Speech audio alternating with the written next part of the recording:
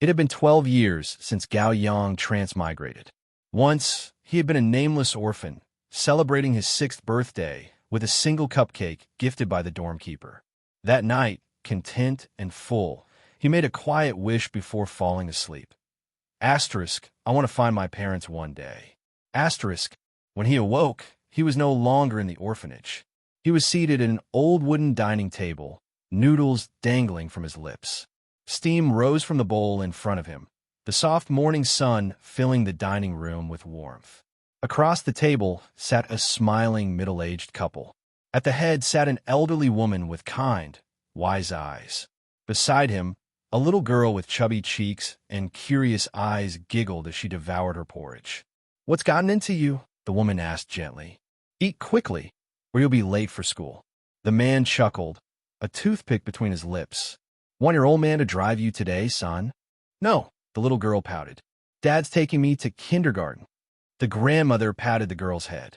"How about he takes your brother first?" Gao Yang stared, dumbfounded. The noodles slipped from his mouth, hitting the table with a soft thud. At 6, he didn't know what transmigration was. He thought he was dreaming. But 12 years passed. The dream never ended. Gao Yang had become one with this new life. Now 18, he was in his final year of high school, part of a loving family of 5. His parents bickered but loved each other. His grandmother was gentle and doting. His little sister, mischievous and sweet, was his shadow.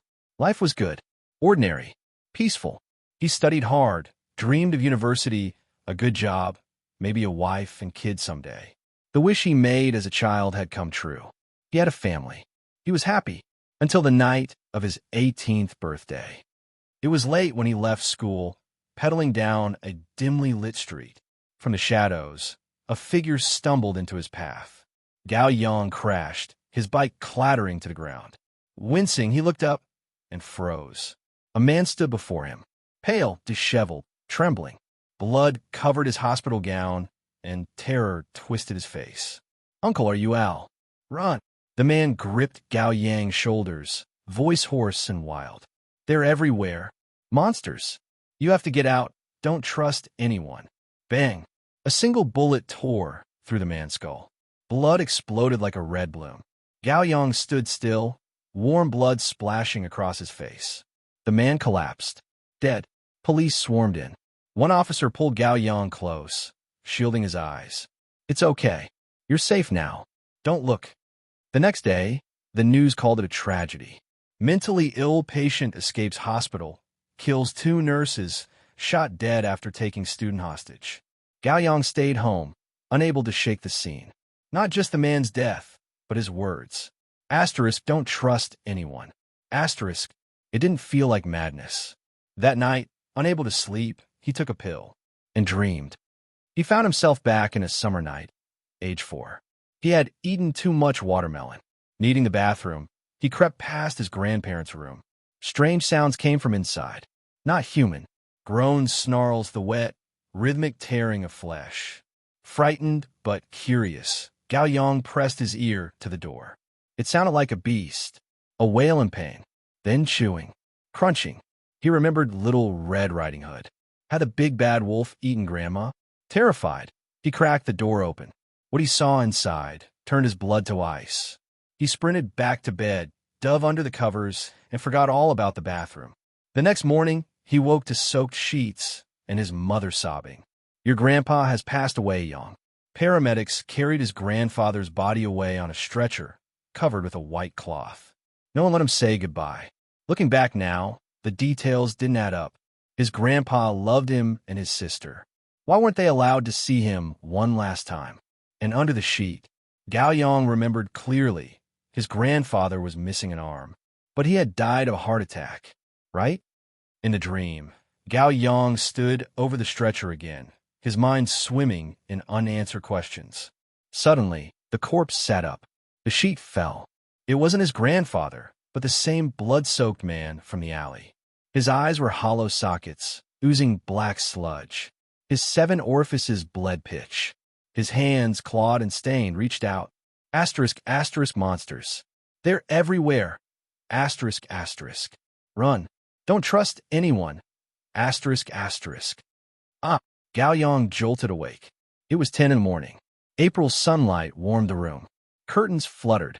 Life outside buzzed as usual. His sister sat at the foot of his bed, blinking up at him. "Bad dream, brother? Why are you in my room?" he asked, still shaken. She rolled her eyes. "Mom told me to wake you up, lazybones. Right?" She left. Gao Yang staggered to the table, poured himself a glass of water. Then his phone buzzed. A message. He opened WeChat and spat the water in his mouth across the floor.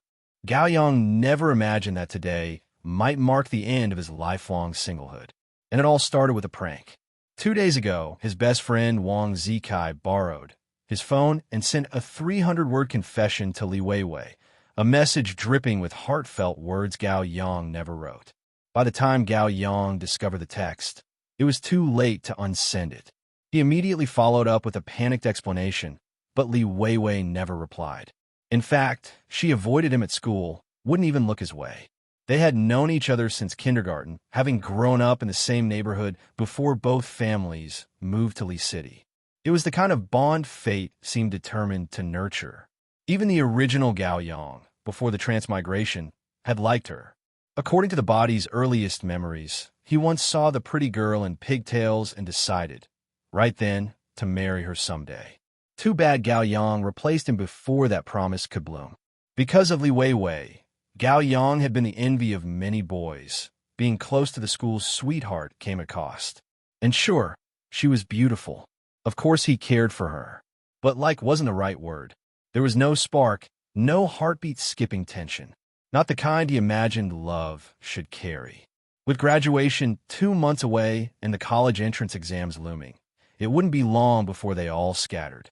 Wang Zikai, ever the chaos agent, couldn't bear to see the distance forming. Or more likely, he was just bored and decided to play matchmaker. Then, out of nowhere, Li Weiwei responded on WeChat. /I accept your confession. Gao Yang blinked at the screen. Didn't I tell her it was a prank? He hesitated, fingers hovering over the keyboard, unsure how to respond. Before he could gather his thoughts, another message came. /want to meet up today? Gao Yang stared at it, then typed. /OK. 2:00 p.m., Dewan Square, Shanqing District. By the time he arrived, Li Weiwei was already there. It was a rare warm weekend. She wore a pale green jumper, her long hair flowing freely down her shoulders, fluttering in the spring breeze. As she raised a hand to tuck it behind her ear, she waved with her other, beaming. "Over here, Gao Yang." The breeze was lovely, but not nearly as lovely as her smile. Only now did Gao Yang begin to understand why the boys at school followed her like puppies. He had something special, and only now did he begin to see it. "Sorry I'm late," he said as he walked up. "It's fine," she smiled. "I went shopping with Qing Ling, got some study materials, and picked up 2 books for you." That's when he noticed her companion, a tall, athletic girl standing a little ways off, absorbed in her phone. Qing Ling, 1.67 meters tall. The school's sprinting prodigy and Li Weiwei's closest friend. A goddess in the eyes of their classmates. Fair-skinned and radiant year-round, with the toned figure of an art statue and legs that could make men crash their bikes. Yet unlike Li Weiwei, she had almost no suitors. Not because no one liked her, but because Qing Ling didn't like boys. She didn't even acknowledge them. Her glances carried the cold disdain of someone spotting a fly near their food. Eventually, even the bravest gave up. Gao Yang didn't think she hated men. He had a theory.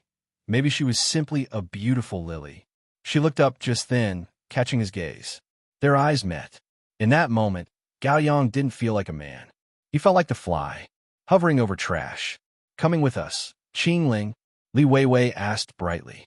The girl flashed a perfect smile, angelic even. "I'm good. You two go ahead." The double standards, Gao Yang thought, biting back a sigh. Milk tea, a movie, and barbecue. It was a surprisingly fun afternoon. Carefree, youthful, something straight out of school drama. Night fell, and Gao Yang walked Li Weiwei home. They strolled side by side beneath the dim street lamps, her steps light and easy. Then she stopped and turned. "Hey, Gao Yang, do you regret it?" "Regret what?" She flushed. "The confession. Weiwei, I thought you'd be happy," she said softly. Isn't that what guys want? But maybe you didn't actually like me that much. Gao Yang sighed. That message. What's wrong with you today? She cut in, frustrated. You've been spaced out this whole time. She wasn't wrong. He had hoped today's date would distract him. But distraction didn't erase the memory of the man from 2 nights ago. The fear in his eyes, the warning in his final words. Can I ask you something? Gao Yang said. Sure. Your grandmother, didn't she pass away in middle school? From a brain hemorrhage. Li Weiwei blinked. She did. What? Did you get to see her before she was cremated? I was at school. By the time I got home, my parents had already taken care of everything. Of course they did, Gao Yang thought. Why? She asked. No reason, he said, though his chest was tight. The more he thought about it, the more it felt wrong. How in this world, funerals never happened. People were cremated swiftly, sometimes suspiciously so. First his grandfather, now her grandmother. You're pale, she said. Are you okay? Gao Yang hesitated. Weiwei, have you ever thought, maybe our world isn't what it seems? She flinched. Gao Yang, what are you saying? Don't scare me. You heard about the man the police shot, right?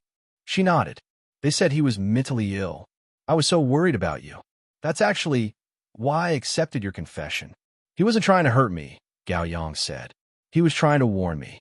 He told her everything about the dream, his grandfather, the strange sounds, the arm. By the time he finished, Li Weiwei was clinging to him, trembling, her chest pressed tight to his arm. But you were just a child, she said. Maybe it was a dream. It wasn't, he said firmly. What did you see then? He swallowed. I saw an arm, covered in scales, thick like a man's thigh. The scales moved like worms crawling under the skin. It wasn't human. Li Weiwei froze, then looked up at him. An arm like this? She asked quietly. Pain exploded through Gao Yang's wrist. He gasped and looked down. Li Weiwei's delicate arm had split open.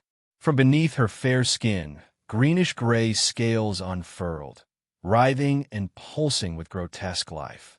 They extended, crawling up his arm, burrowing into his flesh like leeches. Li Weiwei, what are you? She grabbed his throat with her other hand and lifted him off the ground.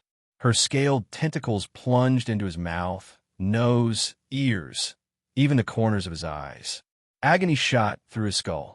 His vision turned white. Thank you, Gao Yang, she said sweetly. You're my first awakener. She smiled. I'll never forget you.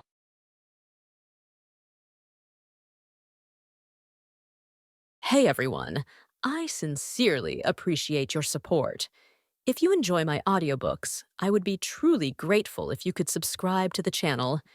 And if you'd like to support even further, you're welcome to become a Patreon member, where you can access audiobooks of novels as long as they are freely available on the internet. Your kindness and support mean so much. Thank you. Pain. It was so very painful. All there was other than pain was a deep, bottomless fear. I'm going to die, Gao Yang thought. I'll die soon. What will it feel like? It won't be the same as transmigration. I'll be erased from all worlds. Even this thought, this fear of mine will be gone. No, he refused to die. Gao Yang opened the eye that was being squeezed by tentacles with all he had. There was something hovering over it. It was a translucent hexagram with a faint golden glow. It rotated quietly, like it was waiting for someone to touch it. Gao Yang didn't know what it was, but his instinct told him that it was the one thing he could do to cling on to his life before death claimed him. He struggled the hardest he could to lift his left hand, reaching for the hexagram in the air. Almost, he was almost there. Then overwhelming pain drained him of any strength, and his left arm dropped. Is this what a human is? Your blood, your taste, excitement colored Li Weiwei's voice with what sounded like arousal. So good? It's so good. Gao Yang's head was like an uncooked egg in her hand. If she applied even a little pressure, it would explode. She didn't want to break him just yet. With all the self-control she could muster, she kept her grip just short of breaking the head of her prey. She wanted to enjoy the fear and desperation of a human struggling to survive to the fullest. Those emotions were too precious to not savor. She may never have another feast like this in her lifetime. Finally, the climax was about to come. Li Weiwei shuddered violently with anticipation. What a good boy you are, Gao Yang. I like you. I love you. I want you. Give it to me. Give me everything. The vice-like grip of the tentacles loosened for a split second. She was getting ready to apply greater force. Seizing the fleeting opening, Gao Yang lifted his hand and finally reached the hexagram with his middle finger. Beep. System activating. Loading user information. Loading complete. Name, Gao Yang. Age, 18. Sex, male. Species, human. Status, awakened. Talent, lucky. Serial number, 199. Rune type, miracle. Are you my system? Or a cheat? Forget it, I'm using my talent. Gao Yang couldn't talk, but the system recognized his inner voice. Lucky is a passive talent. It cannot be used. Then what good are you? I'm dying? Help me, somebody? Access ends. System hidden. Beep. The system was gone. It all happened in the blink of an eye. The hexagram had vanished. Gao Yang wasn't able to do anything. Frustration rose in his chest, but there was no hope for him. He closed his eyes and waited for death. Strange. Why am I still alive? Why is the pain fading? Why are the tentacles crushing my head growing weak? Splash. The tentacles went slack and retracted back into Li Weiwei's arm. Freed from the suffocation and pain, Gao Yang fell onto the ground and held his neck, coughing his lungs out. Acknowledge. Cough, cough. Still coughing, he looked up. Li Weiwei's arms had gone back to normal. There was a look of befuddlement on her face, and her widened eyes brimmed with tears. Why? Gao Yang's gaze shifted from her face to her chest. There was a patch of crimson red. Li Weiwei's eyes lingered on Gao Yang with unfulfilled want. She even reached out to him as she said, "You are mine, mine." Swoosh. A long, thin Tangdao one penetrated through Li Weiwei's heart from her back. She curled up like a fish being harpooned. "Move," a voice said from behind Li Weiwei. Still trembling, Gao Yang picked himself up. He finally got a clear look and realized that Qingling was standing behind Li Weiwei. With both her hands holding onto the hilt of her blade, Qingling maintained the posture she had made a thrust with, her body slightly lowered. "Qingling, why are you here? Move." Qingling repeated icily. Gao Yang hurried to take a step back. "Okay, stand behind me," said Qingling. Gao Yang did as she said. With a swift move, Qingling pulled out her blade. Blood gushed out from Li Weiwei's chest and splattered all over the road before her, leaving a scattering of red stains. It was all Gao Yang could do to stop himself from throwing up. Then he noticed that Qingling's weapon was still pristine silver with nary a drop of blood. Qingling held the black hilt of her weapon with one hand and rested the forefinger of her other hand on the tip of the blade. Then she glided her finger along the blade, and the 150 centimeter long Tangdao vanished into thin air as if it had been tucked into a subspace. Gao Yang gaped. A magic trick? Or actual magic? Or was it a superpower? Without sparing Gao Yang a look, Qingling said, "Don't ask any question. Go home, now. I've destroyed the surveillance cameras in this area. What happened here doesn't concern you at all. But, you know nothing. Say it." Qingling's gaze was as sharp as her blade. "I know nothing. Again. I know nothing. Again. I know nothing." Good. With an elegant jump, Qingling landed on the 2-meter-tall wall and disappeared into the night. With darkness as cover, Gao Yang hurriedly escaped from the nightmarish scene and ran home without stopping. His parents had gone to bed, leaving only his little sister using her phone on the couch. She jumped when she saw Gao Yang in the entryway with a scattering of cuts on his face. "Whoa, what happened to your ugly mug?" Gao Yang was so eager to come home that he forgot there were wounds on his face. "Oh, I got it." His sister came to a realization on her own. "You're cosplaying a zombie, right?" "That's right." Gao Yang played along. "That's special effects makeup for you. Looks like the real deal, right?" "It does, like a real zombie." His sister snickered. This girl. He could never tell if she meant what she said. Forget it. Everything was so sudden and unbelievable that Gao Yang was still reeling from the shock. He had enough on his plate already. First thing first, he would be in even more trouble if his parents woke up and saw him in this state. Rummaging through the cupboards in the living room, Gao Yang found a first aid kit and ran to his bedroom with it. Once he shut the door, he took some time to compose himself before taking out a bottle of antiseptics and some cotton swabs to disinfect the wounds on his face. He covered them with band-aids afterward. Then he disinfected the wounds on his arm and wrapped it with gauze. The process left him wincing in pain and his forehead covered in sweat. With his wounds all patched up, Gao Yang lay prone on his bed, exhausted. Fear and shock left no room for sorrow in his heart. Everything that happened tonight felt so surreal to him. Li Weiwei, she was the childhood friend he had known and spent time with for more than a decade. They trusted each other and had no secret between them. How could she have suddenly turned into a monster that ate people? Gao Yang would rather think that the real Li Weiwei had been eaten and replaced by a monster. Like the big bad wolf that ate and impersonated the grandmother in Red Riding Hood. But was that really the case? Why would the monster talk like she was Li Weiwei, like she was merely another personality of hers? There were too many questions without answers. My wounds are throbbing. Have I been infected? Am I going to turn into a man-eating monster like her by tomorrow morning? Gao Yang couldn't calm himself down. Without him realizing it, the hexagram had appeared again, hovering quietly in the air. Gao Yang sat up and touched it. Beep. Access granted? Congratulations. You have survived for 3 hours. Congratulations. I almost died. You have acquired 3 luck points. What? Talent, lucky. Serial number, 199. Rune type, miracle. Effect, those who possess the talent acquire 1 luck point for every 60 minutes they survive. Is that so? What can luck points be used for? The status screen displays your stats. You may permanently increase any of your stats with luck points. Open status screen. Constitution, 10 endurance, 10. Strength, 10 agility, 10. Willpower, 10 charisma, 10. Luck, 0. Gao Yang spent some time looking over his stats. As a gamer, he knew the 6 major stats were likely to correspond to hit points, defense, attack, speed, magic, and control. As for luck, it was probably related to his chance of evasion or acquiring equipment. He only had 3 luck points which wouldn't do much for any of his stats. Gao Yang looked back at the glaring 0 among the numbers. Luck, 0. Luck? My talent is lucky, isn't it? What's the difference? Lucky is your talent. Luck is your stat. You're not helping. Lucky doesn't seem all that useful. Can I exchange it for something else? No. Show me the list of talents. I'd like to take a look. In an instant, a dense list of text was displayed to Gao Yang. He spotted the serial number 199 at the top of the list immediately. That was his talent, lucky. However, the name and description of serial number 198-1 were all hidden from him. Why can't I see anything? The system cannot display information you have not acquired. You really are useless. You're nothing like the systems in those web novels. Knock, knock. Someone knocked on his window. Access ends. System hidden. Beep. Gao Yang sat up hurriedly. The system had become hidden automatically. An uninvited visitor opened the window and jumped into his room with practiced ease. It was Qingling. She was dressed in the running shorts and t-shirt she wore when training. Under the moonlight, her long limbs were as fair as the finest jade. Quickly kicking off her sneakers, she untied her ponytail with one hand. Her long black hair ran down her shoulders and covered her voluptuous breast. Gao Yang was just about to say something. Qingling gracefully jumped onto his bed and stepped on his chest with her bare feet, pinning him back onto the mattress. I'll ask the question. You'll answer. Understood. Are you into men or women? Whoa, women. Okay. Qingling lifted her t-shirt with her arms crossed and pulled it off her head. Come on. One Tang Dao is a Chinese saber with a single-edged blade and a double-edged tip. It was widely used in the military in the Tang dynasty, hence the name.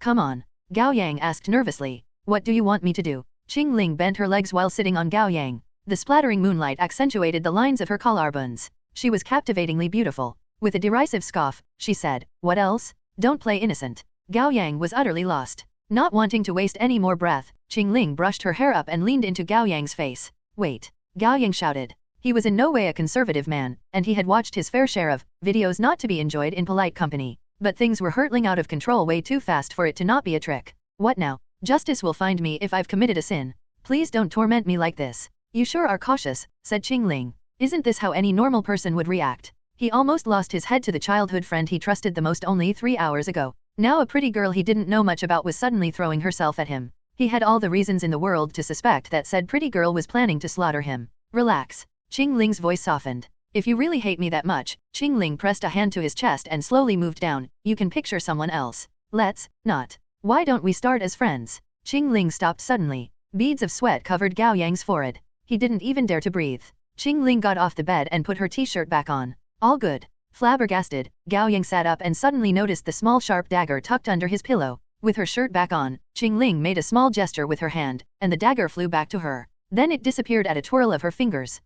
Were you going to kill me? Fear snuck up to Gao Yang belatedly. That would depend on you. What do you mean? If I hadn't resisted the temptation and instead laid a finger on you, you'd have killed me. Gao Yang made what he thought was the reasonable conjecture. Was that a test? For me to earn your trust? Wrong. Qingling turned her back to Gao Yang and tied her hair back into a ponytail. If there had been no reaction from you, I would have killed you. Why? Monsters don't have a proper reproductive system. Realization struck Gao Yang. So you were making sure what I am. What you ran into today was a wrath monster. Wrath monster. There are many kinds of monsters, wrath monsters being one of them. Anyway, all monsters are cunning. They're good at disguising themselves and putting on a believable front. If you want to survive in this world, you must not trust anyone. How can I be certain that you're human then? Asked Gao Yang. Good. You're a quick learner, Qingling said with an expressionless face. It's much more troublesome to confirm if a woman is a monster. You have to do it for real.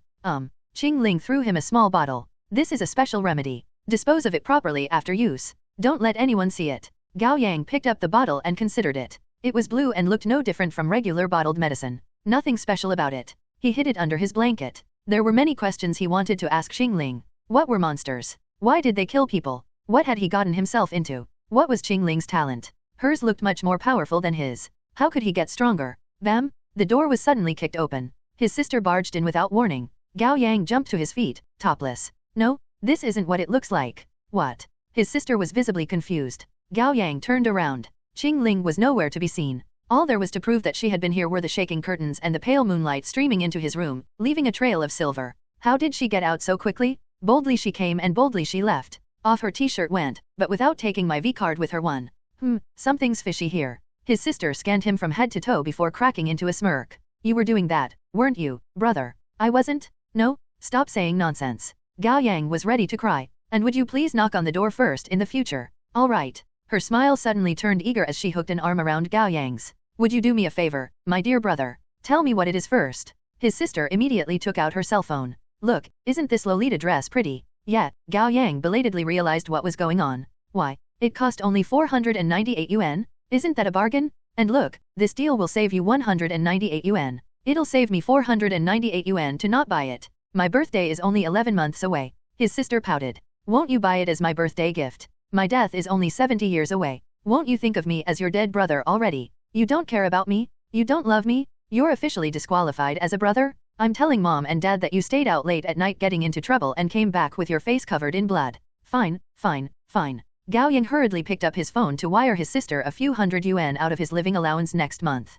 His first priority was to placate her so that things wouldn't escalate. You're the best. Mua, love you bro. His sister skipped away happily with her phone. Watching her close the door in a good mood, Gao Yang let out a sigh of relief. The remedy Qingling gave him was proven effective. When Gao Yang woke up the next day, the wounds on his face were mostly healed with only a few faint red cuts left, which seemed more like marks left from scratching itchy bug bites. Gao Yang went to school after having breakfast. He walked into his classroom to find Li Weiwei's seat empty. His chest suddenly felt hollow, filled with only a throbbing dull pain, like something had been carved out of it. The memories he had made with Li Weiwei over the past 12 years surfaced in his mind. They went to school together, had meals together, did homework together, and even set off fireworks together during a few memorable New Year's Eves. He remembered the first time he saw her smile, saw her cry, saw her get mad. All those wonderful everyday moments they had shared were torn apart by the monster from last night. Gao Yang hoped against hope that the two were separate. One was an innocent, lovely human girl, the other a mystery of an evil, vicious monster. Yet they were one and the same. He couldn't reconcile with the fact.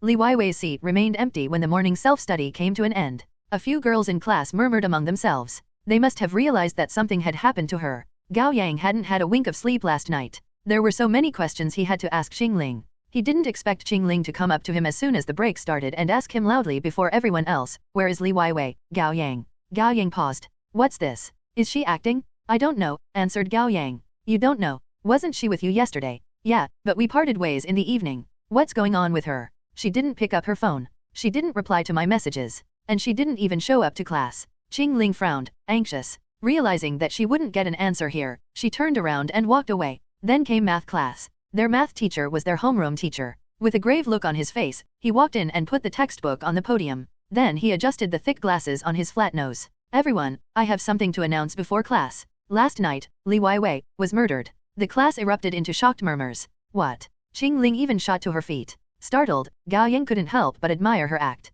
The world is truly a stage, he thought. And we all have to be good actors to get by. Qingling was almost always with Li Weiwei. It was only natural for her to react like this as Li Weiwei's close friend. That reminded Gao Yang that he had to play the part of the childhood friend better. He hurriedly stood up and put on an expression of shock and disbelief. "That can't be. I was with her yesterday afternoon. She died on her way back home late at night." For now, it was suspected that a mugger had stabbed her in the chest and killed her then and there, their teacher sighed. "That's all I know. God, how did this happen? That's too cruel. I never imagined something like this would happen to her. The culprit needs to pay with their death." Sniffle. The boys who liked Li Weiwei shouted, enraged, while the girls who were close with her became misty-eyed and started sobbing quietly. "I'm sad and angry about what happened to Li Weiwei too, class. The police are doing all they can to track down the culprit. Whoever it is will not escape punishment. If any of you want to see Li Weiwei off, come with me to the funeral home this evening. Now, let's collect ourselves and start the class." Their math teacher opened the textbook and, as if he had suddenly remembered something, said, "Qingling, Gao Yang, you two go to my office."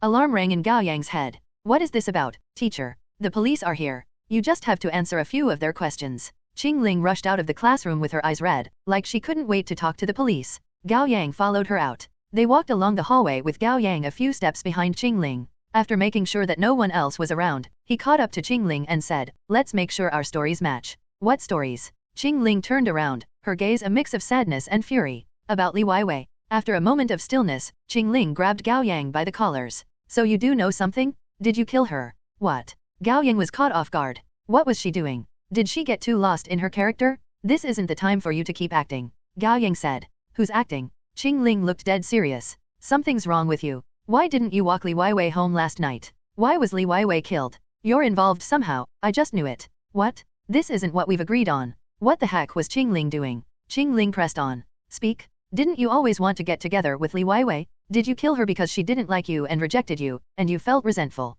The gears in Gao Yang's head went on overdrive. There were two possible explanations. First, the Qingling he was talking to now wasn't the Qingling from last night. This was unlikely to be the case. Second, Qingling was still acting. She had decided to save her own hide by throwing him under the bus. She had said so herself last night that he shouldn't trust anyone. I don't know what you're talking about. Gao Yang lowered his head and walked past Qingling. Whatever he said could come back to bite him, so he decided to shut his mouth. Stop the act? I'll tell the police to look into you? If you were the one who killed her, I would never let you off the hook. Qingling barged into the office furiously. Gao Yang was about to follow her in when a tall man reached out to stop him. Gao Yang looked up. It was a man in a police uniform. He looked to be in his 30s. With his hair neatly shaved, he had a strong jaw and a face with sharp angles. His keen gaze was old and experienced beyond his years. You are Officer Huang. We meet again. Officer Huang chuckled, but his smile didn't reach his eyes. 3 days ago, a police officer shot the mentally ill man and saved Gao Yang late at night. That was Officer Huang, full name Huang Qi.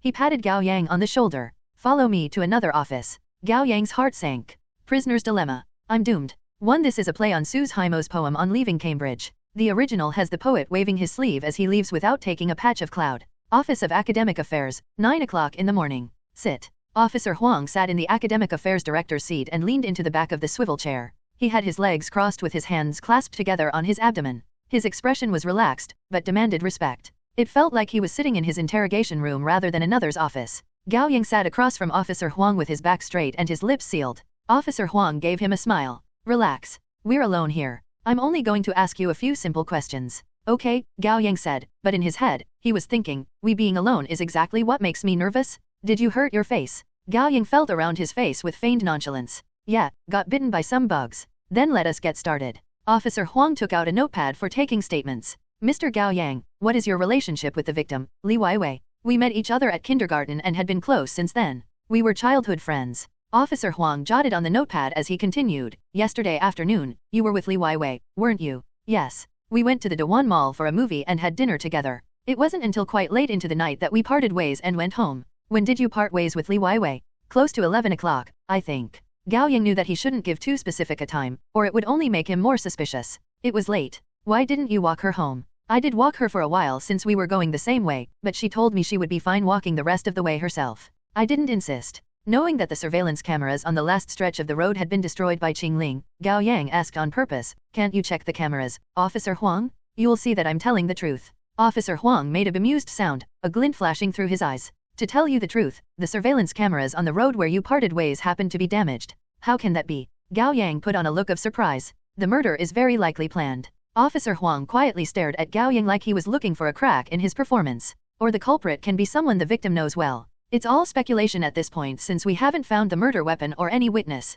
Is there really no clue to follow? Asked Gao Yang. Officer Huang uncrossed his legs and leaned in. Is there bad blood between Li Weiwei and any of your classmates, or is there anyone who harbors resentment for her? Gao Yang shook his head. She's a nice girl, and everyone in the class likes her. I can't think of anyone who may have a beef with her. Someone who's jealous of her, perhaps. Or anything else you can think of. Gao Yang gave it a moment of consideration before shaking his head. I can't think of anything. Officer Huang nodded. His gaze had never once moved away from Gao Yang's face. You had feelings for Li Weiwei, didn't you? Gao Yang paused. I think I did. For the investigation, I checked her WeChat messages. I saw that you had confessed to her, and she accepted it. Yes. It was our first date yesterday. I didn't know it would be our last. Gao Yang lowered his head. The sorrow weighing down on him wasn't an act. Officer Huang didn't ask any more questions. Instead, he stood up and patted Gao Yang on the shoulder, his tone seemingly suggesting something unspoken as he said, all right, let's stop here for today. My condolences for your loss. After the interrogation, Gao Yang finally allowed himself to relax.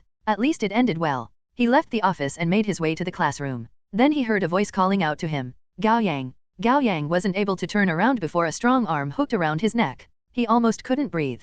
Cough. Cough. Muhahaha, you wimp. The boy with his hair dyed blonde and a piercing in his lip let him go. It was Wang Zikai. Wang Zikai was a classmate of Gao Yang's, or he had been until a week ago, when he beat up a boy from the other class for the umpteenth time and finally got himself expelled. His reasoning was simple, the boy shot him a look. Wang Zikai's family had money. He always came to school driving a sports car, and he was good looking. Tall, handsome, and rich. He had it all. Yet somehow, he wasted the good hand he was dealt and became a thug people avoided like plague at school. For some reason, this thug had been unusually friendly to Gao Yang since the first year of high school. Wang Zikai had pointed out more than once that Gao Yang was his best and only friend.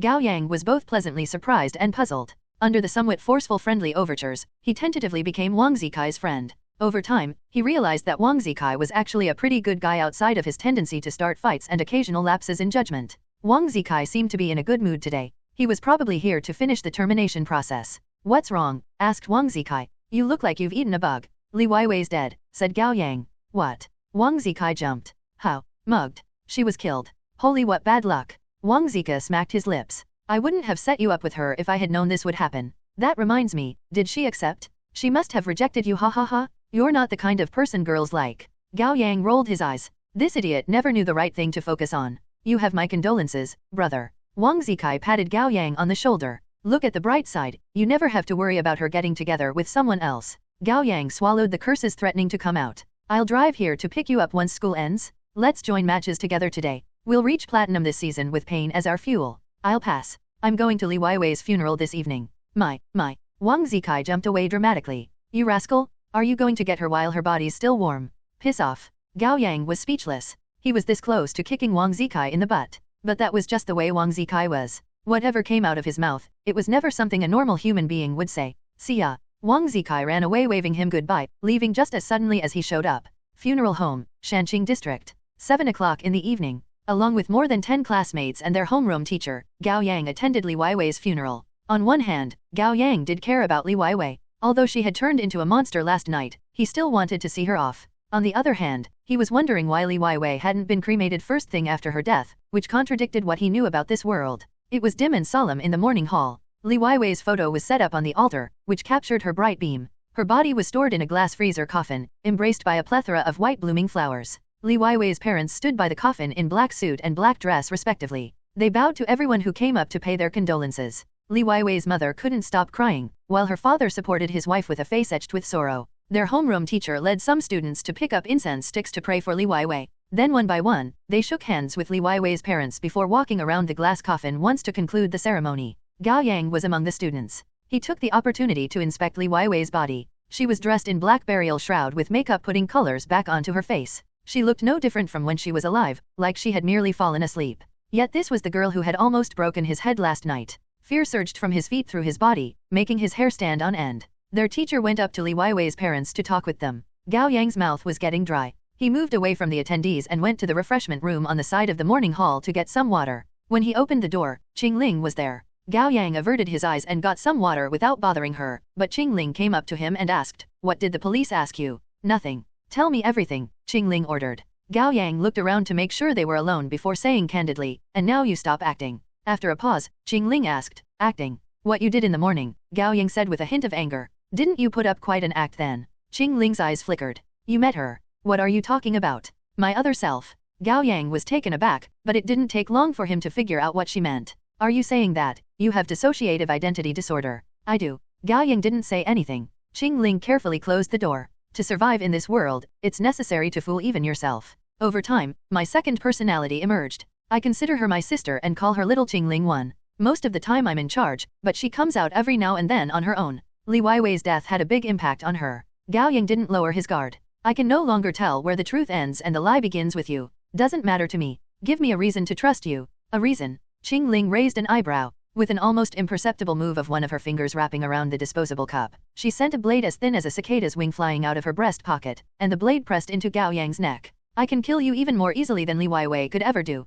Is that a good enough reason for you?" "It is. As long as the mountain still stood, there would be no shortage of firewood. Survival was always the priority." Gao Yang briefly went over his conversation with Officer Huang. Qingling fell into thought. "You're clever enough to not expose yourself. It's just one cop," Gao Yang goaded. "You think I can't deal with that?" Qingling scoffed. "You still have a lot to learn. Do you know how many monsters there are in this city alone?" "How many?" "The ratio is 10,000 to 1. 1 out of 10,000 people are monsters," Gao Yang mused. "That is quite a lot." "No, there is only one human out of 10,000 monsters." "What?" Gao Yang almost screamed out loud. "Are you pulling my leg?" "No, that's impossible." Gao Yang found that hard to believe. It was so absurd that he felt numbness spreading through his scalp. "That's the reality. Do you understand now?" Gao Yang's hands trembled. "It's already a miracle that there are 2 humans at our school." Qing Ling took a step toward him, her eyes steely. Your family, your friends, your neighbors, 99.99% of all the people you have encountered and will ever encounter in your lifetime, most of them are monsters of different shapes and forms. Gao Yang stood rooted to the spot. Fear coiled around him like a venomous snake. Grandma, dad, mom, sister, as well as his teacher, classmates, and friends. Everyone could turn out to be monsters, and Gao Yang had been living among them for 12 years since his transmigration. His stomach twisted. He felt bile rushing up his throat. I'll be frank with you. You're the third human I've ever run into. The other two were stronger than I am, but they both died. Gao Yang clung to what little hope he had. That doesn't make sense. If I were surrounded by monsters, I should have been dead already. That's because you weren't aware of them. Monsters never touch an unawakened human. They only go after awakeners like us. Why? I'm not sure. Qing Ling shook her head. They seem to play by their own set of rules. I don't know much about them. What are you talking about? Gao Yang and Qing Ling both flinched. The door to the room opened. Officer Huang was standing right outside with a big smile. What do you mean by monsters? One in the original, the Qing Ling we know is written as, while her other personality was written as, and are pronounced the same with the refreshment room was terrifyingly quiet. Amid the frozen air, Gao Yang could hear his heart speeding up like crazy. Shit, we've been found. He tilted his head to look at Qing Ling. She had an impassive look on her face, but her brain was running quickly. If Officer Huang was a wrath monster, there was no way she could win this. Of course, it wouldn't be hard for her to kill one wrath monster, but there were more than 100 people outside this room. Once she exposed herself as an awakener, all that awaited her would be death. Run? It wouldn't do her any good. Even if she fled now, she wouldn't last for more than a few days with her identity exposed. Her former companion was stronger than she was, yet they still died after accidentally exposing themselves. She had no choice but to bet on her only chance. What brings you here, Officer Huang? She asked after 3 seconds of silence. Officer Huang slowly walked up to the water dispenser and bent down to get a cup of cold water, exposing his back to Qing Ling and Gao Yang.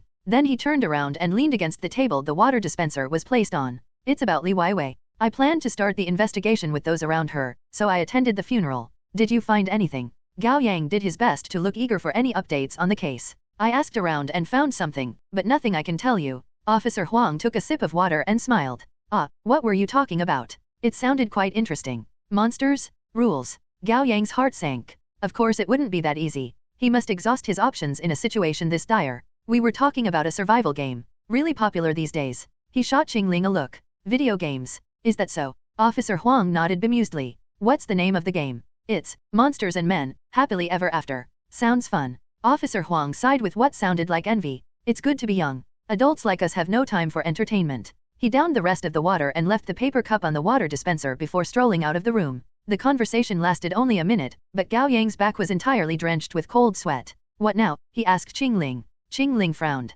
2 possibilities. 1, he's a wrath monster and has already gotten suspicious of us, so he was testing us on purpose. Or, he can be a delusion monster. Delusion monster. They are a special kind of monsters, also known as wanderers. They believe they are humans and fool even themselves. Doesn't matter when an awakener shows up before them. They do nothing and often ignore key information. Their brains automatically course correct and modify their memories. So we'll be safe if Officer Huang is a delusion monster, Gao Yang concluded. Yes, but I'm not going to bet on that. Qing Ling walked to the door and looked at the policeman in the morning hall through the crack. Wrath monsters yearn for their prey with extreme passion. If one can have an awakener to themselves, they would never let another monster get a piece. Gao Yang recalled the way Li Weiwei had acted when she was trying to kill him. I saw that myself. There are more than 100 people in the morning hall. Among them, there would be more than one wrath monster. Perhaps that's why Officer Huang didn't attack us. Gao Yang gasped. He wants us for himself. That's most likely the case. Qing Ling gave Gao Yang a steely look. We still have a chance. We'll silence him. Police Station, Shanqing District.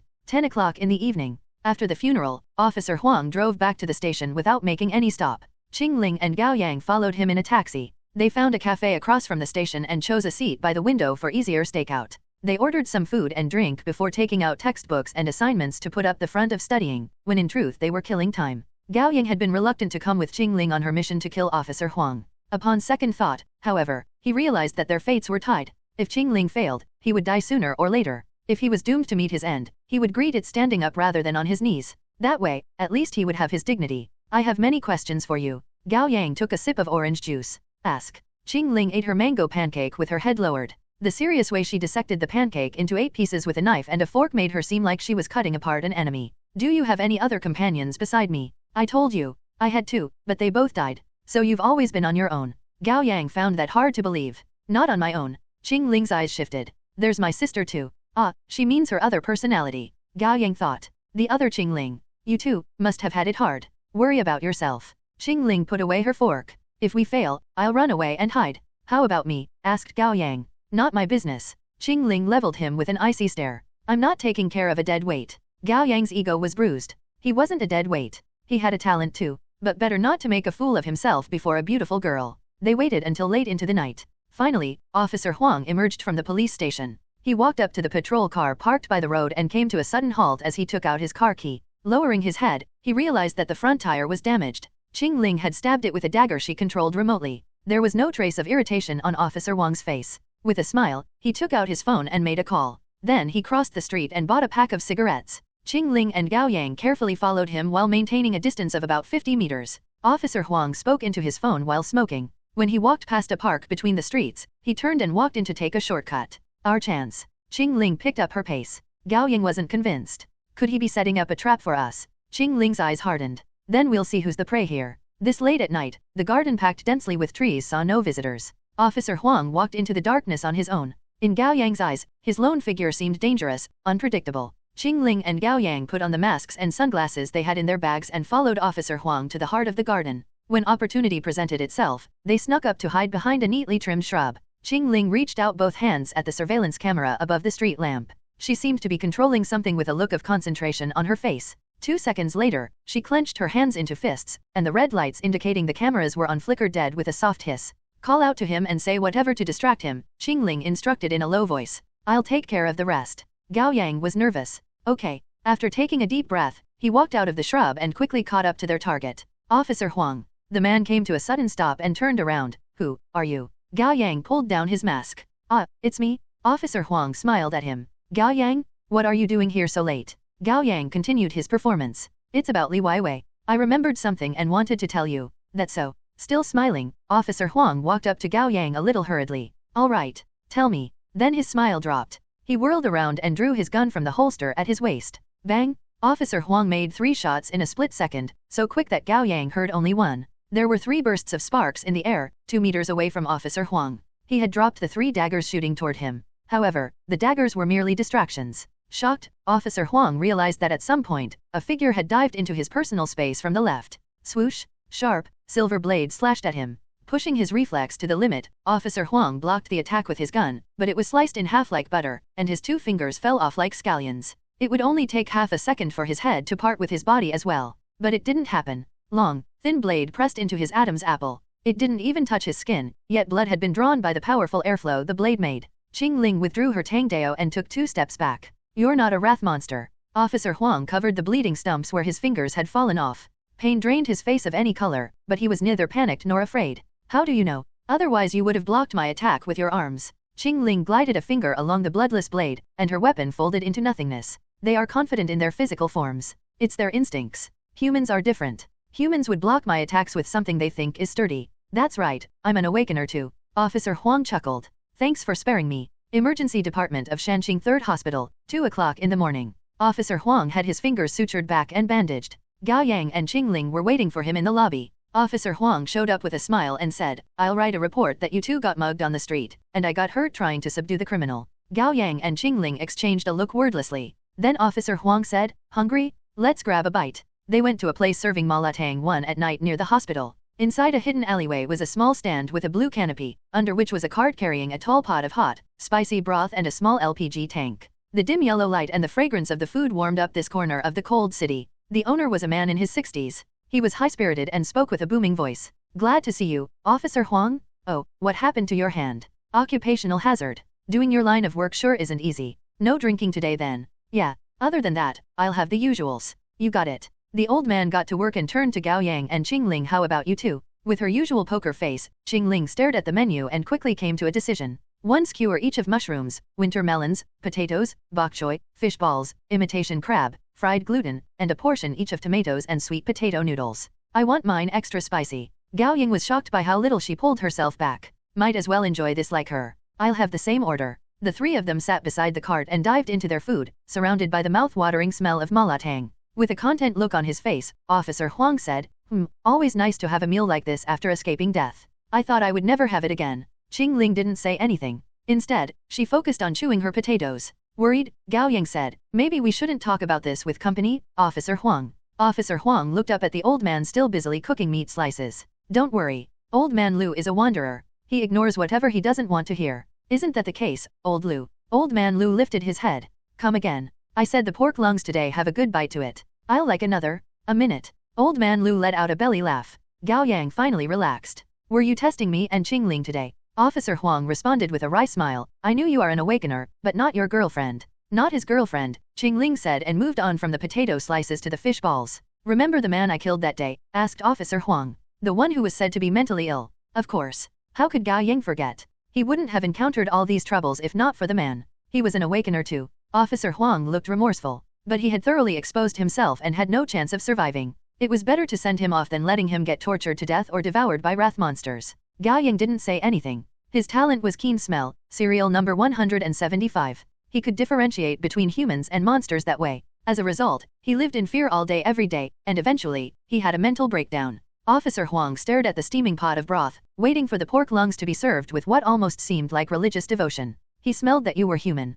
That was why he told you to run. If I hadn't shot him, you would have gotten dragged into the mess as well. Thank you, Gao Yang said, his voice britly tense. It's what I should do. We are all on the same boat after all. Talk about talent. Gao Yang licked his lips. Does every awakener come with different talents? Of course, said Officer Huang. My talent is God of Firearms, serial number 41. It grants me proficiency in guns and allows me to make shots quickly without ever missing. What do you think my talent is then? Asked Gao Yang. Officer Huang snorted. You've been hiding your power very well. How would I know without a talent for investigation?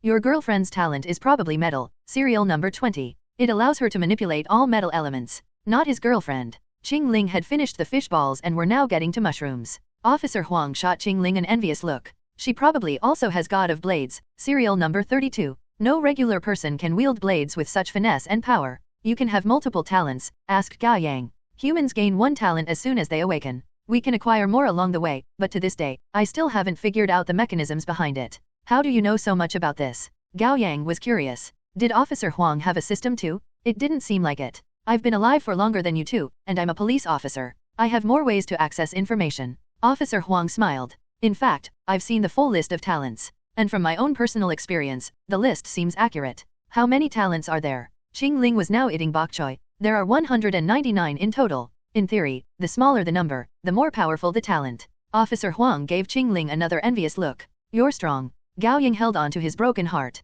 My talent serial number is 199, the very bottom. No wonder I can't do anything. Lucky? Lucky my ass. Qing Ling put away her chopsticks, bok choy already finished. Give me the list. I don't have one. Officer Huang pointed at his own head. It's all here. Then tell me. Tell you. Officer Huang lifted the corners of his mouth. I can do that. But you want something in exchange. Gao Yang guessed. Of course. There's no free meal in this world. His smile seemed loaded with meanings. Other than the malatang, of course. One street food common in China. It's like a spicy hot pot where the customers can choose the ingredients, and the ingredients will be cooked in a spicy broth for them, usually on skewers. How about this? Do me a favor, and I'll tell you all the talents after serial number 50. Holding chopsticks with his left hand, Officer Huang picked up a piece of spinach that was just the right degree of doneness. In addition, I'll answer one of your questions, no strings attached. It can be anything you want to know as long as I have the answer. What's the favor? Asked Qing Ling. You have to agree to the deal first. Officer Huang smiled. Nothing difficult, and I promise your life won't be in danger. Qing Ling didn't respond. Gao Yang stayed quiet as well. He knew he was in no place to negotiate with Officer Huang. He might as well keep up the image of being mysterious and secretive. You must know that humans are only 1 out of 10,000 of the population. That tells you how dire our situation is. Officer Huang let out a deep sigh. We're all orphans in this world, abandoned by God. Qing Ling hesitated, still not opening her mouth. Gao Yang followed her lead. Officer Huang spoke like a shepherd guiding lost sheep. To survive in this world shrouded in mysteries, I believe you need powerful talents as well as a good grasp on the rules. The more you know, the better. He seemed to be gazing into the distance, but his tone was firm. I can assure you that my information is worth more than a fortune. It's a bargain for you? Deal. The answer tumbled out of Gao Yang's mouth. His reasoning was simple, the man had gotten to such length to entice them. It was better to accept the deal first. They could always go back on their words. Qing Ling shot Gao Yang a glare, but didn't say anything in opposition. Smart boy. Officer Huang was pleased. He took out a stack of post-it notes and a pen from the pocket of his uniform. There were a quick succession of rustling noises as he wrote 3 notes. Don't blame me for being stingy. I can't trust you fully just yet. We've been birthed into this hell. It's all we can do to survive with all we have. He folded the notes and handed them to Qingling. When she reached out to take the notes, he pulled back quickly. Remember, unfold the first note during your evening study tomorrow. After you do what's said on the note, read the second one. Then you will finish the task and read the third. You must follow my words to the T. Qingling took the notes and tucked them into the breast pocket of her school uniform. I'm going to ask 2 questions once this is done. Deal. I'll contact you after everything. Officer Huang stood up and took out his phone. Old Lu, check, please. When Gao Yang returned home at midnight, he wasn't the same person he had been. Knowing the staggering ratio between humans and monsters, he had trouble looking at his once warm and loving family the same way. According to what the owner of the body had witnessed that night when he was 4, Gao Yang was pretty certain that his grandfather was a monster, though he wasn't sure what kind he was. And since his grandparents shared a room, his grandmother was most likely a monster as well. As for his father, mother, and sister, Gao Yang had to stop himself. He so wished that his family would turn out to be all humans, even though the chance of that being the case was akin to winning the lottery. Still, he couldn't give up on the hope, no matter how slim. At the end of the day, they were family he had been with every day for the past 12 years. If he hadn't run into the man the night of his 18th birthday, if he had simply led a life of ignorance into adulthood, started a family, and eventually met a peaceful end, perhaps he would have been happier. There was nothing pitiful about living in lies and falsehood as long as he had never woken up from the dream, but that was merely wishful thinking. Gao Yang had awakened, and his once peaceful days were no more. Now, hell was other people. 1. He must take every step carefully like he was treading on thin ice. A misstep was all it took for him to fall into a bottomless abyss. It was 3 o'clock in the morning. His family had long retired to bed, and Gao Yang was sure that he would get a good scolding from his parents tomorrow morning. But at least tonight, he didn't have to face them. He had time to prepare himself mentally so that he could find the right way to treat his family. Exhausted both physically and mentally, Gao Yang lay down in the bathtub, looking to enjoy a hot bath. When he looked up, though, a hexagram glowed before his eyes. He didn't touch it this time, but instead closed his eyes and made a command in his mind. Access system. Beep. Access granted. You have acquired 27 luck points. You now have a total of 30 luck points. Do you want to use them? Yes. Open status screen.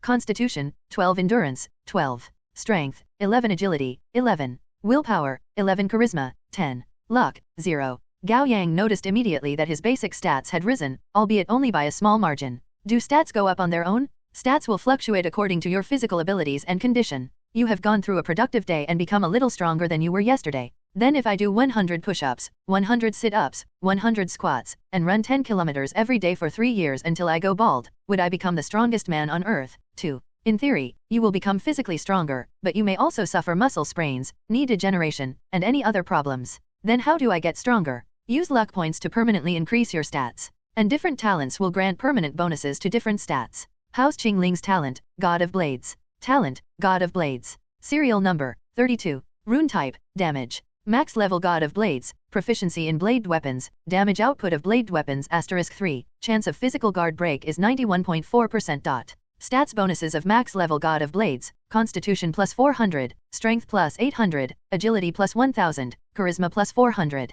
What about God of Firearms? Talent, God of Firearms. Serial number, 41. Rune type, damage. Max level God of Firearms, proficiency in firearms, firearms accuracy is 97.3%, speed is 12 shots/second. Stats bonuses of max level God of Firearms, Constitution plus 300, Strength plus 700, Agility plus 800, Charisma plus 300. Freak. 3. You're a shit system? Superstition will not make you lucky, and spending money is not enough to change your fate. 4. You learned about talent, metal today. Do you want more information? Don't. My heart can't take it. Do you need suggestions for luck points allocation? It's just 30 points. What is there to allocate? Hell, put it all in luck. I'll see how lucky that'll make me. You cannot go back on your decision after luck points are allocated. Do you confirm the allocation? Yeah, just get it done already. Congratulations, your luck has exceeded 30. All stats permanently increase by 6. Constitution, 18 endurance, 18. Strength, 17 agility, 17.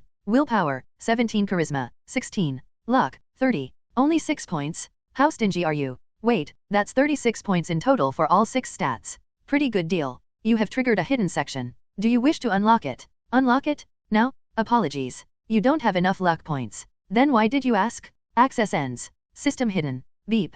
The next day, Gao Yang woke up early in the morning. He got scolded by his mother just as he had anticipated. The entrance exam is coming, she said. But you stayed out late for 2 days in a row and never responded to our messages or calls. You're making us worry more and more. Gao Yang lied that it was Wang Zikai's birthday, and that he was dragged to the karaoke and sang until midnight. That only made his mother angrier. Wang Zikai? Wasn't he expelled? Stop hanging out with that brat. He's a bad influence. At the table, his father chuckled as he chewed on a Yushao 5. He thought differently. Little Kai? His dad's got money. That's a friend you should have, son. His mother glared at his father. Don't listen to that nonsense. You are the company you keep. Time has changed, my dear. How so? In today's society, your connections come first, even before your competence, his father argued. Someone like Little Kai will be useful to our son in the future. Do you hear what you're saying? His mother was mad. I don't mean it that way, sweetheart. I just want our son to make more friends so that he'll have more options in the future. I'm sure Yang can make his own decision rather than letting his friend influence him. His father seemed a bit aggrieved and gave Gao Yang a pointed look. Wouldn't you say so, son? Dad, Mom, I'm done with breakfast. Gao Yang's head was a mess. He didn't know how he should treat his family or family. After getting 2 mouthfuls of food, he picked up his backpack and left for school. He knew that his family were very likely to be monsters, but for a moment, Gao Yang found his resolve wavering. His parents had raised him to adulthood. They had been with him every day and had taken care of him. They loved him so much. How could they be monsters? But Li Weiwei had been his childhood friend. The lovely girl had transformed into the devil in a second. What were monsters? What did they want? What was the deal with this parallel universe? Gao Yang didn't have an answer.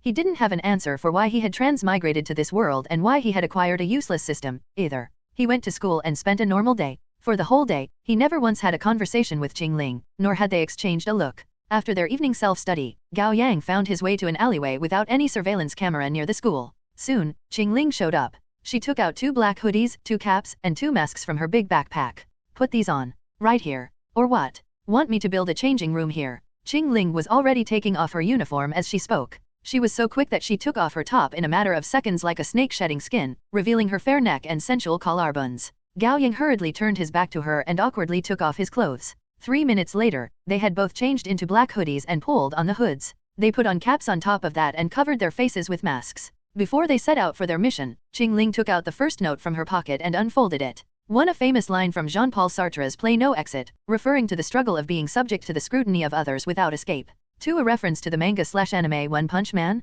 3 in the original, Gao Yang said, dot. And the system replied, a kind of plant. The character is pronounced Cao, and it means grass. But it's also almost the same as, which means fuck in Mandarin, only in a different tone. 4 a reference to gamers' behavior when playing gacha games. Many have their own rituals for pulls, such as doing it in the bathroom or getting certain food and drink as tributes. 5 fried dough with a lot of layers of dough. Common breakfast food. The Li city was divided into 2 halves by the Li River, referred to as River East and River West by the residents. River East had been developed earlier and was home to shopping districts, renowned schools, sport arenas, museums, malls, and financial services. On the other hand, River West saw development at a later time and provided more tourist sites. It had been on a rapid rise in recent years, and the price of real estates had been catching up to those in River East. The city was divided into 9 districts. Gao Yang and Qingling lived in the 5th district located in River East, Shanqing District. Qingyang Bridge was the first modern bridge in the city, connecting the Shanqing District in River East and the Feiyang District in River West. It had been around for decades.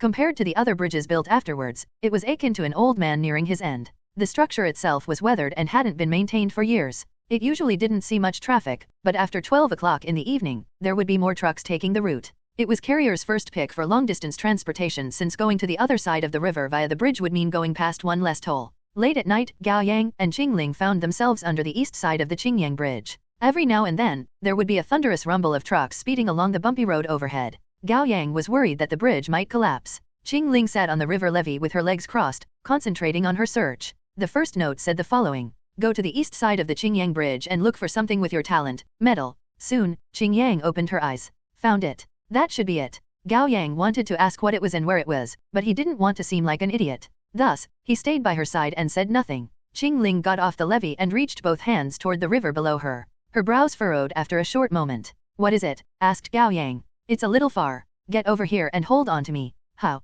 Ever watched Titanic? Like the poster. Got it. Gao Yang hurriedly held onto her slim waist from behind. Wind glided along the river and brought the fragrance of her shampoo to him. It smelled like a garden of swaying flowers. Within his arms, Qingling leaned forward, closing the distance between her hands and the river by another 1 meter. All irrelevant thoughts vanished from Gao Yang's head. He quickly tightened his arms around her. Ripples appeared on the surface of the water and grew more and more volatile. Splash! Until a rectangular metal case flew out into the air. Clenching her teeth, Qingling pulled her arms back forcefully, and the heavy metal case flew toward them. Gao Yang tensed his muscles and yanked like he was in a tug of war. When the counterforce from Qingling suddenly disappeared, he toppled backward onto the ground, unable to stop the momentum in time. Qingling didn't immediately get away from Gao Yang, but instead lay prone on his chest, panting heavily. Gao Yang didn't urge her to get up. It wasn't a bad feeling to have a pretty girl on top of him. Isn't metal a powerful talent? When you're using it, why does it seem? His survival instinct compelled him to choose his words carefully. A little mediocre. It hasn't been long since I acquired it.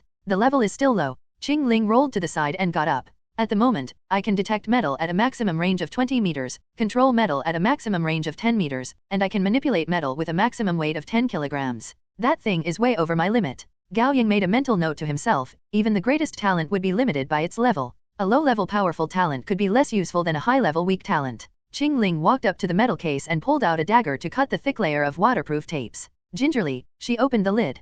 Gao Yang moved closer and was shocked by what he saw. Inside was a black sniper rifle. The disassembled parts were tucked neatly in the case. Under the moonlight, the black finish of the metal components had a dangerous and alluring shine to it. The system inside his head made a timely appearance. Do you wish to inspect the unknown item with 1 luck point? Do it. M82AI semi-automatic anti-material rifle. Paired with 12.7mm rounds with a cartridge of 10 loads. The effective range is 1,800 meters. The gun weighs 14 kilograms. Gao Yang's stomach twisted. They were going to kill someone. Not even Officer Huang would be able to acquire a sniper rifle like this on such short notice. He must have planned this long ago and left the weapon hidden in the river, waiting for an opportunity to come knocking. Qingling considered the rifle for a moment. Then she took out the black bag inside the metal case and put the case in it.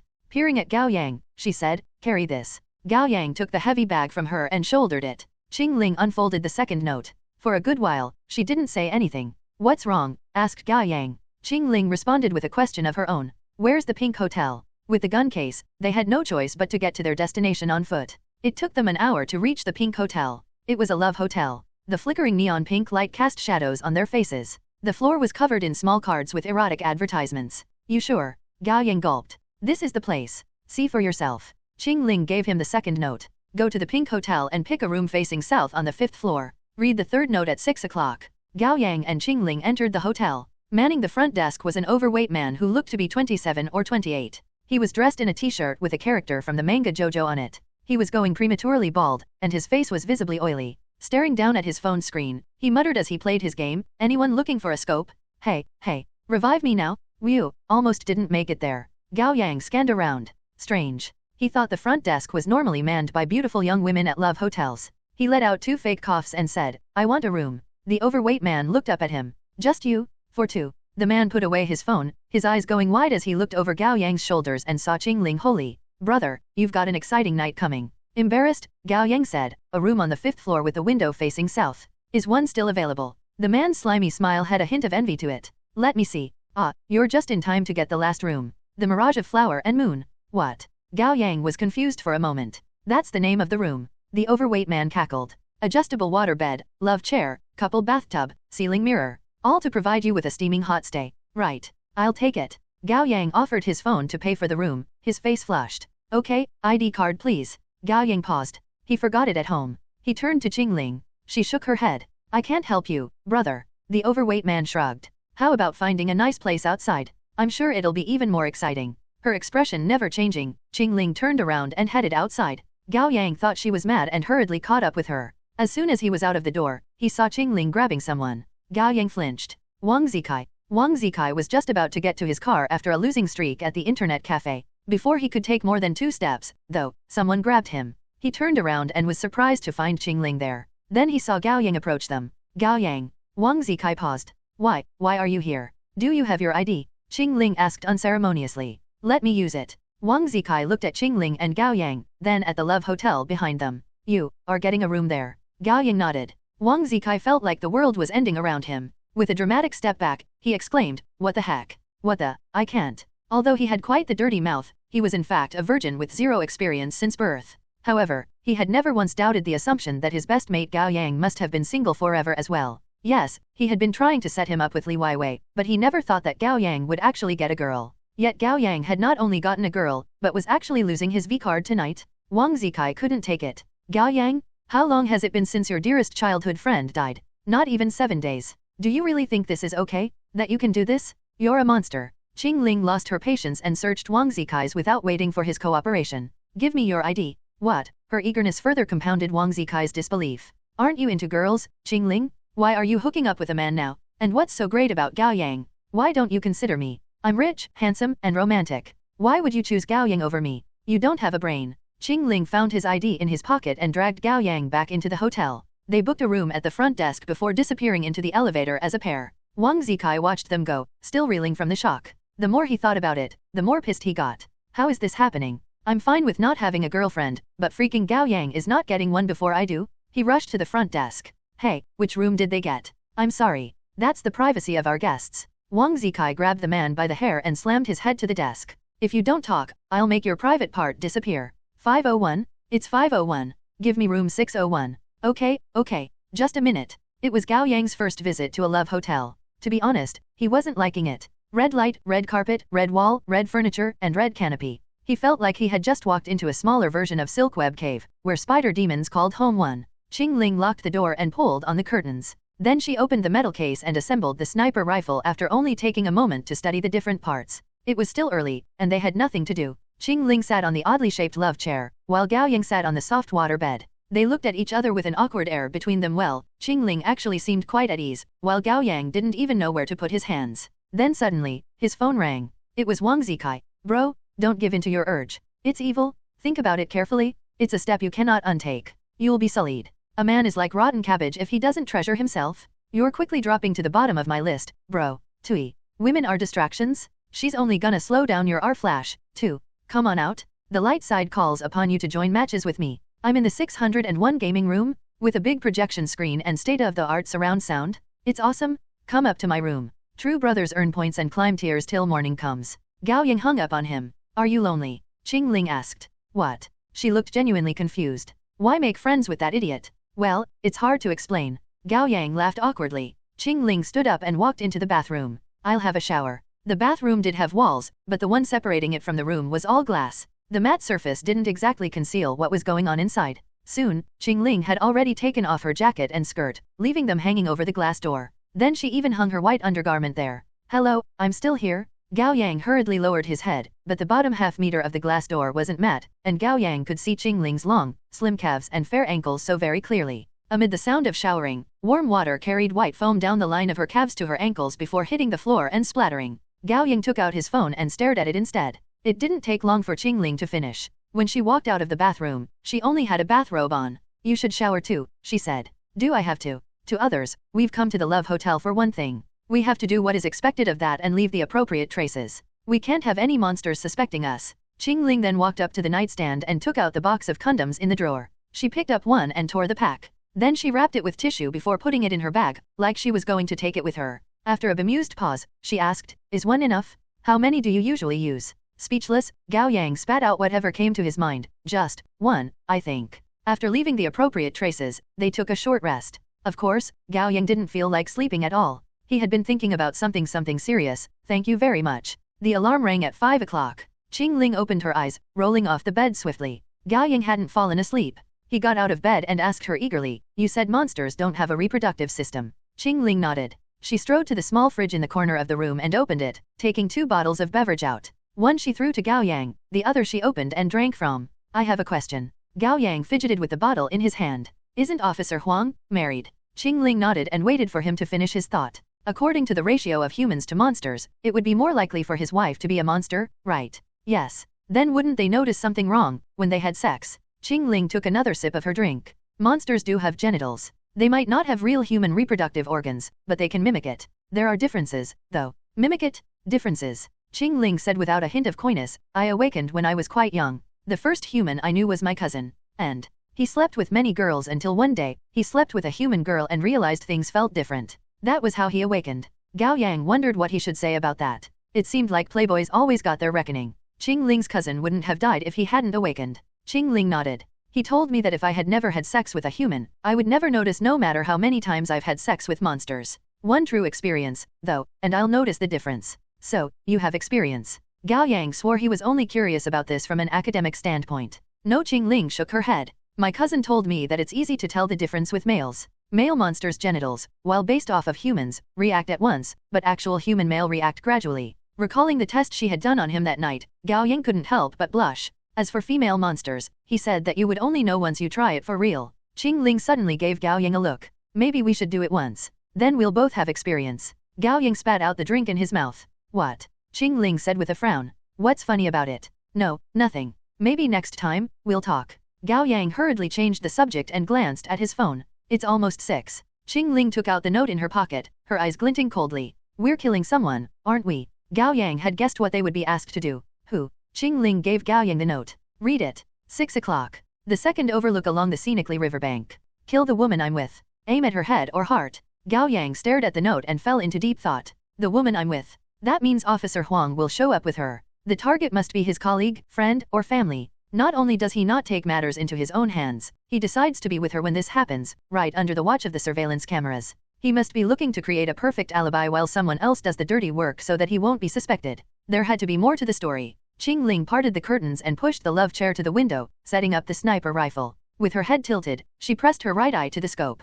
She painted quite the picture with only a bathrobe wrapping around her slim and tall body while she perched on the love chair, aiming a sniper rifle. After a while, Qing Ling said, "Target sighted." Gao Yang moved closer. "Let me see." Through the scope, Gao Yang observed the second overlook along the Li River. Under the soft, clear morning sunlight, a bookish woman stood on the platform. She looked over at the scintillating river in a long red dress with a white shawl around her shoulders. Then Officer Huang showed up in sportswears, a towel on his shoulder. He stopped at the overlook, and the woman turned to give him the bottle of water in her hand, her smile gentle. Officer Huang took the bottle. The woman picked up the towel on his shoulder and wiped his sweat for him like it was the most natural thing in the world. After a short conversation, Officer Huang took the towel back and kept running. It seemed that he was going another lap or two. The woman lovingly watched him go before turning back to the riverview. His wife? Asked Gao Yang. Qing Ling nodded. She had come to the same conclusion. His wife may have noticed his identity, or at least questioned it. Officer Huang decided to take her out. He had us do it for him just in case. Click. With the rifle set up,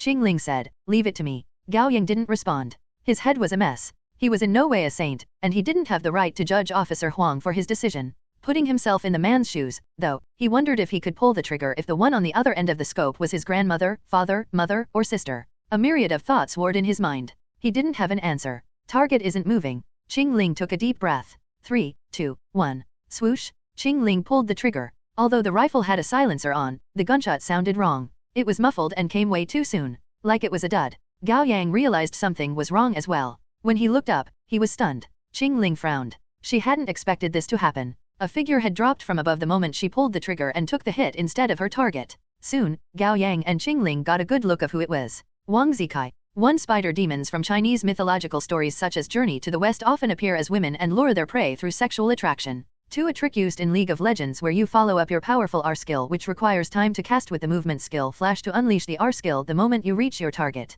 Wang Zikai had a rope around his waist, tying him to the window of room 601 as he dangled upside down. The bullet had hit him in the chest squarely. Qing Ling sprung to action, manipulating her dagger to cut the rope before catching Wang Zikai and dragging him into the room. She turned around and shouted at Gao Yang, "Snap back to it. Give me a hand." 1 minute ago. After losing 3 ranked matches in room 601, Wang Zikai was hit with a sudden feeling of suspicion. Gao Yang was famously terrible with girls. He had failed to win over his childhood friend Li Weiwei over the many years they had known each other, yet he was now getting together with Qing Ling, the goddess of their school, and came straight to a love hotel? That didn't make any sense. There must be something else going on between them? Were they here to study? No, that wasn't it. Qing Ling was a student athlete. Scores didn't matter that much to her. She could still enter college through recommendation. On the other hand, Gao Yang did get decent scores, but he was never the competitive kind and wouldn't study in secret. Wang Zikai lay flat on the floor and pressed his ear to it for quite a while. It was too quiet downstairs. It didn't sound like anything exciting was going on. And no one could do the do for the entire night. Gao Yang could have given him a call back after he'd had his fun. That meant only one thing. This fucker found a new ranking partner? He's casting me away because he thinks I suck at the game? He must be playing an exciting match with Qing Ling right now. Damn him. Unforgivable. That prick will never admit it if I just confront him, thought Wang Zikai, and a plan took shape in his mind. He used the bondage rope he found in the room to tie himself up. He was going to scale down from the 6th floor window and catch Gao Yang in the act. He slowly lowered himself. Just when he was going to reach the window of room 501, the curtains parted slightly, and what looked like a gun barrel pushed out. What the hell? Wang Zikai didn't have time to think about it before his foot slid off the condenser unit, and he fell. White-hot pain hit his lungs the next second, and his vision went dark. Wang Zikai lay on the carpet with blood gushing out of his chest. He had already lost consciousness. He's losing a lot of blood, said Qing Ling. Get something to press it with. Gao Yang rushed into the bathroom and grabbed a thick towel. As soon as he covered Wang Zikai's chest with it, his blood dyed the bottom of it red. Taking a bullet from a sniper rifle at such close distance would have left a huge hole in a normal human's chest, yet Wang Zikai seemed to have only suffered a regular shot. He was a monster, no doubt. What do we do? Asked Gao Yang. I don't know. Qing Ling didn't expect the idiot to barge in suddenly and throw a wrench in their plan. We have to save him, Gao Yang said determinedly. Qing Ling argued. I'm not letting you get both of us killed. Then what else can we do? Leave the body here? It's on record that we booked this room. We'll be found out sooner or later. Gao Yang steadied his breathing to calm himself down. He is most likely a delusion monster. Delusion monsters, or wanderers, thought they were humans and might never realize the truth even until their death. Qing Ling's eyes flickered. She seemed to waver for a moment, but her gaze soon became icy again. She conjured a dagger in her hand. No, we can't take the risk. We'll both die if he isn't a wanderer. Her cousin died because he went soft on what he thought was a wanderer. Gao Yang knew that he couldn't convince her, he couldn't even convince himself. Kindness to an enemy was cruelty to himself. After a moment of silence, he clenched his teeth and looked away.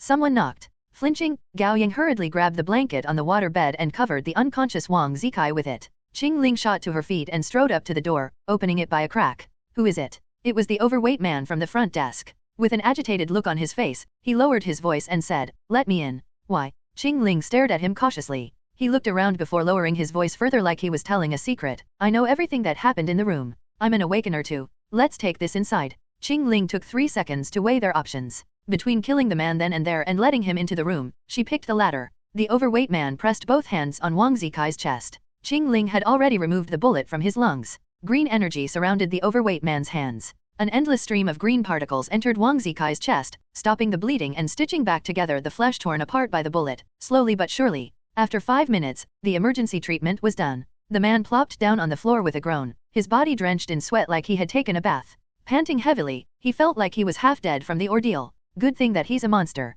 Were he a human, I wouldn't be able to save him. He had introduced himself while he healed Wang Zikai. His name was Han Yingjun, but everyone called him Fat Jun. 4 years ago, he awakened with talent, healing, serial number 45. His parents passed away when he was young, so he was raised by his aunt. After his aunt left him as well, he, a high school graduate with no skills under his belt, inherited her inn and gave it a dramatic renovation, turning it into a love hotel. Qing Ling crouched down to confirm Wang Zikai's heartbeat before telling Gao Yang, "Clean up the mess. I have things to ask this damn fatty." Haha, no need to be that friendly with me. Just call me Fat Jun. Qing Ling turned to him. How do you know what happened? Fat Jun didn't immediately answer. Then he put on a servile smile and said, "Hee, actually, I've put cameras and bugs in the room." Swoosh. A blade pressed into the 3 folds of fat under his chin, cutting him off. Fat Jun cried out, "Don't kill me, miss. Let me explain. I'll give you 10 seconds. First, I swear I don't have cameras in the bathroom. There's lines I'm not gonna cross." Fat Jun wiped the sweat off his face. "And I didn't put cameras in the rooms for my own satisfaction. I'm beyond such lowly interest. Get to the point. Aren't you curious?" He pushed the blade away from his neck a little with a trembling hand. "About how the monsters act in private." The Tangdao disappeared from Qing Ling's hand. "You've been observing monsters." "Yes. My awakening shattered what I thought I knew about the world. I even questioned who my mom was." Fat Jun threw the unconscious monster at his feet. Wang Zikai a look. "After coming to terms with reality, I've been thinking, do monsters actually play humans 24/7? It makes sense for wanderers. Those idiots have fooled even themselves. But what about the other types of monsters? They play house every day as well? Why would they do that?" Fat Jun looked at Gao Yang. "Aren't you curious? I awakened only 3 days ago," Gao Yang responded as he wiped the floor clean of blood. "I haven't put much thought to it. I put cameras in the rooms because I want to see how the monsters act when they are by themselves." Fat Jun's expression turned disappointed. "But lo and behold, they keep up the act even in private, and they do the nasty like humans do." Gao Yang and Qing Ling fell into deep thought. "At the same time, I've been looking for humans too." Fat Jun sighed. "The friend who awakened me died.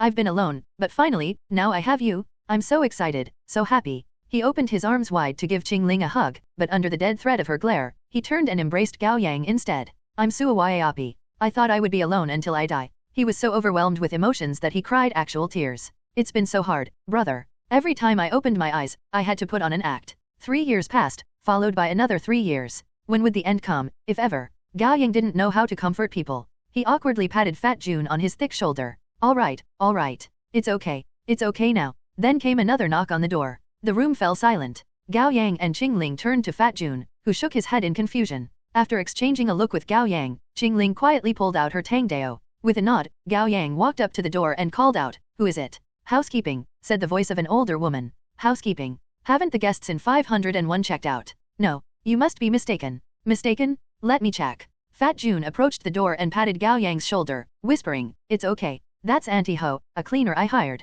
She isn't the brightest tool in the shed. Oh, I'm sorry, it should be 401. I saw it wrong. Hehe." As he said, Auntie Ho apologized from the other side of the door. "It's all right." The moment Gao Yang uttered the word, he felt a shudder run down his spine. He whirled around and tackled Fat Jun. "Watch out." Bam! A hefty arm shot through the door. It was no human arm. The thick, strong, brass collar muscles combined to form a powerful arm that looked more like steel, and the back of the giant hand was covered in grotesque scales. The nails on the 4 fingers were several centimeters long, and they were hard and sharp like blades. No sooner had Gao Yang tackled Fat Jun than the claws shot through the door, cutting Gao Yang's left arm. When the nails made contact with fresh blood, the hand shuddered in excitement and started cutting down the door with reckless abandon. In a matter of seconds, the door was torn asunder like a piece of cardboard. The monster marched in. The shards of wood squeaked and whined eerily under her feet. The main light had been turned off, leaving the room cast in a dim, oppressive red light. There are 3. Auntie Ho's voice was laced with a strange excitement. There was an undercurrent of undefinable sorrow and great gratitude. "All mine. All." Gao Yang hid behind the waterbed, covering a shuddering Fat Jun's mouth while suppressing the sharp pain in his arm. He didn't dare to even breathe. Not long after, he felt something wet on his fingers. Fat Jun was crying tears of fear. Under the dim light of the room, Gao Yang looked up at the ceiling mirror to take a good look at their enemy. It was Auntie Ho, a middle-aged woman in her 50s. Dressed in the uniform of housekeeping staff, she looked sickly thin and old. Her torso and head still retained the appearance of a human, while her limbs had transformed into those of a monster. They were so thick and strong that they broke her pants and sleeves. The discrepancies were too stark to ignore. One step at a time, she made her way through the entryway, her body trembling with anticipation. Then a wet, slick, dark green tail emerged from her back. The process seemed difficult. The tail emerged inch by inch while sputtering thick, opaque liquid, like the amniotic fluid coming out of a mother's body during delivery. The tail pushed against her hip bone and spine, forcing her body to arch forward. Finally, the tail was fully out, thick as a human thigh and running 2 meters long. It dragged across the floor and made a cold rustling sound like a slithering snake. She looked like a lizardman. Witnessing her transformation from start to finish, Gao Yang felt a bone-chilling fear spread through his body. His head spinned with a ringing in his ears. It was a fact that there was nothing he could do but to endure the pain and hold his breath like a sitting duck, all to delay the coming death for as long as possible. He knew he couldn't fight the monster. His mind wandered for a moment, recalling the time he killed a cockroach with a slipper. The cockroach had skittered under his bed the moment it was spotted, but Gao Yang easily drove it out and, with disgust and a feeling of superiority, killed it with an audible splat. At this moment, he felt like the insignificant and despairing cockroach. His only hope was Qingling, who had hidden herself somewhere in the room. The excruciatingly long 10 seconds passed. Or maybe it was 7 seconds. Gao Yang wasn't exactly counting. Swoosh, swoosh, swoosh. 3 sharp daggers shot out from a dark corner, aiming for Auntie Ho's eyes. She quickly blocked them with her arm. Clink, clink, clink. Following the sounds, the daggers fell to the floor. They didn't even manage to leave a cut on Auntie Ho's sturdy arm. Of course, they were merely distractions. The moment Auntie Ho raised her arm to block the incoming daggers, Qingling had already rushed out of the closet, holding her tangdao with both hands as she made a thrust at Auntie Ho's heart from the side. Although her reaction had been delayed by a beat, Auntie Ho quickly caught the sharp blade with both hands. Sparks sputtered out as her 8 sharp claws collided with the metal. With a low shout, Qingling pushed her legs, waist, and wrists into the thrust. Bam! Auntie Ho slammed into the wall behind her, yet her hands stubbornly held onto the blade to protect her heart. Qingling pushed further, burying the tip of the blade into Auntie Ho's chest inch by inch. Gura! Auntie Ho let out a growl that was both human and monster before swinging her tail, whipping Qingling in the waist. Qingling stumbled, and all the force she had applied through her blade went lax. Seizing the opening, Auntie Ho grabbed the tangdao and swung it, sending Qingling flying into the bathroom along with her weapon. The reinforced glass shattered into tiny pieces with a bang. The wound in Auntie Ho's chest wasn't shallow. She panted heavily, pained and furious. Then she stalked toward the bathroom for Qingling. Flutter! Then a blanket flew toward her and covered her from the head. Gao Yang and Fat Jun hadn't been sitting around during the 10 seconds Qingling grappled with Auntie Ho. Fat Jun lifted the blanket and threw it over Auntie Ho, but it bought him no more than 2 seconds. He had planned to blind Auntie Ho for only long enough for him to escape. And he did carry out his plan. As soon as the blanket covered Auntie Ho, he bolted for the door. The floor was covered in glass pieces and the viscous discharge from the monster's body, however, and in his nerves, he tripped and fell on his butt before Auntie Ho. Don't kill me. Mom, help. He rolled on the floor like a fat mudfish, but the viscous discharge prevented him from getting up. Slashing through the blanket, Auntie Ho zeroed in on the fat man crawling on the floor. It was more difficult than she expected to deal with 3 humans. She gave up on savoring her meal and decided to take them out one at a time. Swoosh, swoosh, swoosh. 3 daggers flew out again and stabbed Auntie Ho in the eyes. Blood gushed out of her eye sockets as her eyeballs broke. Gah! She swung her claws around blindly. My eyes, my eyes. Meanwhile, Gao Yang didn't stop what he had been doing even though he was trembling all over. You're useless. You can't do anything. You can't change anything. So don't be nervous. Do what you can. You're here. Just do whatever you can. Gao Yang somehow managed to calm his fear and nerves with his unique way of counseling. While Fat Jun threw a blanket at Auntie Ho, he had found his way to the entryway and picked up Qingling's Tangdao. He cut the hairdryer's cord with it and plugged it to a power outlet on the wall. No, it's too far. Clenching his teeth, he raised the Tangdao and stabbed it at Auntie Ho, the tip of the blade buried into Auntie Ho's thigh. However, Gao Yang wasn't strong enough to push it deeper into her flesh. When she took a swing at him with her palm, Gao Yang bent backward, having seen the attack coming. He felt a sting on his nose bridge. A cut had been left. Blinded, Auntie Ho didn't chase after her target aimlessly. She held onto the Tangdao in her thigh and tried to pull it out. It should have been easy given how shallow the blade had gone in, yet an invisible force was keeping the blade in place. Qingling opened her hands wide while she lay prone on the floor. She was clenching her teeth so hard that blood trickled down from the corner of her mouth. Hurry! Gao Yang picked up the cut side of the hairdryer's cord and pressed it to the blade. There were no sparks like those epic moments in movies. He couldn't see the currents running along the blade. All he heard was a short, dull pzzt. Then Auntie Ho collapsed to her knees. She hadn't lost consciousness and was still trying to stand up. Gao Yang electrocuted her again. Finally, Auntie Ho sat prone on the floor after a violent bout of seizure. It was still struggling, its tail whipping around. A regular human would have blacked out already, if not died then and there. At some point, Qingling had picked herself up. She approached Auntie Ho and pulled out the Tangdao to stab her right in the chest. Auntie Ho screamed in pain, flailing her arms around in struggle. Come and help! Qingling shouted. Gao Yang hurriedly cast the cord away and held on to Qingling's hands from behind, pushing the Tangdao forward with her. Finally, the blade penetrated through Auntie Ho's chest. Auntie Ho's whole body seized up. She didn't even make a sound before her head drooped, dead while being pinned to the pink wall. The picture it painted was bizarre to say the least. Qingling was injured all over and exhausted. She let out a long breath and leaned back into Gao Yang's chest. He could feel her pounding heart from the contact. After a few seconds of silence, Qingling turned around and toppled onto the waterbed. She had almost no strength left in her body. The white bathrobe covering her was splattered with bloodstains. Gao Yang's mind was blank as well. He pressed a hand on his injured arm, the pain finally registering in his brain again. Standing in the messy room filled with gore and blood, he smelled a pungent odor he couldn't describe. To put it into words, it was like rotten eggs being burned with plastic, with essential balm and wasabi added into the mix. Bile rose to his mouth, and Gao Yang knelt before Auntie Ho's body, throwing up all over the floor. After escaping from the life and death situation, Fat Jun didn't sit around and do nothing, but instead quickly found something to block the door with. In a relieved voice, he said, "Thank God there isn't anyone else on this floor. Didn't you say this is the last available room on the floor?" Gao Yang wiped at his mouth. Hehe, that was a lie. Business hasn't been good lately. Fat Jun ran up to Gao Yang and healed his arm. Big brother, I'm younger than you. From now on, you are my older brother. Fat Jun then turned to Qingling, who was still lying on the bed. And she's my sister-in-law. Qingling didn't say anything, but her exhausted body clearly radiated her killing intent. I have a question for you, brother, said Fat Jun. How did you know there was something wrong with Auntie Ho? The sounds, Gao Yang said tiredly. If she had been here for housekeeping, she should have had a cart with her. When I told her to leave, I didn't hear the sound of wheels. That's genius. Fat Jun slapped his own thigh. You sure have a quick mind? Why didn't I think of it? Of course, my brother is a smart one. Gao Yang turned around, stunned. The one who said that was none other than Wang Zikai. Gao Yang widened his eyes at Wang Zikai as he sat cross-legged in the corner, meeting eyes with him. The air was eerily still. None of them moved. You, Gao Yang finally broke the silence. When did you wake up? Just now? Wang Zikai grinned. His eyes were filled with excitement as he gazed at Gao Yang. What do you mean by just now? Fat Jun took an instinctual step back.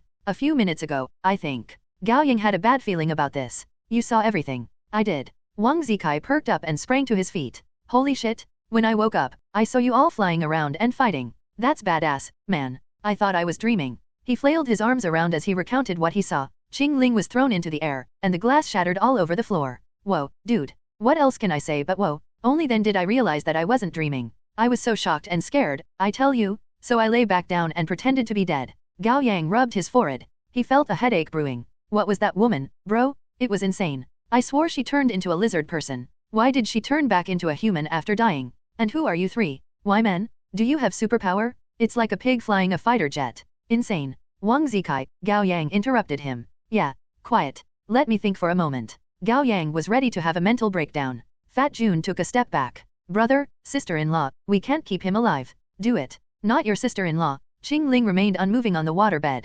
I'm tired. I don't care what you do with the idiot. Idiot. Wang Zikai pointed at his own nose. Are you talking about me? No. Gao Yang shouted, pointing at the older woman pinned to the wall. We were talking about the lizard monster. Wang Zikai got even more excited. Whoa, so she was a lizard monster. Gao Yang took a deep breath, his mind made up. I'm going to say something very important, Wang Zikai. Listen carefully. For sure. Wang Zikai pricked up his ears. 5 minutes later, with an awestruck look, Wang Zikai tried his best to summarize Gao Yang's explanation. So, I was modified when I was young, which made me special. And the lizard monsters want to kill me because of that. That's right. We're all new humans. In order to fight the lizard monsters, all our bodies have been modified to some degree. You, however, are the most special among us, the fated champion in this whole world, the chosen one who was the only new human capable of fighting the boss lizard monster at the very end. Wait, it's too much to digest at once. Let me sort it out first. Wang Zikai mused with a hand on the wall. Gao Yang marched up to him and pushed more emotions into his voice. Wang Zikai, Qingling, and I had been protecting you in the dark this whole time.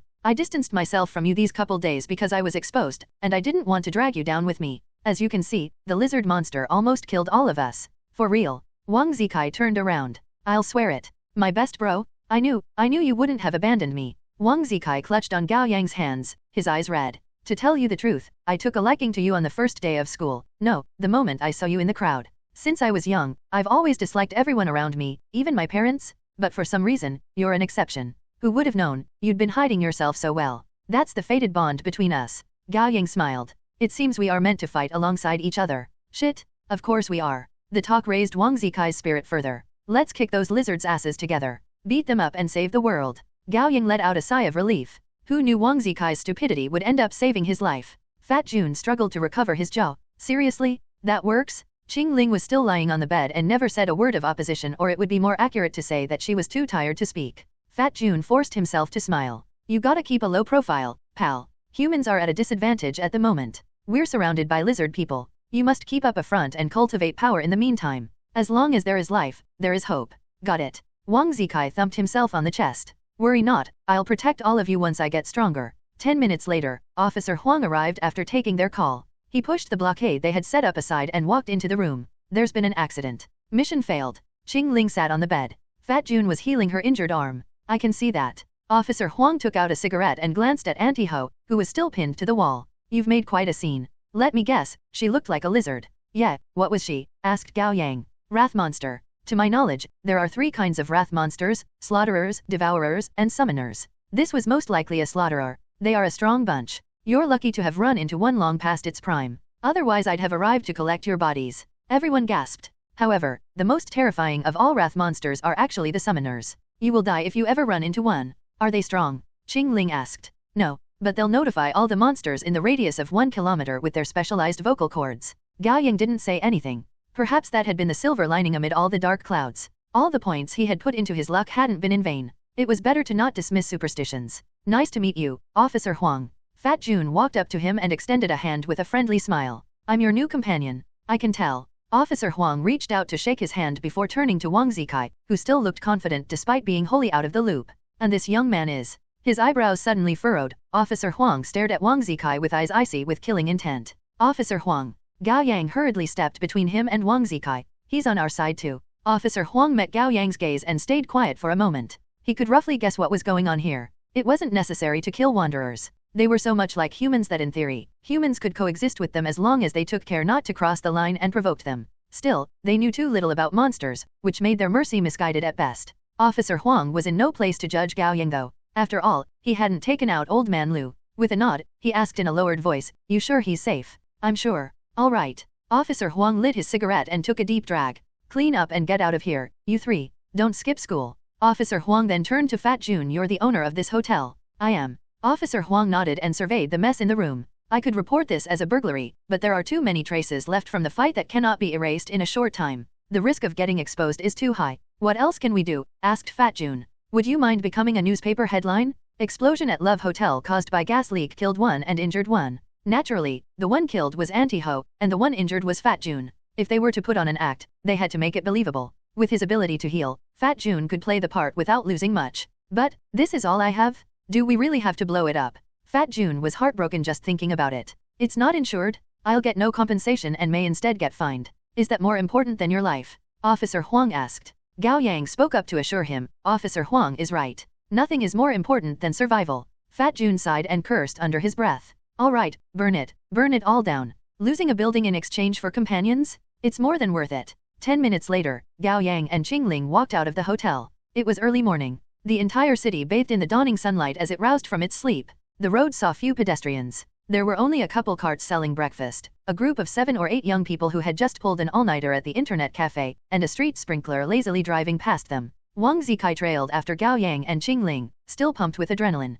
Shit, now everyone seems like lizard people to me. Keep it down. Gao Yang warned him. Go home and stay put. Qingling and I will go to school. Pick us up at the entrance in the evening. I have a mission for you. Roger that. Wang Zikai ran across the road and jumped into his sports car. Before he drove away, he even waved at Gao Yang and declared with pride, get them all. Save the world. It doesn't make sense for a wanderer to not wake up to reality even after all that, Qingling said coolly. Gao Yang sighed. I thought you were letting him off the hook. Not a chance. Qingling's eyes were chilling. We'll be the prime suspects if he dies tonight. We'll wait for a better opportunity. She trailed off, her expression darkening. What? Gao Yang realized that Qingling was looking behind his shoulder. He turned around and couldn't keep his calm. Gao Xingxin. His sister stood a few meters from him. Wearing the new Lolita skirt he bought her and a blonde wig, she looked as pretty as a doll, and she was staring right at Gao Yang with an impassive face. Any other day, Gao Yang would have complimented his little sister for the look, but now, he was so nervous that he struggled to keep his tongue straight. Why are you here, sis?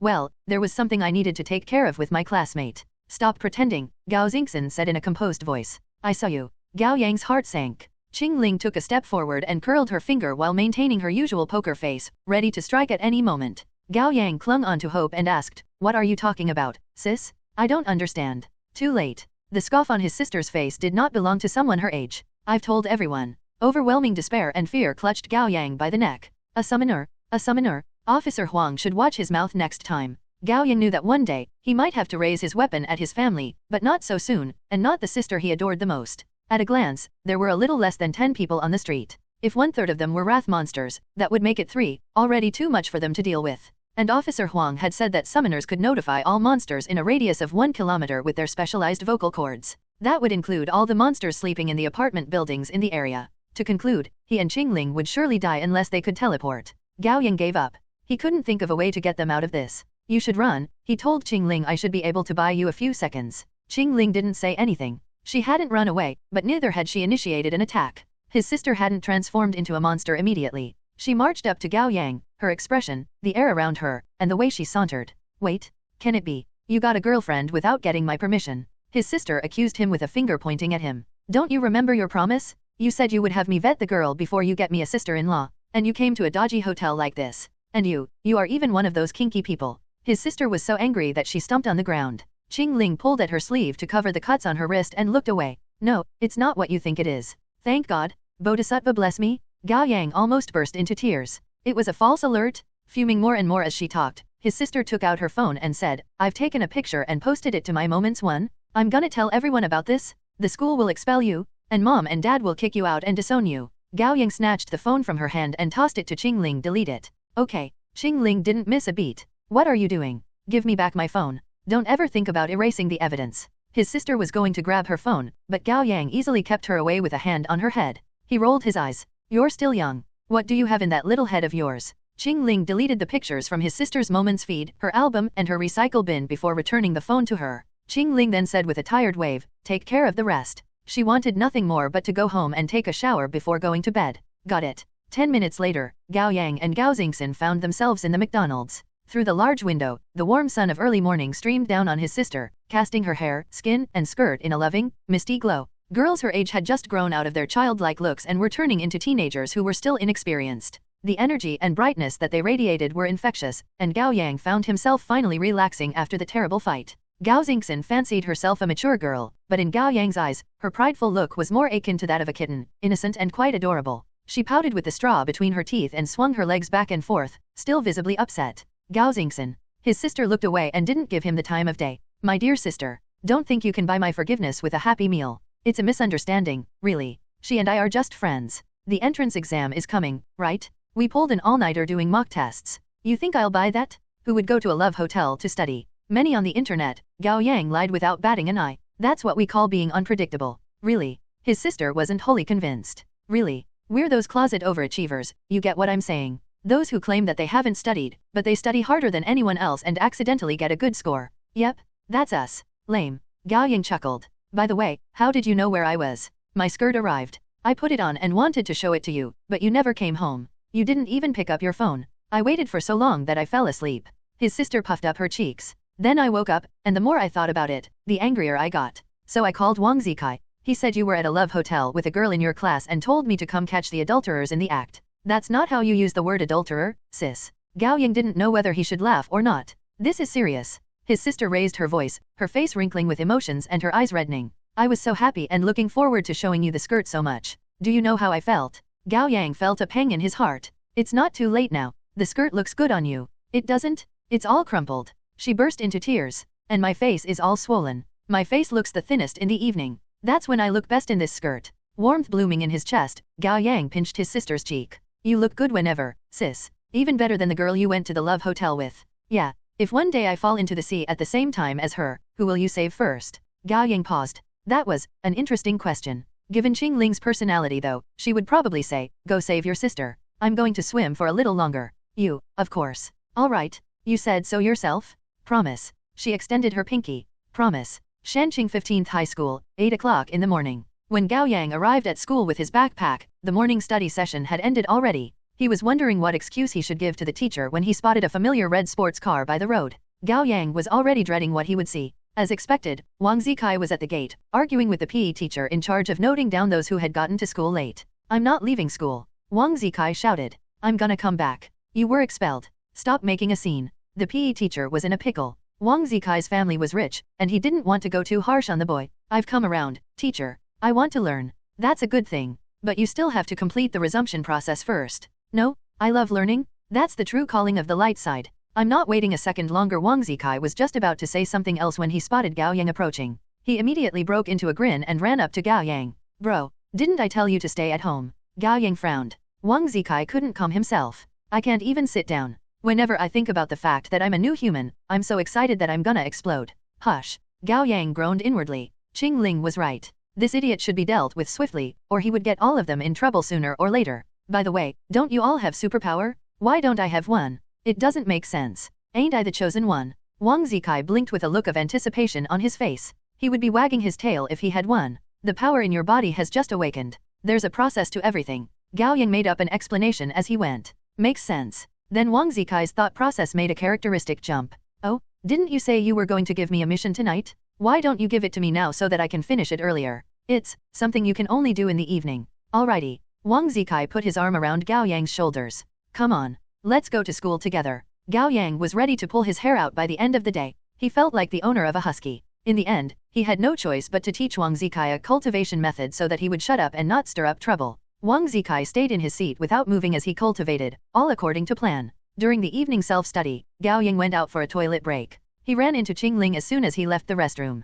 Follow me to the rooftop. Rooftop? That didn't seem like a good place to be. Gao Yang followed her up anyway. Then Qing Ling turned around, and the metal door slammed shut with a heavy thud. She looked around to make sure they were alone. How's your sister? Qing Ling asked. It's good. I've dealt with it. Keep observing her. Some monsters are very smart and very good at acting. All right. Gao Yang sighed. He hoped that his sister wasn't a monster, and if she was, he hoped that she would be a wanderer. A breeze lifted Qing Ling's hair, obscuring her eyes. I know you're close to Wang Zikai, but he's a monster. Gao Yang didn't say anything. He couldn't avoid it at the end of the day. Dark clouds floated in the black sky, covering the moon. With Qing Ling standing in the shadows, Gao Yang couldn't see her face. He could only hear her voice, and it left no room for negotiation. When the evening study ends, take him somewhere without unwanted eyes. I'll kill him. After a moment of silence, Gao Yang looked up at her. What if I stop you? Qing Ling didn't hesitate. I'll kill you too. A function in WeChat where you can share posts with your friends. The original Mandarin term is literally translated as friend circle.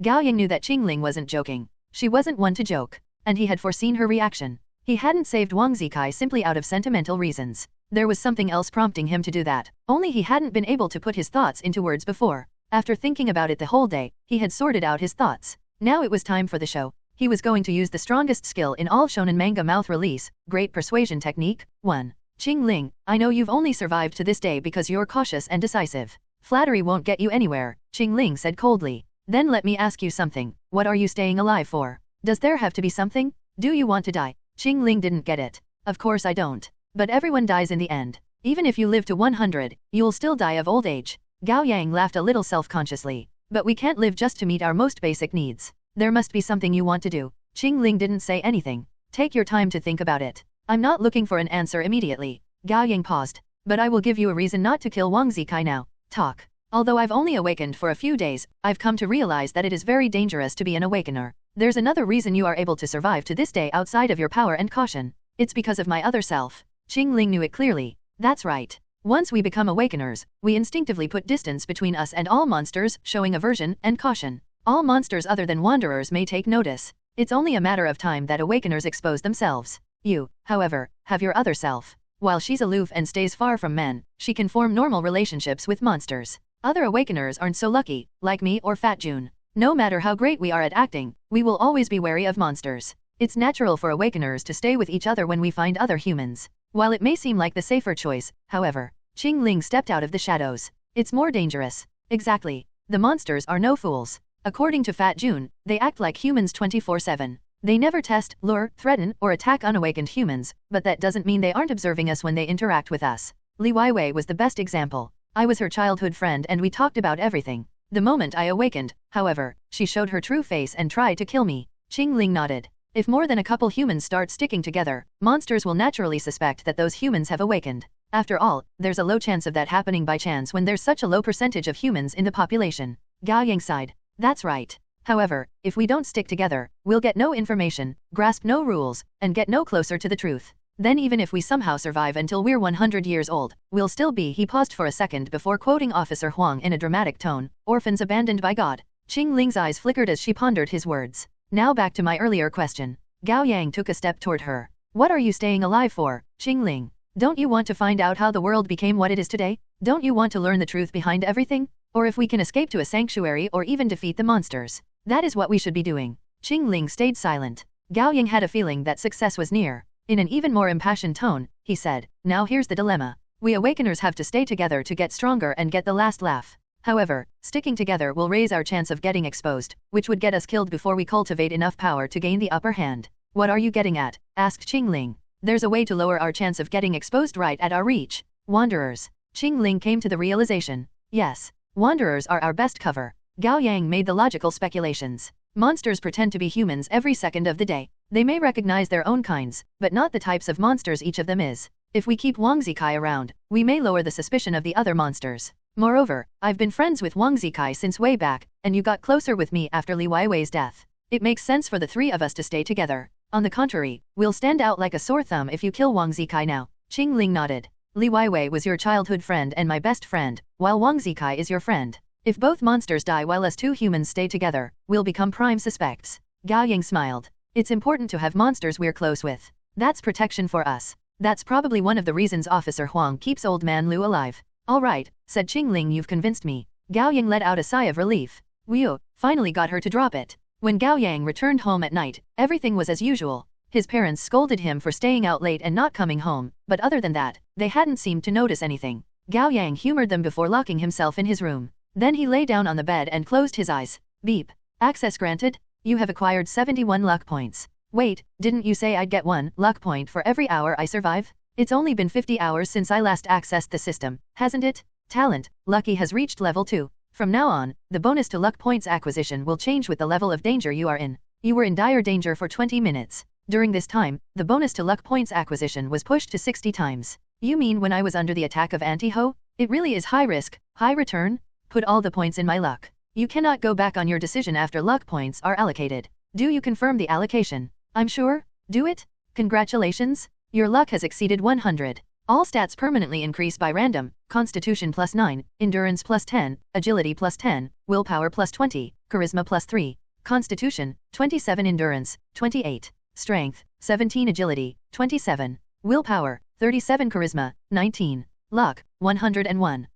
Seems like I didn't get a good deal this time. Actually, it seems like my loss. What does willpower do? Willpower increases the damage output and defensive power of talents in the mental category. It also improves your senses and allows you to detect dangers and hostility better. Got it. By the way, can I unlock the hidden section now? Apologies, you do not have enough luck points. How many do I need? You do not have access to the information for the moment. Fine. I'll keep saving up. Side note, Lucky has reached level 2. Talent Pantheon is unlocked. You now have a chance to comprehend a talent without cost. Do you wish to use it? Whoa, awesome. Now I'll have multiple talents too. Hey, which is more important, talents or stats? In the beginning stage, talents should be prioritized. Stats will only result in dramatic change after reaching a certain height, and their full potential can only be tapped into through talents. Alright, I'll take your words for it. I'm gonna try getting a talent once. Comprehending.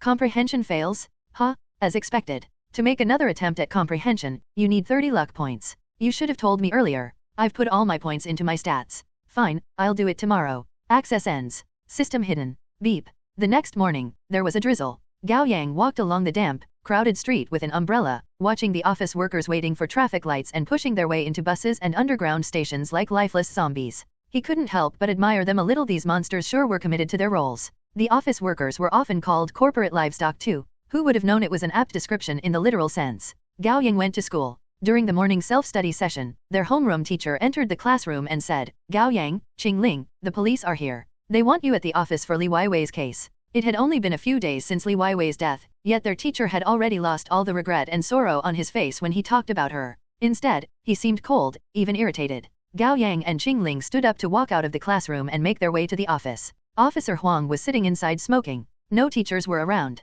Is everything dealt with? Asked Qingling. Don't worry. The mess is all cleaned up. Officer Huang shook off some ash. I've heard about why you failed from Fat June. Give us another chance, said Qingling. We'll succeed this time. Officer Huang neither agreed or disagreed. He smashed the cigarette into the ashtray to put it out. I met my wife in high school. She was my first love, and we've been together for many years. I thought I knew everything about her human identity, that is. Officer Huang stood up and scanned the office to make sure it was all clear. Only then did he lower his voice and continue. Some time ago, my wife started to act strangely. I thought she might have noticed something and started to suspect me. Although I'd never tested her before, I always believed she was a wanderer. If she suspected me, however, she couldn't be one. I'd been struggling in fear and anxiety all this time. Finally, I made up my mind to kill her. Then I met you. That was why I gave you the mission. He lifted his hands and rubbed his face before letting out a long breath. Thank heavens you didn't succeed, or I'd never be able to live with myself my whole life. Change in plan? Asked Gao Yang. Yes, change in plan.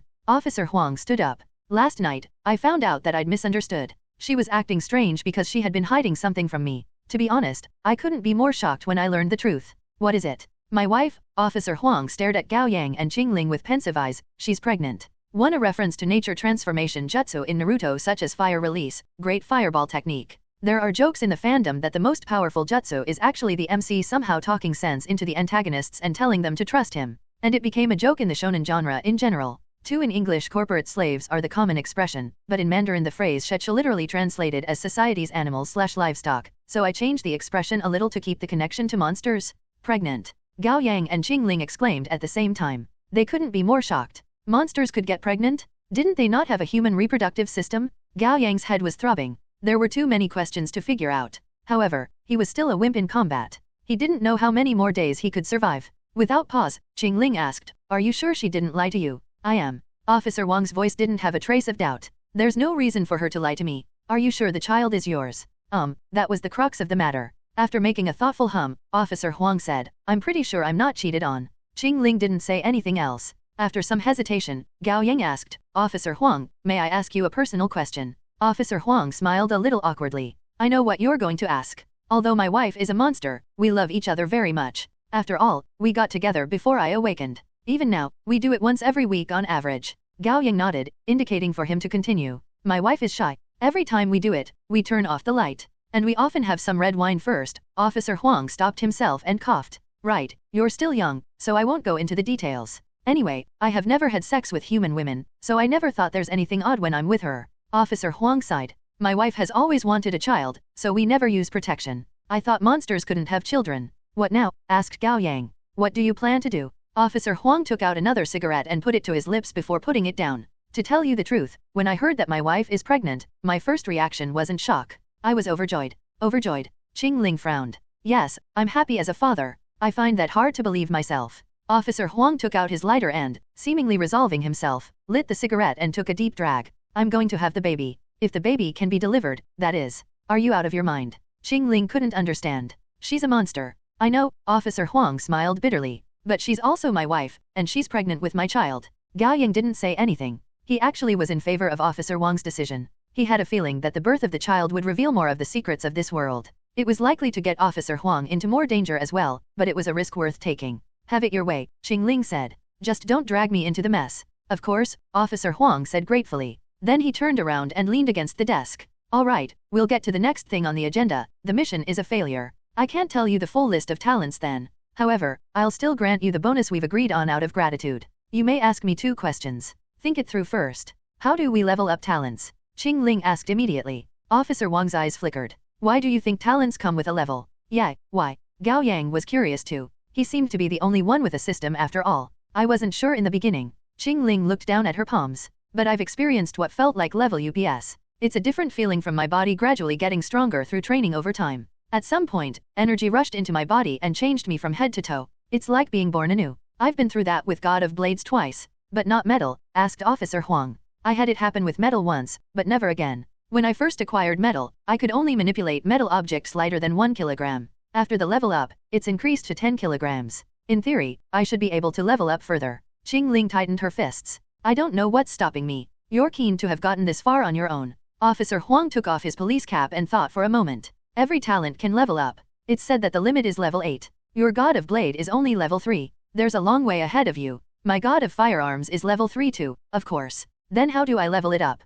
Qing Ling's eyes lit up. I'm sorry. I can't tell you that. Why? It's a rule. Whose rule? Officer Huang smiled and didn't answer. Now it's my turn. Gao Yang raised his hand like a student eager to ask a question in class. Go on. How do I meet them? Caught off guard, Officer Huang laughed. You're quick, kid. It's nothing. Of course he had to be quick. With a useless talent like his, he wouldn't even be an expendable side character if he didn't have a quick mind. You belong to an organization, don't you, Officer Huang? It's a rule of theirs. Officer Huang nodded and sighed. Actually, I'm not even an official member of the organization, but an affiliate. They contact me and give me instructions like I'm some tool. I'm in no position to initiate a conversation with them. Since I've been an outstanding tool, however, I occasionally get some useful information from my handler. Officer Wang's smile was replaced by a serious expression. He prohibits me from spreading their information. Things will get ugly for me if I run my mouth and they learn of it. Why didn't you join them? Asked Gao Yang. Wouldn't your job be a great advantage? Officer Huang responded with an embarrassed smile. Because I'm too weak.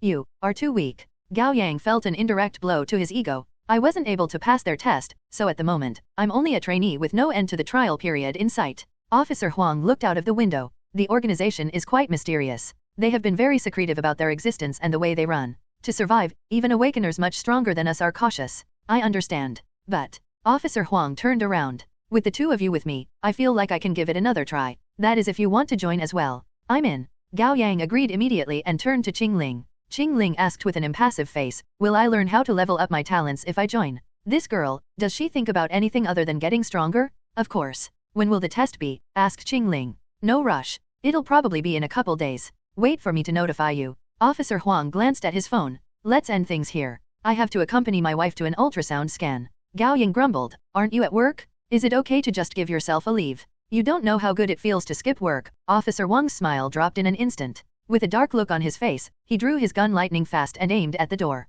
Who's there? Qing Ling was closest. She whirled around and conjured her Tang Dao, stabbing it through the closed door. Qing Ling pulled her blade back out and shook her head. There's no one outside. Gao Yang was stunned. Wait, did you just stab at it? What if there were monsters? What if it were a human outside? She really would rather kill 1,000 innocents than letting one monster go. Officer Huang slowly holstered his gun. It seems that I've overreacted. I've been tense recently. He put on his cap. All right. Let's go our separate ways. Things had been quiet for Gao Yang the whole day. Every once in a while, he would access his system to check his luck points, making sure there hadn't been an unusual spike, which would mean that he was safe and hadn't been exposed as an awakener. Then he continued to keep the system running in the background. After the evening self-study, Gao Yang returned home on his own. The street was eerily quiet at night. The rain had stopped, but the street was still damp with puddles of different sizes. Under the scintillating neon light, they looked like portals to a different world. Splat. Gao Yang stepped into a puddle and stopped. Something was wrong. His muscles tensed. Someone was following him. Gao Yang slowed down and quickly came to a decision. He made a turn toward a more crowded area. In theory, he would only attract the attention of more wrath monsters if a conflict happened with more people around, and he would stand an even lower chance of surviving. However, if the one following him was a wrath monster, they must have found out about or at least suspected his awakening. Yet the monster had been following him rather than attacking him at once. That meant the monster wanted him for themselves and wouldn't go after him when there were too many other monsters around. Soon, Gao Yang walked past a 24/7 convenience store. He took a deep breath and walked in. From the street corner, a girl with shorter hair and dressed in a school uniform ran out. She chased Gao Yang to the entrance of the convenience store before coming to a stop and hesitating. Then she tidied up her bang with a hand and entered. She walked right into Gao Yang. "Ah!" she cried out in surprise. It had taken Gao Yang all his courage to strike back at his stalker like this. He was surprised when he saw the girl's face. Inwardly, he let out a sigh of relief. Little Si. She was a classmate of Gao Yang's, Wan Sisi. Everyone called the introverted and shy girl Little Si. Wan Sisi helplessly tightened her grip on the messenger bag on her side, stiffly and nervously putting on an act. Hi. Didn't think I'd run into you here. I missed my stop earlier and was feeling peckish, so I came to buy some snacks. You've been following me, haven't you? Gao Yang got right to the point. Wan Sisi flushed red from her neck all the way to the back of her ears. That is. Gao Yang looked around. The cashier and the customers were looking their way curiously. It was strange for two people to stand at the door like this. He grabbed Wan Sisi by the hand and pulled her to a corner of the convenience store. They sat down by the window seats shoulder to shoulder. Then they bought some food and drinks. A minute later, Wan Sisi sipped on her instant coffee, her nervousness fading a little. She was even feeling a little excited. With her head lowered, she mumbled, "He took my hand. And he bought me coffee. Pardon. It's nothing." Wan Sisi shook her head hurriedly. "Thank you for the coffee." Gao Yang took a bite of his hot dog. "Now tell me, why were you following me?" Wan Sisi lowered her head as well as her voice. "Gao Yang, you're heartbroken over what happened to Li Weiwei, aren't you?" Gao Yang paused and didn't say anything. "You feel like a different person recently. You rarely talk to any of us and instead stare into the air all day." Wan Sisi sounded genuinely worried. "Do I?" Gao Yang was grateful to her. "Thank you for reminding me," he thought. "I have to maintain the relationships I've built, or I'll be suspected. Death is a one-way road. No one wants something like that to happen." Wan Sisi carefully snuck a glance at Gao Yang. "Don't keep it all bottled up. If there's anything bothering you, you can tell me." Gao Yang stopped chewing and looked sideways at Wan Sisi. Her shorter hair was cut neatly in the front, framing her egg-shaped face. Her skin was fair and she had a petite figure. Her big eyes were always blinking bashfully and nervously, like a timid fawn. She always spoke softly like she had a low opinion of herself, and she couldn't quite meet other people's eyes. She was the kind of girl people loved to tease. There were actually quite a lot of boys who had a crush on her, but she never noticed it. Gao Yang had a friendly relationship with Wan Sisi. She was the English student assistant in Class 1, and Gao Yang sometimes sought her out for English problems. Gao Yang had said almost nothing to her since Li Weiwei's death. No wonder she would be worried. Under Gao Yang's stare, Wan Sisi blushed again, averting her gaze bashfully. "I'm sorry. Pretend I didn't say anything."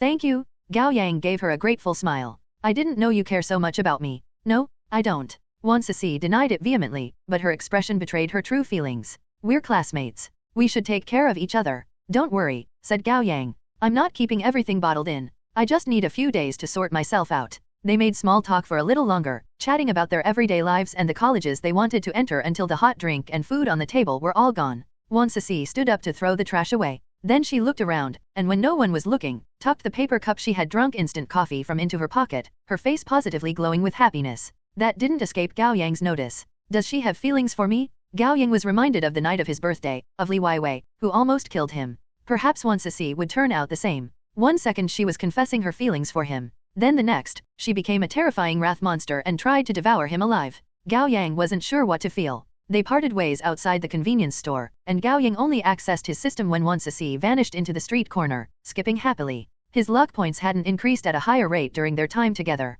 Wan Sisi wasn't a threat to him, it seemed. After that brief interlude, Gao Yang resumed his walk back home, but he stopped again after 2 minutes. Strange, it seemed like he was still being followed. That made him realize that his senses had become keener, which must be the result of his higher willpower. Increasing his stats were proven effective. Gao Yang quickened his steps and turned at the next corner. Casting his backpack aside, he hid behind the vending machine, holding his breath. After 7 to 8 seconds, a figure ran out from the street corner. He noticed the backpack on the ground and was about to pick it up when Gao Yang jumped out from behind the vending machine. "Wang Zikai." Wang Zikai jumped. "Holy, you were following me." Wang Zikai cackled. "You're the shit, bro. I thought I'd hidden myself well, but you found me out. Didn't I tell you to stay at home and cultivate?" Gao Yang was exasperated, and an all too familiar headache hit him. "If you keep asking to be killed, I can't save you, buddy." Wang Zikai's expression crumbled. "Cultivation is so damn boring. I can't take it any longer. How do you get stronger if you don't cultivate? Can't I do that by killing monsters? Or do anything else?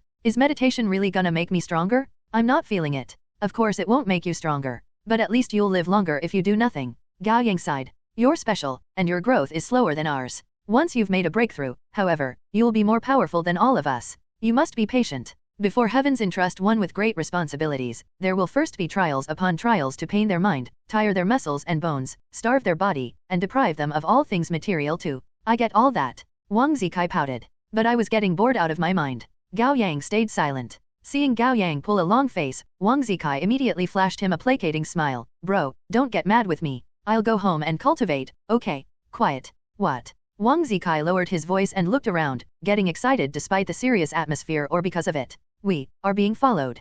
Gao Yang had had enough of it. Seriously, again? One in China, one student would be selected as the assistant for each subject from primary school all the way to college. Usually they will be tasked with helping the teacher give out and collect test papers and assignments. They are often also those who get good scores in their respective subjects, so other classmates will go to them when they have questions. To a quote from Menzi, meaning the heavens will first make one suffer so that they'll get stronger before bestowing them with great responsibilities. Gao Yang could clearly sense a strange energy coming from the alleyway behind him. He didn't want to drag this out any longer. Be it fortune or catastrophe, he would have to face it sooner or later. He was going to take it head on this time? Still, he needed insurance. He cast Wang Zikai a glance. Come with me. Roger that. Wang Zikai couldn't be more eager. Gao Yang walked into the alleyway. The area was old, the buildings empty and waiting to be torn down for renewal. Only a couple street lamps still functioned, but even the functional ones were flickering, painting an eerie picture. Gao Yang and Wang Zikai walked deep into the narrow alley. Wang Zikai started out excited, but his excitement slowly gave way to apprehension as they went further and further in, and after a gulp, he picked up a brick from the ground and clutched on it.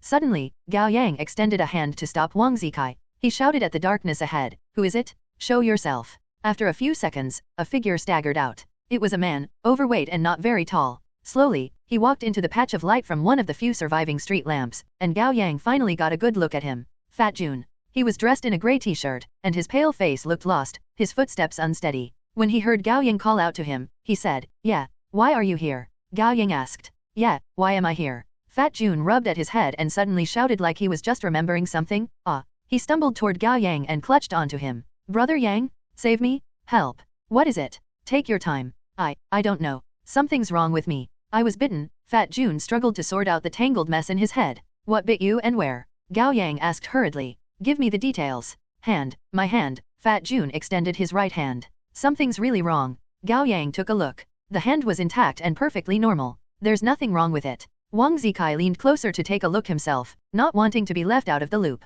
He scoffed and said, "You must have jerked off one too many times and gave yourself a hallucination." Before he could finish, Fat Jun's chubby hand gurgled, and a crimson red eye appeared on his palm. What the Wang Zikai jumped back in shock. "What is that?" Fat Jun trembled, on the verge of breaking down. "I don't know. Save me, help me." Hit with an ominous feeling, Gao Yang hurried to back off, but Fat Jun's right hand was quicker and grabbed his neck with unusual power. Then Fat Jun's arm swole like rapidly fermenting dough, turning into a giant lump of melty flesh in a matter of seconds. It seemed to have a life of its own, and it gurgled as it rolled and squirmed, slowly devouring Gao Yang's head. Gao Yang didn't feel any pain, but his breath was slowly getting taken away like he was stuck in a lump of rotten, slimy aspic. Gao Yang took out the dagger he had hidden in his pocket and stabbed the lump of flesh. Nothing. The lump swallowed the dagger as well before vomiting it out with a sputter. Terrified, Wang Zikai bolted. "Help, help." Gao Yang was lifted off the ground, and the fear of almost getting his head crushed by Li Weiwei returned in full force. He swung his arms around, struggling to break free, but it was all in vain. Fat Jun was still rooted to the spot. His giant, twisted, swollen hand refused to listen to him. He cried out, "Help! Someone, anyone! What's happening to me?" When Gao Yang was going to black out from the lack of air, a familiar voice spoke up again, "Stop." It was Wang Zikai. He had run away for a brief moment, but gradually, he overcame his fear and turned around. He charged at Fat Jun and drop-kicked him. "Let him go." The moment his feet collided with Fat Jun's face, Fat Jun flew backward into the air, dragging the lumpy giant hand with him and causing it to let go of Gao Yang. Just when Fat Jun was going to hit the ground, the giant hand made a landing first and propped him up. Fat Jun got back to his feet. Immediately, the giant hand lunged at Gao Yang again. Gao Yang was still coughing on his knees. There was not enough time for him to run. "You son of a," Wang Zikai stood before Gao Yang. "You're not touching my brother again." As he spoke, the muscles of his right arm swelled and burst through his sleeve, and his skin turned grayish-green with a tough, sturdy texture. Under the warm yellow street light, it looked like bronze. Slap! Wang Zikai's bronze hand caught Fat Jun's lumpy one easily. The two giant monstrous hands battled for dominance, pushing against each other. Veins popped from Wang Zikai's forehead, and his eyes had turned a dark green at some point. His arm kept applying more pressure and reached a staggering grip force of 1,000 kilograms in only 5 seconds. The lumpy hand was no match for his bronze one. It seemed to have a mind of its own and made a soft sound of panic. It swung around, trying to break free of Wang Zikai's grip, but it was too late. Splash! Finally, Wang Zikai's monstrous bronze hand crushed the lump of flesh, splattering light purple blood everywhere. When Gao Yang got to his feet, Fat Jun was already unconscious on the ground, his arm back to normal. Wang Zikai panted heavily, his chest heaving, and the right arm that had broken his sleeve slowly reverting back to his human one. Gao Yang looked at Wang Zikai from the back. His friend seemed quiet, cold. Fear shot through Gao Yang from the solace of his feet. Was his friend really a mere wanderer? Why did he sense a greater power hidden inside Wang Zikai than Li Weiwei and Anti-Ho? Gao Yang wasn't sure if he should call out to Wang Zikai, or turn around and run. That was when Wang Zikai turned to him, eyes misty with tears threatening to break free. Gao Yang, you didn't lie to me? I've gotten stronger. What? Gao Yang knew he must have a dumb look on his face right now. Wang Zikai rushed to him and threw his arms around him, jumping up and down. Did you see? My Kylin arm won. The cultivation method you taught me is the real deal. Nah, it's nothing. It's all because of your hard work. Gao Yang did his best to put on a smile. Thank God this friend of his wasn't a bright one, or things would have gotten really ugly. Oh, that's right. Wang Zikai was so happy that he only remembered about Fat Jun now. I didn't expect this guy to turn against us. Should I kill him? Wait. Gao Yang stopped him. After a pause, he asked, you live in the area, don't you? Yeah. And you live alone because your parents are divorced. Yep.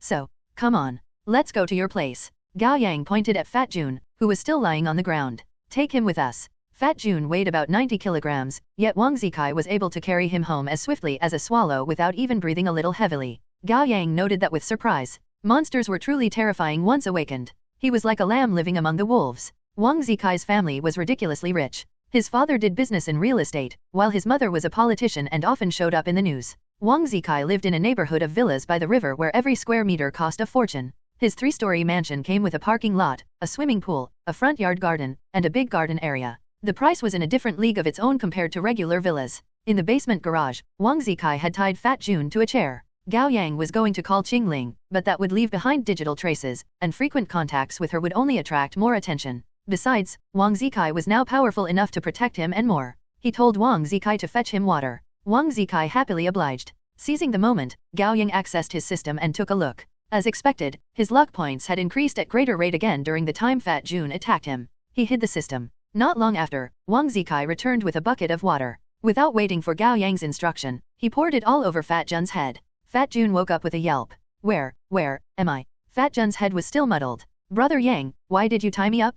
What happened? Are you a human or a monster? Asked Gao Yang. I'm human, an awakener. Fat Jun cried out. Didn't you know that already? Gao Yang didn't respond. Fat Jun had a talent and had used it to heal him. That would support him being human. However, the giant lumpy hand didn't look like the result of a human talent at all, but a monster's form. No, I have to check to be on the safe side. Do you have that kind of film at home? Gao Yang asked Wang Zikai. Wang Zikai paused. What film? You know, that one internet slang to refer to a really strong arm, but it's often used when you can't suppress the urge to do something, like throwing a punch at someone, or, well, jerking off. Wang Zikai still didn't understand. Blinking, he asked, what do you mean by that? I mean, when you're training your Kylin arm, the kind of film you usually watch then, Gao Yang said awkwardly. Oh, Wang Zikai slapped himself on the thigh with an indignant look on his face. Why would I have those? Wang Zikai, have women lining up for me. Gao Yang didn't have the time to play along with his antics. He rolled his eyes and said, stop playing around. This is serious business. Wang Zikai threw Fat Jun a glance and dragged Gao Yang out of the garage to the living room.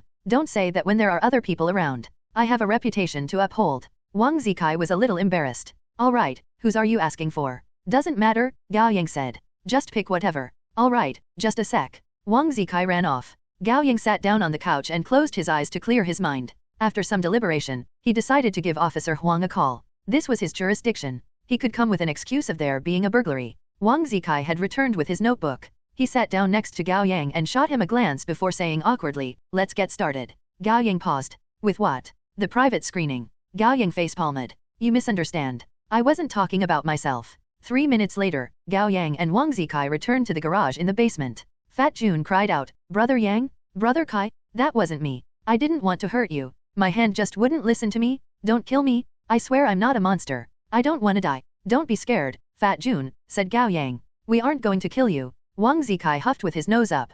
Otherwise you'd be dead already. True, Fat Jun settled down a little. Are you into men or women, Fat Jun? Asked Gao Yang. What? Fat Jun thought he had heard wrong. Gao Yang repeated himself. Are you into men or women? Women. What? Why? Fat Jun was confused. He didn't know why Gao Yang was asking him that. Alright. Gao Yang opened the notebook and clicked on a random clip before throwing Wang Zikai a glance. Go take off his pants. Wang Zikai paused. What? Just do it. Gao Yang didn't want to waste his breath coming up with an excuse. Wang Zikai took off Fat Jun's jeans, revealing his yellow Pikachu underwear and his hairy, fat thighs. Gao Yang flipped the screen to Fat Jun and said, "Relax and pay attention." "Oh, right." Fat Jun started out nervous, but he got more and more into it after a few minutes. All throughout the process, Wang Zikai's expressionless face slowly morphed into a derisive smirk. Sensing Wang Zikai's wordless judgment, Fat Jun felt a blow to his ego and forgot to be scared, exclaiming, "I'm not in the right condition now? This isn't what usually happens." "Oh, is that so?" Wang Zikai dragged out the last syllable in an obnoxious way.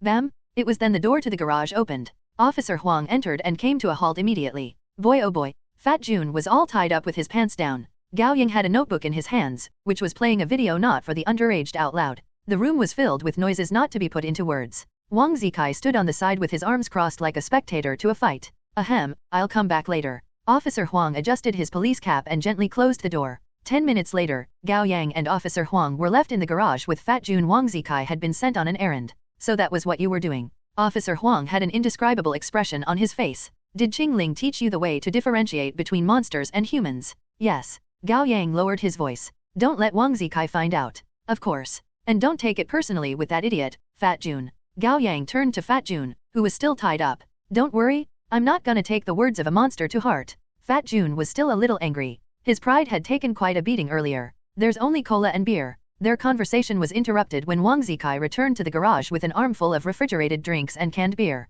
Officer Huang took a can of cola and opened it, offering it to Fat Jun. Fat Jun had been thirsty for a while. He craned his neck forward and took 2 quick gulps. He was visibly rejuvenated. Even his eyes were brighter. Officer Huang pulled a chair over and sat down like he was interrogating a suspect. "All right, give us the story. Take your time and don't leave out anything." "Okay." Fat Jun licked his lips and went over what he remembered. "Didn't my hotel get burned down? The official story was that Auntie Ho was burned dead, and I was injured. Following our plan, I closed down the hotel and stayed at home to recover. I didn't dare go out and had been waiting for you guys to contact me. Then yesterday at midnight, I was woken up by a strange noise." "What noise?" Officer Huang lit a cigarette. "It sounded like a cat. It kept meowing while I was trying to sleep. I had enough of it and got out of bed to check the balcony. Lo and behold, there was a white cat there. It looked like a rag doll, but a little smaller. Its ears were pricked up, and its eyes were green." Officer Huang nodded for Fat Jun to continue. "The white cat seemed smart. It stopped meowing when it saw me. That got me, you know. I thought someone must have lost their pet cat, so I was going to pet it on the head.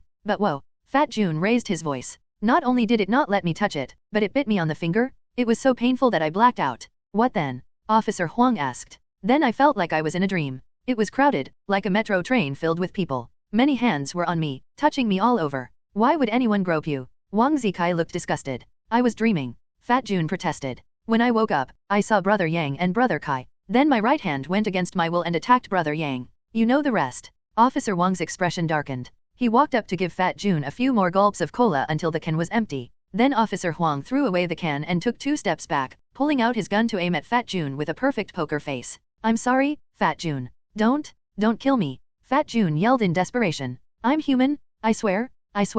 Save me, Brother Yang. Save me." Officer Huang. Gao Yang couldn't bear to see him killed. "Why don't we observe him for a little?" Bang! Officer Huang pulled the trigger. "Gah! Ah!" Fat Jun hysterically yelled and squirmed with his fat body for about 8 seconds until he settled down. "I'm not dead." Panting, Fat Jun looked down. The bullet had hit his right arm, but strangely, it wasn't bleeding. There was only a black hole in it. Then his right arm began to melt and ferment until finally, it gurgled and turned into a big lump of flesh, vomiting the bullet out with a sputter. A few seconds later, it turned back to normal. The other 3 saw all that happen. Officer Huang put away his gun. "Your arm is a monster's, Fat Jun. According to what I know about talents, not one grants such strange transformation power." He rubbed at his temple with his thumb and said with a frown, "But you are still human at the moment." "At the moment." Fat Jun slumped. Officer Huang sighed and turned to Gao Yang. "What do you think?" "Brother Yang? Save me, Brother Yang." Fat Jun was on the verge of bursting into tears. "I know you won't give up on me. You saved Brother Kai too, right? You won't let me be killed, will you?" "We'll spare him for now," said Gao Yang. "Why?" Wang Zikai was a little disappointed. "There's no use keeping him alive. Might as well kill him." "I'm not useless." Fat Jun yelled. "I'm more useful than you. You." In the end, he managed to swallow the word wanderer. Gao Yang shot him a look. The transformation of his arm must have something to do with the white cat's bite. If it spreads to other parts of his body, we can always kill him then. If it's only limited to the arm, though, Fat Jun is more valuable to us alive. Yeah. Fat Jun jumped to defend himself, driven by his will to survive. "I can heal. I'm the only healer in this group. I'm valuable." Officer Huang thought for a moment. "All right. Keep him tied up. We'll observe him for a few days. Then he turned to Wang Zikai. We'll entrust this honorable and difficult mission to you. Make sure he has enough food and water. Don't starve him. Leave it to me. Wang Zikai thumped himself on the chest and broke into a smirk. I'll make sure to take good care of him. Gao Yang, Wang Zikai, and Officer Huang returned to the living room. Time flew without them noticing. It was already 5 o'clock in the morning, and dawn was arriving. Looking out of the window, they could see the prosperous riverside. The three of them sat down on bean bags and each drinking a can of beer, watching the scintillating river slowly turn from dark blue to a soft pink under the dawning sun. After some discussion, Officer Huang concluded, I've never seen something like Fat Jun. He isn't a monster, I don't think. At least not now. Maybe the white cat that bit him is a monster. Gao Yang wondered out loud, his head lowered. I thought monsters only pretend to be humans, but do they pretend to be animals too? And can you turn into monsters after getting bitten?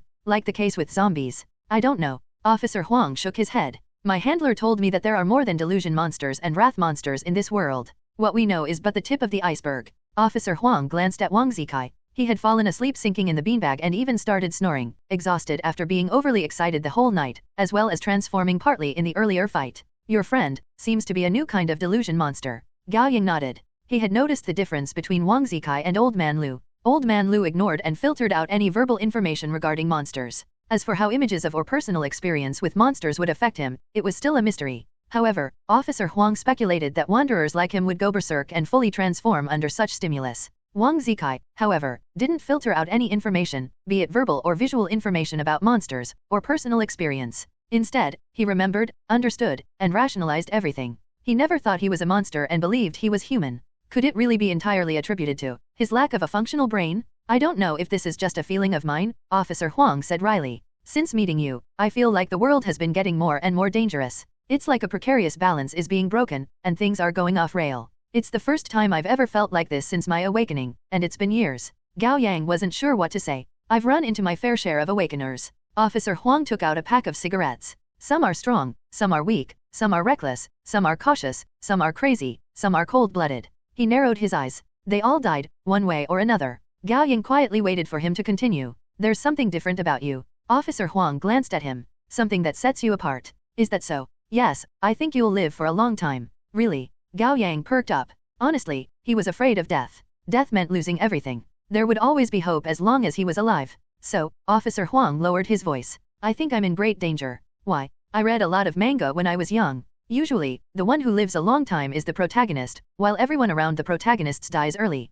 Gao Yang sweated. You're right, and I can't argue with you. I am different from others. First, I transmigrated into this world. Then I got a strange system when I awakened. If I am to put aside my shame, I'll call that protagonist privileges. However, it may turn out to be survivorship bias. Perhaps there are tens of thousands of transmigrators. Perhaps I'm not the first, nor would I be the last. Gao Yang's mind wandered a little. Officer Huang got to his feet. I've decided. I'm going to keep my distance from you. What? Gao Yang was taken by surprise. Don't abandon me, Officer Huang. I don't mean it like that. Officer Huang took a drag of his cigarette and smiled cryptically. I mean we should join the organization as soon as possible. Then you'll have more companions by your side, and statistically, the risk of me meeting an untimely demise will be lower. Gao Yang was speechless. You act more like the transmigrator, sir? Officer Huang took out a post-it note and a pen, jotting down a time and an address quickly. 12 o'clock tonight. Come with Qingling. I'll take you to the interview. Okay. Gao Yang took the note. After a short rest at Wang Zikai's place, Gao Yang went to school. Wang Zikai stayed behind to keep an eye on Fat Jun and cultivated in the meantime. Due to him entering seed mode last night, Wang Zikai believed he was finally seeing the result of his cultivation and became highly motivated to keep cultivating. It seemed Gao Yang could keep him out of trouble a few more days with that. After the morning self-study, Gao Yang called Qingling to the rooftop and gave her a summarized version of what happened last night. Of course, he did his best to downplay Wang Zikai's contribution. Qingling didn't comment on that. Then later that morning, Gao Yang went to Wan Sisi, the English student assistant, to ask about a few English problems. Wan Sisi was pleasantly surprised and answered his questions enthusiastically. Afterwards, she invited Gao Yang to have lunch together, along with other classmates, of course. Gao Yang accepted and spent an enjoyable lunchtime with his classmates. It was enjoyable on the surface, at least. They bought the story that he had been keeping distance with them because he was too heartbroken about Li Weiwei's death. Nothing unusual happened in the afternoon. The same was true of the evening self-study. After that, Gao Yang and Qingling met up in an alleyway near the school. It had become a meeting spot for them. The moment he saw Qingling, Gao Yang made to take off his clothes. No need for that, said Qingling. We aren't disguising ourselves today. Gao Yang was a little surprised. Yeah. Qingling took a look at the note. The address is Huangsong Street 121, Feiyang District. It's too far away and on the other side of the bridge. We can't walk there. What then? Qing Ling gave it some thought. Then we'll just take the last metro with a good cover story. All right. They walked out of the alley. Qing Ling put her arms around Gao Yang's and rested her head on his shoulder, like a girl snuggling her boyfriend. We'll pretend to be dating and stealing time to stay together too. That'll rationalize our behavior. Okay. Gao Yang wasn't going to oppose that. Surrounded by monsters, he couldn't feel safer with a pretty and powerful bodyguard holding him. They took the metro and emerged in Feiyang District in River West after half an hour. Then they walked for another 20 minutes or so. Qing Ling stopped at a street selling late-night snacks and bought malatang. She really had a thing for malatang. Huangsong Street sat in an old neighborhood waiting for renewal. The street was lined with 2-story and 3-story cement buildings. The storefronts had long closed. The road hadn't been maintained for a long time and was covered in bumps and holes. Many of the street lamps weren't working either, and Gao Yang was sure the cameras must have all been conveniently damaged. They walked along the street checking the door plates. Soon, they found number 121. It was an unassuming place. The rusty roller door was half open. Inside was a piece of blue fabric common for old storefronts. The light was flickering, and the sound of fighting and explosions could be heard. Gao Yang vaguely made out the old arcade machines. I didn't know arcades like this still exist. Gao Yang loved arcades when he was young. 5 cents would last him the whole morning. Of course, he was terrible at the games. Usually, he would stand behind the older boys and watch how they won the game with only 1 token. Thinking back, that could be considered the start of game streamers. Come, let's go. Qing Ling put on a mask. Wait, Gao Yang said. What? Give me the time of a song 3. 1. A reference to Gundam. Seed mode is when a person, usually a mecha pilot, exceeds their physical and mental limits. The term is then used generally to refer to someone demonstrating power beyond their limits. 2. It's generally frowned upon in China for students to date before college. There's the term Zhao Lian that was coined because of that, meaning dating young when students should be focusing on studying. 3. A reference to singer/songwriter J. Choose Give Me the Time of a Song. Gao Yang closed his eyes. Access granted. You have acquired 61 luck points. It was about what Gao Yang expected. 2 days were 48 hours, so normally he would have gotten 48 luck points. Since he got a bonus when he was attacked by Fat June, however, he gained a little more than 10 points on top of that. I'm going to pull for a talent. It takes 30 luck points to comprehend a new talent. Do you confirm? Yes? Comprehending. Comprehending. Comprehension fails? Dang it. This is too much. Is it really that difficult? To make another attempt at comprehension, you need 30 luck points. What kind of business do you run here? Forget it. Put all the 31 points left in luck. I'm going to an interview. Whatever I can do to make myself stronger, I'll do it. Allocation completed. Luck is now 132. Congratulations. You have acquired 20 permanent unassigned points. You may allocate them as you wish. Put them all in luck. You are prohibited from exploiting the loophole. Fine. Let me think. Then I'll put it all in charisma. You are adding 20 points to charisma. Do you confirm? Yes. It's just 20 points. I don't think it'll help much if I put them in other stats. Might as well leave a better first impression. Constitution, 27. Endurance, 28. Strength, 17. Agility, 27. Willpower, 37. Charisma, 39. Luck, 132. Access ends. System hidden. Beep. Gao Yang opened his eyes and turned to Qing Ling. Do I look different? Qing Ling looked over at him. No. Gao Yang insisted. Take a closer look. There should be a difference. Do my eyes look sharper? Or maybe my facial features are more sculpted, or my skin fairer. Your skin has gotten thicker, said Qing Ling. She has no taste. Fine. Let her be. Gao Yang took a deep breath and straightened his collars before striding into the arcade. It was about 20 square meters big with 2 lines of old arcade machines by the walls. On the screens, colorful commercials were playing, casting the dim room in old-fashioned technicolors. The fan above their head spun slowly, squeaking every so often. A young man sat in a corner of the room, focusing solely on his game. Gao Yang and Qing Ling exchanged a look. Then he walked up to the man and said, "Hello, we're here for the interview." The man didn't spare them any attention, nor did he become hostile. Gao Yang walked closer. The man was playing Knights of Valor 1. He picked Zhuge Liang as his character and was exploiting a bug with an ice sword, freezing the boss Cao again and again without pause. Youth these days don't know to respect the code of honor. The man was built a little short and thin.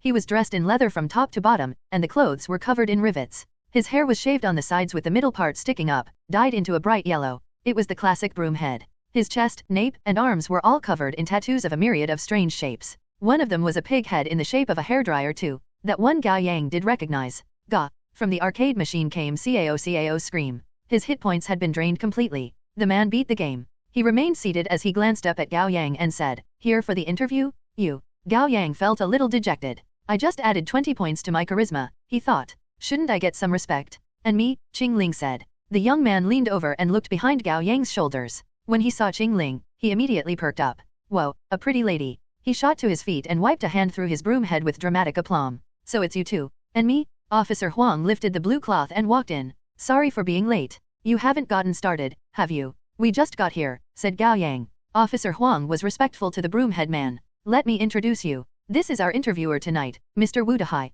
The man put his hands in his pockets and put on airs. Just call me Brother Hai. They are companions I've met recently, Gao Yang and Qingling. Officer Huang smiled. I failed the challenge last time. It's okay if I try it again with my two companions, isn't it? Yeah, but you're not bothering me for a month if you fail again tonight. Wu Dahai sounded arrogant. Deal. Let's get started. Qingling raised her hand, and a Tangdao appeared in her grip. Whoa, that's something? And it can be hidden. Wu Dahai's eyes glinted. This didn't belong to you, did it? Where did you get it? None of your business. Qingling got into a fighting position. Pretty girls have the right to be dismissive.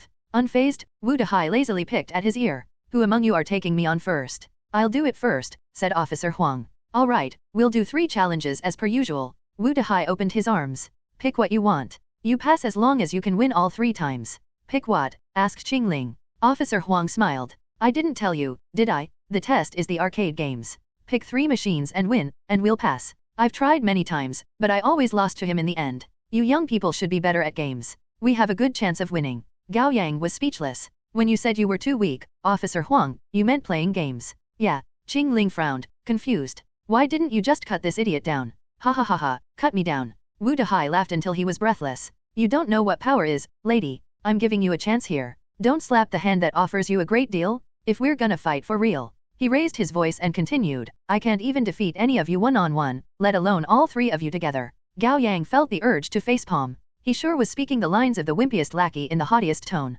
Wu Dahai seemed proud of himself. My talent doesn't lie in combat. Of course I can't defeat you, if you dare lay a finger on me. However, there is no shortage of big fish in the organization who will take care of you. All right. We're all awakeners. We should be getting along rather than fighting among ourselves. Officer Huang stepped in to defuse the tension. I'll go first. I picked the fighter jet game. He walked to a machine and sat down, inserting a coin. Wu Dahai did the same. Gao Yang approached them. It was the first generation strikers 1945. It was Gao Yang's nightmare from childhood. 1 coin never lasted more than a few minutes. He hated shoot-em-ups. Officer Huang and Wu Dahai each picked a fighter jet before entering the same game. As usual, although we each have 3 lives, we only count the first in this match. No bombs permitted. Whoever dies first loses. All right. The match started. The first stage was on the easy side. There weren't many bullets on the screen, and both of them passed it without difficulty while acquiring the best weapons. Into the second stage, the bullets on the screen became much denser. Prohibited from clearing the screen with bombs, they could only rely on regular attacks. Under the pressure, they both flashed around the screen swiftly to dodge the bullets. Once they got to the third stage, it was clear that the two were getting really into it. With his god of firearms, Officer Huang should have an advantage in shooting games like this. His fingers moved quickly, but he was composed and calm. When they encountered the boss, Officer Huang gave up on attacking altogether. His plan was obvious. He was waiting for the stage boss to kill Wu Dahai for him with all the bullets on the screen. Wu Dahai was agile as well, but he was getting agitated. He kept shooting at the stage boss while flying around. Officer Huang focused on dodging alone with a hand on the joystick and a hand holding a cigarette. Perfect flex. Gao Yang would give that a full score. Amid the countless flying bullets, Wu Dahai's jet got shot down in the end. Officer Huang let go of the joystick. His jet was shot down in an instant. He survived for a second longer than Wu Dahai. Good game, he said as he stood up. This is the only one you're good at. Wu Dahai's chin remained high. Next one. Come on. You two should give it a go, said Officer Huang. But you played well, said Gao Yang. No, I've challenged him in everything. Officer Huang smiled wryly. Other than the shooting game, I lost terribly in everything else. Who's next? Wu Dahai asked. Gao Yang shared a look with Qingling. In her characteristic cool voice, she said, I am. 1. A 1999 Taiwanese game based off of Romance of the Three Kingdoms. 2. You may have guessed. It's Peppa Pig. Qingling looked around and quickly made a decision. This one. Samurai Showdown? All right. Wu Dahai sat down before the machine eagerly. The stool was too short for Qingling's long legs. She kicked off her shoes and tucked her legs in, placing her heels on the edge of the seat and resting her chin on her knees. If her expression wasn't so icy, she would look lazy and adorable in that posture. Have you played the game before? Wu Dahai asked. No. Qingling put a hand around the joystick and seemed lost about what to do with the 4 buttons on the right. She didn't even know how to pick a character after inserting a coin. Wu Dahai was patient with a pretty girl. Use this to move in different directions. Choose your character this way. Yeah, just pick the one you like and press A. Qingling picked the first character uncaringly. Homeru? Good choice. Wu Dahai smiled with his whole face. Then I'll pick Tachibana Yukio. Once they had selected their characters, the match started. Under Wu Dahai's control, Tachibana made a slash at Homero. With a melee combo, he knocked Homero down on his back, and when Homero stood up, Tachibana was already in his space. Fatal reprobation. Secret sword? Light snowfall. On the screen, Tachibana made a flurry of combos until Homero collapsed to the ground with a cry, his hit points exhausted. Qingling hadn't even managed to get an attack in. Although Wu Dahai had killed Qingling without losing any blood, he didn't feel much sense of satisfaction. Best 2 out of 3 won. Then the second match commenced. Wu Dahai didn't rush in for an attack, but instead started to teach Qingling patiently. A is light slash, try it. Qingling pressed the button. Homero made a quick slash and hit Tachibana. B is medium slash, try it. Qingling did as he said. Homero made a slash at medium speed, pushing Tachibana 2 steps back. A and B together is heavy slash. Qingling pressed the buttons together. Homero made a powerful slash at a much slower speed, knocking Tachibana to the ground. C is light kick, D is heavy kick, and C and D together is heavy kick as well. For a newbie who had never played the game, Qingling was a quick learner. She repeated the moves in quick succession. Alright, let's get started. Wu Dahai started controlling his character. 10 seconds later, Homero lost. Qingling did make improvements though. At least Homero put up a fight and dealt some damage to Tachibana. Best 2 out of 3. You lost. Wu Dahai got to his feet. Again, said Qingling. Wait till next month. Again, Qingling repeated, her eyes burning with fighting spirit. After a moment of hesitation, Wu Dahai said, fine, we'll do it again. Whoa, you made an exception just like that. Officer Huang wasn't sure whether he should be glad or hurt. You wouldn't make any exception no matter how I begged you before. Of course I wouldn't. What good would I get out of making exceptions for an old man like you? Wu Dahai then turned to Qingling with a demanding look. I'll give you another chance, but I want to touch your hand. Qingling looked puzzled. Why? Wu Dahai cackled. To be honest with you, I have never touched a girl's hand my whole life. I mean human girls. Monsters don't count. Is there a difference? Asked Qingling. Of course there is. I'm not interested in monsters. The women in the organization are stingy. They refuse to let me touch them. I don't get it. They aren't losing anything. Gao Yang had never met someone who was so open about their depravity. He wasn't sure where to even begin if he was to roast the man. After some consideration, Qingling offered, we'll start over. If I lose again, I'll let you touch my hand. Okay, deal. Wu Dahai didn't expect Qingling to agree to the condition so easily. He was confident he was going to win. Let's go. Wu Dahai sat back down and inserted a coin. The two chose the same characters as the last round, Homero and Tachibana. Wu Dahai felt like a pro abusing a newbie. The victory didn't seem fair. Thus he offered to teach Qingling again. I'll show you the movesets. No, it's enough. Qingling turned him down. Alright, I'm gonna go all in. This time, Wu Dahai didn't pull his punches and played even more ferociously than in the previous match. Qingling didn't sit around and do nothing, but instead kept guarding against his attacks. Guarding was anything but simple in a fighting game. Guarding while standing wouldn't be effective against a kick made while crouching, and guarding while crouching wouldn't be effective against a slash made while jumping. It required quick adjustments according to the opponent's move. For the whole match, Qingling did nothing but guard. While she was getting very good at alternating between the two guarding positions, her hit points would still go steadily down with her never taking the offensive.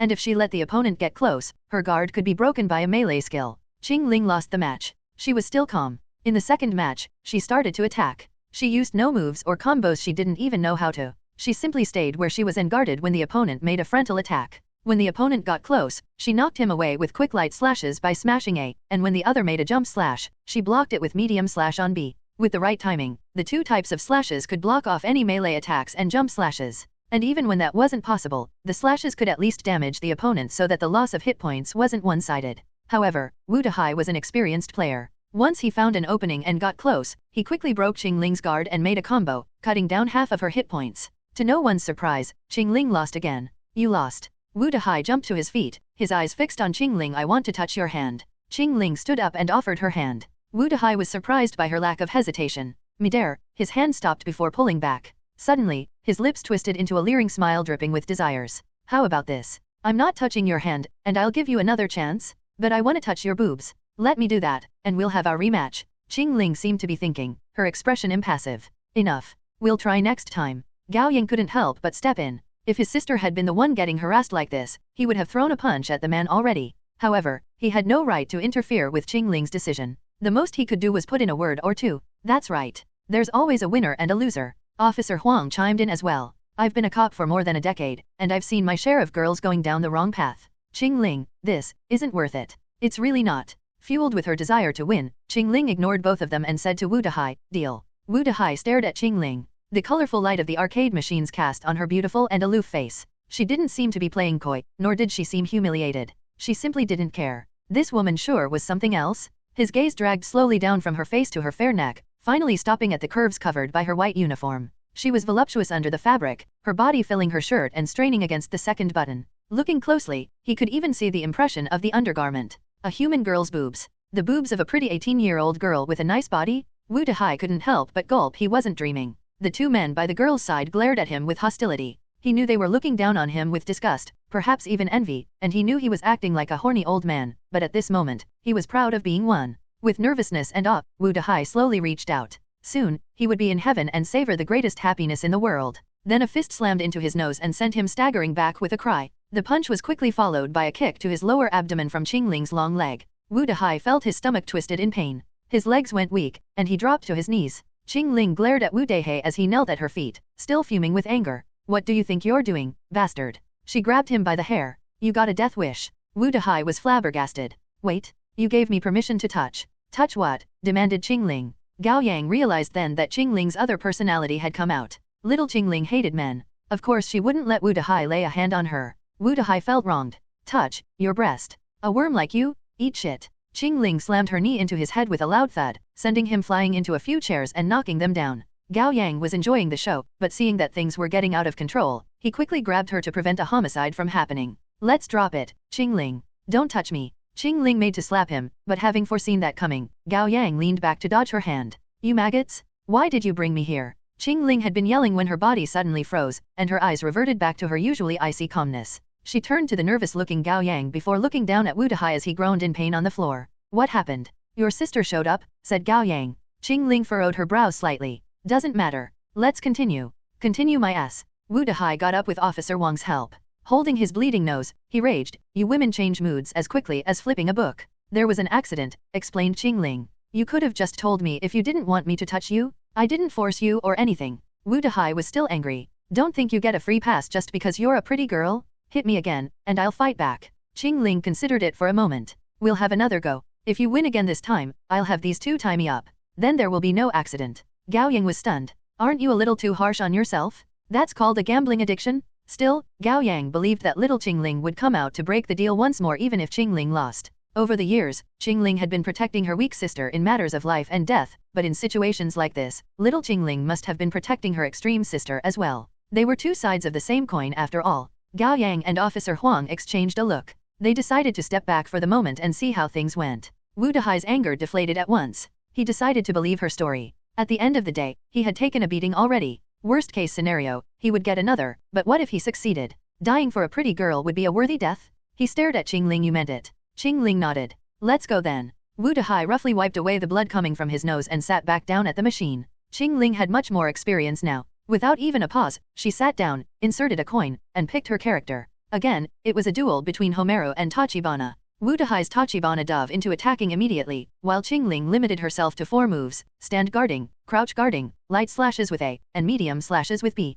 But this time, she made no mistake, and her reaction was so quick it could only be measured in milliseconds. Wu Dahai pulled every trick up his sleeves, but it felt like he was fighting against an emotionless machine. No matter what move he made, his opponent always countered it with the best response. Guard, parry, or mutual damage. Wu Dahai couldn't gain the upper hand, and his hit points were always a little short of Qingling's. The match ended with neither fighter dead, but Qingling won with a little more hit points. Wu Dahai realized what Qingling's strategy was. The second match, he didn't initiate an attack and waited for her to attack first. However, Qingling remained unmoving too. Wu Dahai had already lost the first game. Getting a deuce would mean his loss. Wu Dahai grew impatient. At the halfway point of the match, he sprang into action and attacked. However, that got him swept into Qingling's momentum again, and the match ended the same way. No death, with Qingling having more hit points left. The best 2 out of 3 won. It was Qingling's victory. Gao Yang had thought that Wu Dahai would lose his temper for getting a beating for nothing, but instead, the man stood up after a brief pause and swept his hair with 2 hands. You won.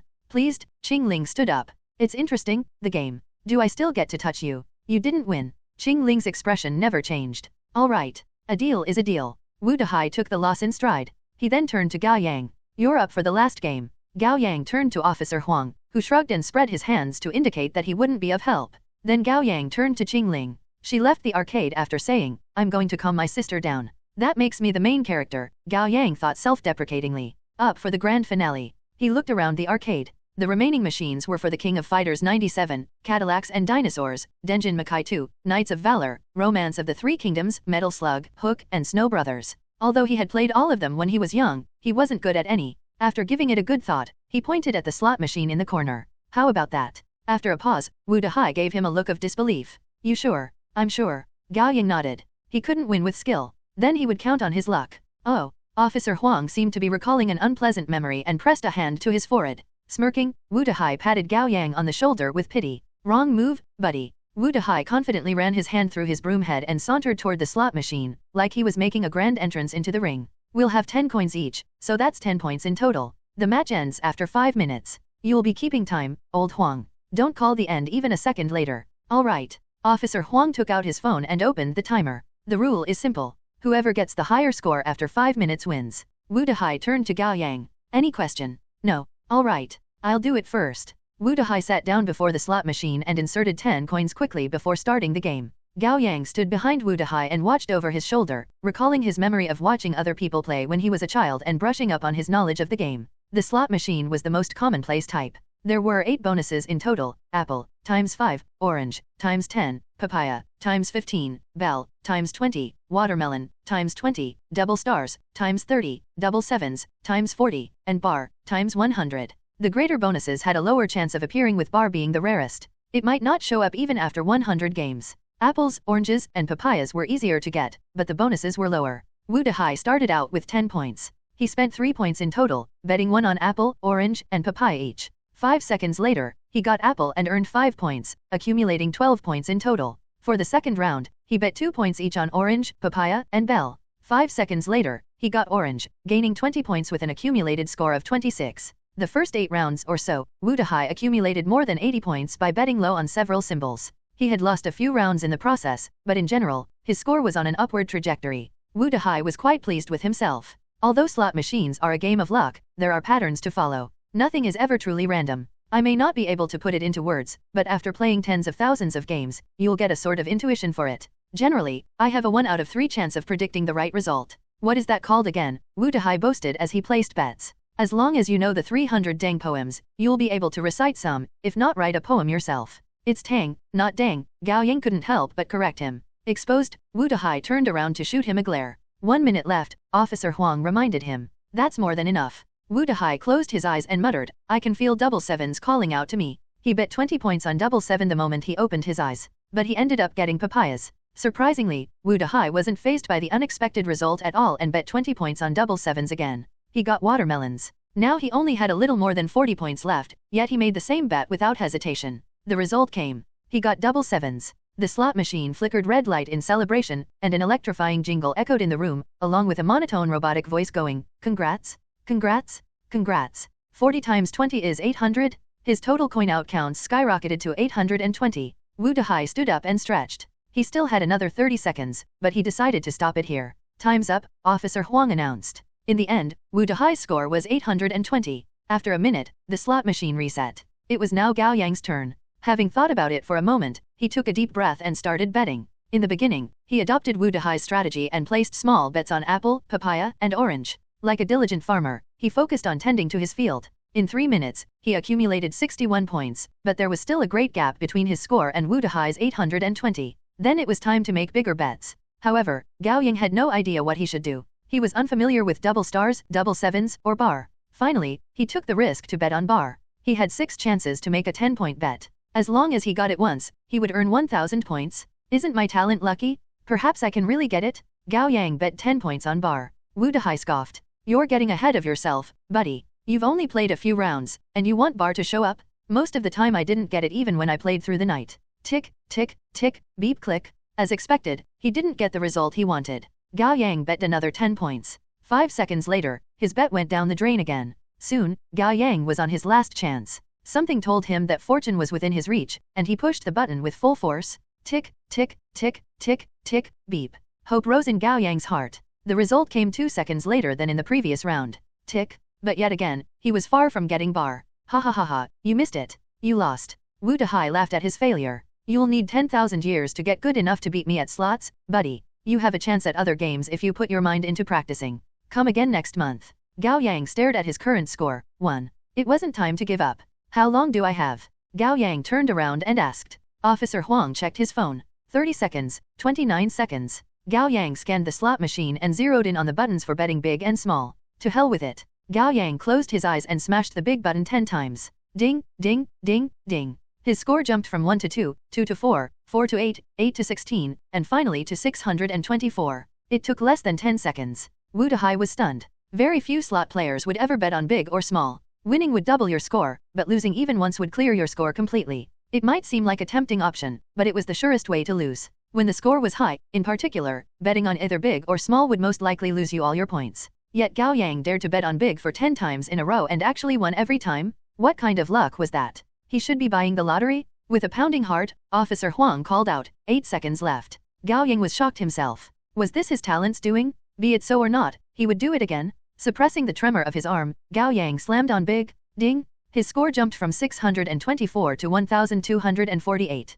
He did it? Time's up. Wu Dahai couldn't believe his eyes. He had never seen anything like this in his whole life playing slots. Was there something wrong with this machine? He walked up to it and pushed the big button again. Ding! The score dropped back to 0. Wu Dahai admitted defeat. This was what real luck looked like. You've won, he said. You passed the test. Officer Huang couldn't be happier. It hasn't been easy. Finally, I'm able to join the organization after half a year. Hey, wait. Wu Dahai interjected. That's not the case. This is only the first test. There's a second one. What? Officer Huang was surprised. Another. Gao Yang wasn't surprised. What kind of organization recruited awakeners based on their ability in playing games? They weren't recruiting gamers to compete in esport tournaments here. You don't really think winning games is all it takes to join us, do you, old Huang? The first test is merely the appetizer. Now we're getting to the main course. Wu Dahai snapped his fingers. At once, all the machines in the arcade turned off, along with the ceiling fan. Gao Yang and Officer Huang exchanged a look in the dark without a word. Wu Dahai was more than what meted the eyes. He was most likely someone with a talent related to electricity, and in most fictional stories, including games, movies, and TV shows, those who manipulated electricity were not to be trifled with. The man was indeed something else. He had been playing a pig to prey on a tiger with newbies like them. If he fought Qing Ling for real, Qing Ling might not be his match. Come on. Let's move this elsewhere. With his hands in his pockets, Wu Dahai sauntered out of the arcade. Gao Yang, Officer Huang, and Wu Dahai lifted the blue fabric and walked out of the arcade. Wu Dahai reached up to pull the roller gate down as he said, "Don't resent me, old Huang. I'm merely a cog in the organization. The rules are made by the higher UPS." Meanwhile, Qing Ling had been standing silently outside the arcade. Qing Ling? Or little Qing Ling? Gao Yang asked tentatively. Qing Ling. She turned to him. You won. Yeah. Gao Yang smiled wryly. But it's just a warm-up. There's a second test. Qing Ling didn't seem surprised. Thought so. So I was the only one naive enough to believe I only have to win the games. Officer Huang felt a pang of embarrassment. It doesn't actually matter whether you're good at the games or not. I'm mainly testing your patience while observing your character at the same time. Power isn't the only metric for whether you get to join our organization. Wu Dahai proudly rubbed his nose. Now that we've passed the character evaluation, is it time to test our strength? Asked Gao Yang. Right on. We don't allow dead weights into our fold. Those whose talents are outside the top 100 in serial number are not in our consideration. Might as well spell my name, Gao Yang thought weakly. It seemed he would have to try to cover his talent up. If it didn't work, it would be fine for Qing Ling and Officer Huang to join first. He could accumulate luck points over time and save up enough to finally comprehend a new talent. It wouldn't be too late to join then. May I take this? An old and husky voice came from not far away. Gao Yang glanced sideways and saw an old man dressed in tattered clothes. On his hunched back was a dirty trash bin, and he was holding a pair of tongs. Standing beside Officer Wang's patrol car, the old man pointed at the empty cola can on the hood with his tongs. May I have this if you don't want it? He asked again. Oh, sure. No problem. Officer Huang helpfully walked up to his car and drained the remaining cola from the can before crushing it, throwing it into the trash bin on the old man's back. Ho ho, young men sure are strong. The old man's wrinkled face arranged into an amicable smile. Of course. I graduated from the police academy. I've been training every day. Officer Huang took out a pack of cigarettes from his breast pocket. Want one, sir? Sure. The old man's muddled eyes glinted for a moment. Like he had done this 1,000 times, Officer Huang took out a cigarette and put it between the old man's lips before lighting it up.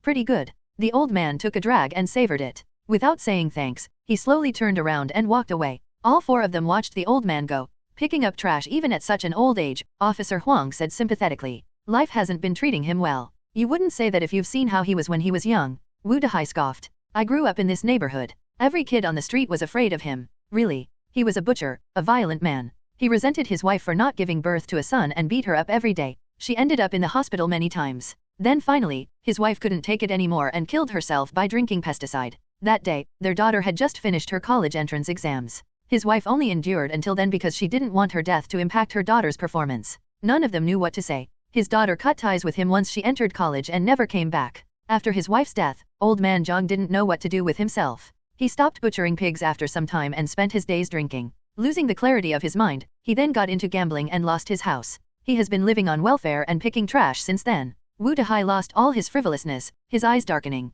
All his life, he looks least like a man now, but I think he acts most like one. Wu Dahai scoffed. Of course, he's actually a monster. Lower your voice, Officer Huang reminded him. He's not far enough to not hear it. It's okay. He's a wanderer. He'd filter it out even if he heard me. He fell, Qingling interjected. Wu Dahai turned around. Old man Zhang had fallen to the ground. Old man Zhang. Wu Dahai quickly walked up to him. You all right? The cool breeze of night swept over them. Gao Yang looked at the old man lying prone on the ground. Something felt wrong to him. He couldn't put his feelings into words, but it seemed to be an alarm sounded by his instincts, honed by his now keener senses. Wait. Gao Yang called out to Wu Dahai. Don't. Wu Dahai was less than 3 meters away from the old man when he stopped. What? The next second, everyone other than Wu Dahai saw it. Old man Zhang got up. He didn't crawl up to his feet like a regular human would. Instead, his stiff body seemed to defy gravity as an invisible force propped him up. Qingling conjured her long sword, while Officer Huang unholstered his gun. Gao Yang quickly backed away. He knew he was useless in fights at the moment,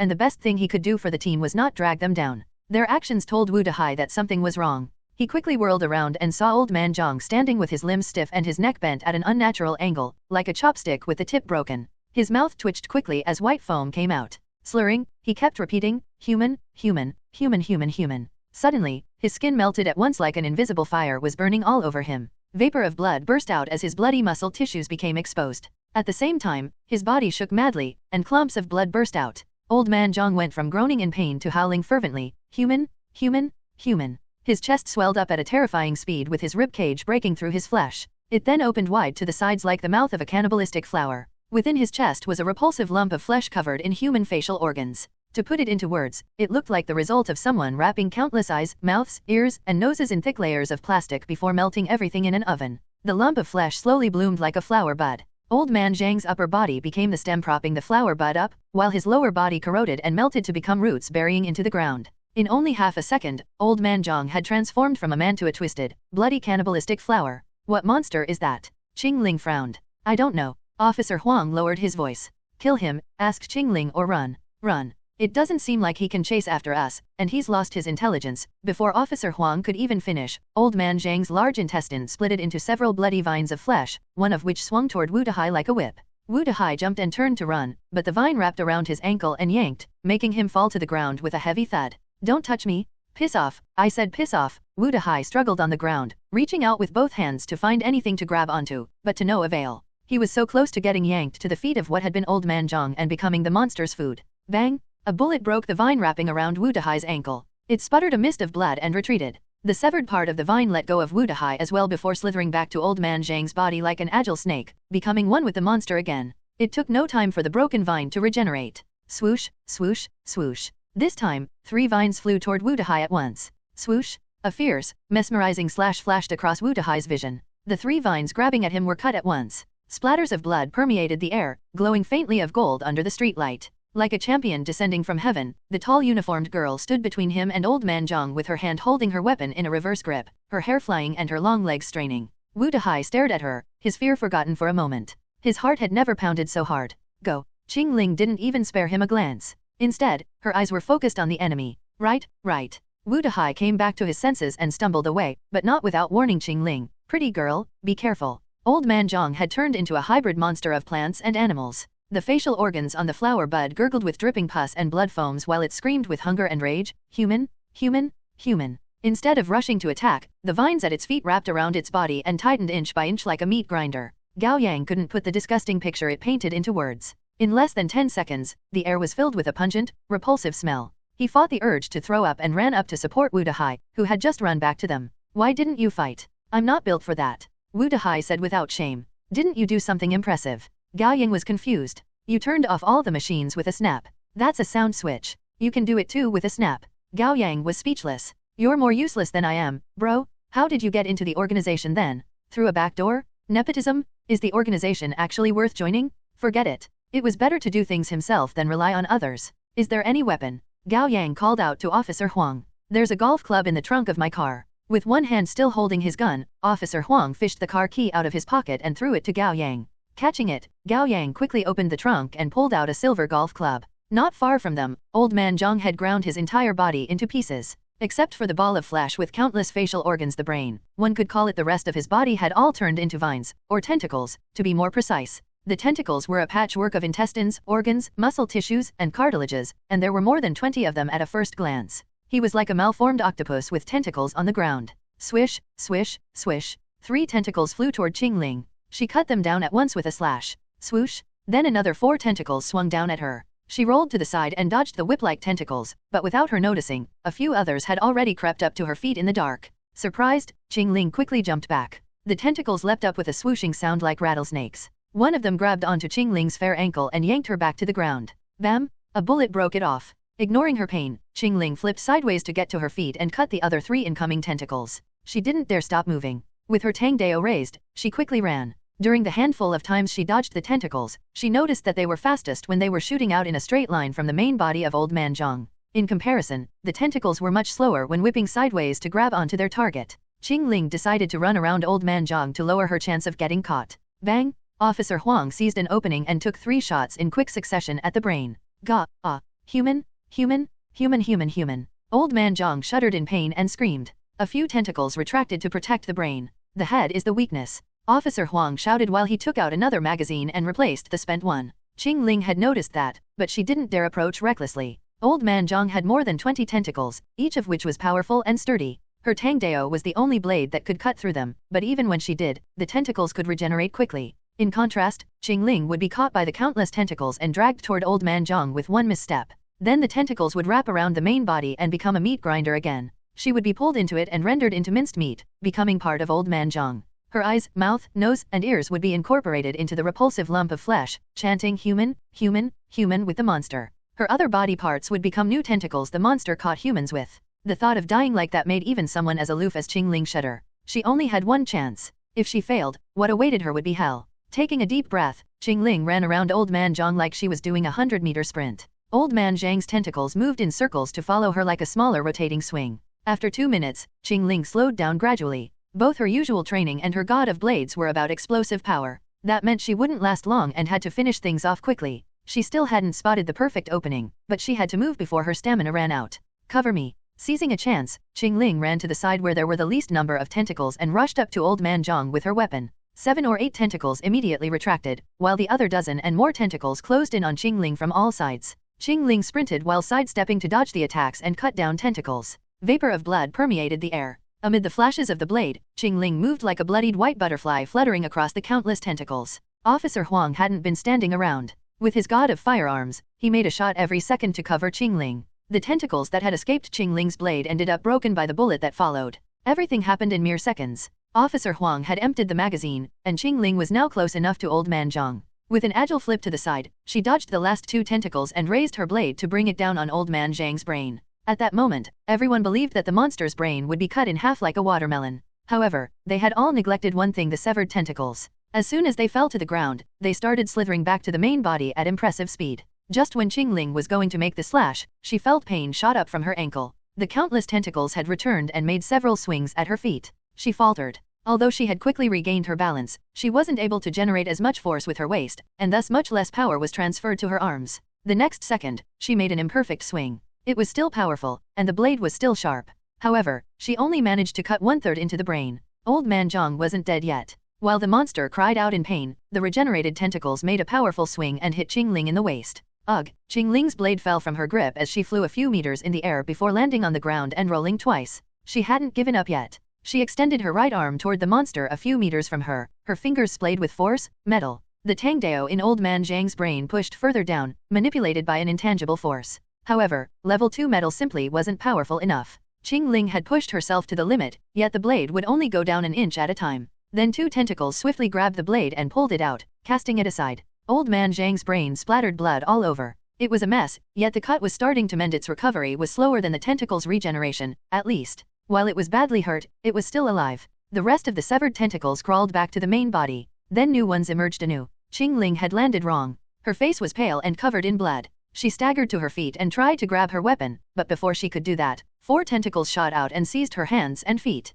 She tried her best to break free, but it was futile. The tentacles continued to drag her toward the main body. Die! Gao Yang cried out as he rushed toward Old Man Zhang with the golf club raised high. He knew that he was useless, that the only thing he could do was run away as far as he could. Yes, a wimp like him should have done that. However, the moment he saw Qingling getting caught, his feet acted on their own for some reason, and his brain stopped working. When he regained his senses, he was already charging toward the monster like a moron. Before he could get close to Old Man Zhang, a tentacle slithered toward him and grabbed his calf. With a yank, Gao Yang fell to the ground. He was getting dragged toward the main body as well. Soon, he would become Old Man Zhang's late-night snack along with Qingling. Grab on! Officer Huang ran up and caught Gao Yang with one hand while holding onto a lamp pole with his other hand. Thanks to his god of firearms, he was able to maintain a tight grip around Gao Yang's wrist with supernatural strength. For a moment, he reached a standstill with Old Man Zhang's tentacles. But Gao Yang didn't feel relieved. Firstly, his body was like a rope used in a tug of war. Any second now, it would rip apart.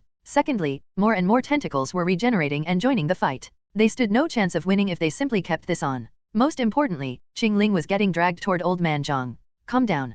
Calm down. This was exactly the moment he had to be calm. Gao Yang took a deep breath and closed his eyes. Access granted. You have acquired 30 luck points. 30 luck points? You have been through 6 minutes of great danger. Luck acquisition rate increased by 300 times. Comprehend new talent? Now, it takes 30 luck points to comprehend a new talent. Do you confirm? Yes. Comprehending. Comprehending. Comprehending. Comprehension succeeds. Talent, replicate. Serial number, 18. Rune type, knowledge. Level 1 replicate. Allow one to replicate any talent with a serial number greater than 30. Method, touch the target's body for 1 second. Number of talent replicated, 1 storage duration, 1 hour. Use duration, 3 seconds. Cooldown, 12 hours. Stats bonuses of level 1 replicate, willpower plus 30, charisma, 10. Good. Finally, congratulations, you have comprehended a talent for the first time. It now takes 60 luck points to comprehend a new talent. Access ends. System hidden. Beep. Gao Yang opened his eyes. 1 meter from him, Qingling was getting dragged toward Old Man Zhang with the side of her body on the ground. She did her best to find purchase and resisted the tentacles, but it was all in vain. Gao Yang scanned the situation and came to a quick decision. Let go of me, Officer Huang. Are you out of your mind? Let go? I have a way out? Trust me. Every second was precious. Officer Huang had no time to hesitate. He let go of Gao Yang. The tentacles pulled Gao Yang in with a powerful yank, faster than Qingling was getting dragged. When he moved past Qingling, Gao Yang extended his right arm to the fullest. He was going to touch Qingling's head, but with their bodies being parallel to each other, he was always 2 centimeters short. Gao Yang straightened his arm and splayed his fingers to the fullest, yet he still wasn't able to reach Qingling, missing her forehead, nose, mouth, and chin by a hair. Are we done? Gao Yang's heart sank. No, his eyes glinted. There's still hope?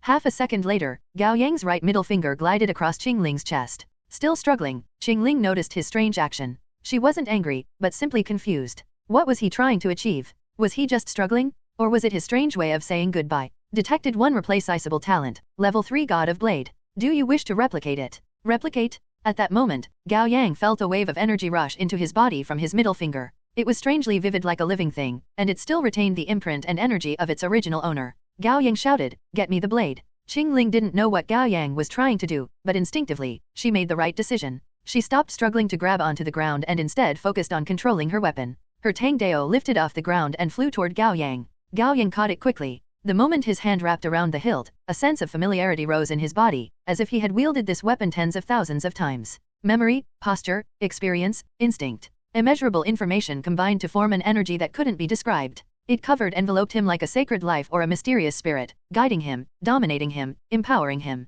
With a graceful flip of his right wrist, Gao Yang cut down the tentacles grabbing his calf. He was only 2 meters away from Old Man Zhang's main body. This was the most dangerous place to be, but also the most advantageous. His eyes had already identified the right opening and the best angle to swing the blade. He made a sidestep and crouched down, lowering the Tang Dao. With his legs, waist, and right arm lining up he made a swing. Shing. The blade cut through the disgusting lump of flesh diagonally from bottom to top. That wasn't the end. He quickly pulled back the blade and made another swing, cutting the remaining 2/3 of the flesh before it could even drop. All that happened in a fraction of a second. Blood gushed out first, and the scream followed half a second after the slash was made. It was soon stopped short, scattering in the rain of blood before the sound could even take shape. 3 seconds passed. God of Blade was lost to him. At the same time, the tentacles dragging Qingling loosened. For a moment, Qingling didn't move. But then she leapt to her feet and charged up to Gao Yang to grab the Tang Dao, making more than a dozen slashes at the dead monster and rendering it into pieces until there was no chance of it regenerating. Under the moonlight, Qingling's black hair was stained with crimson red.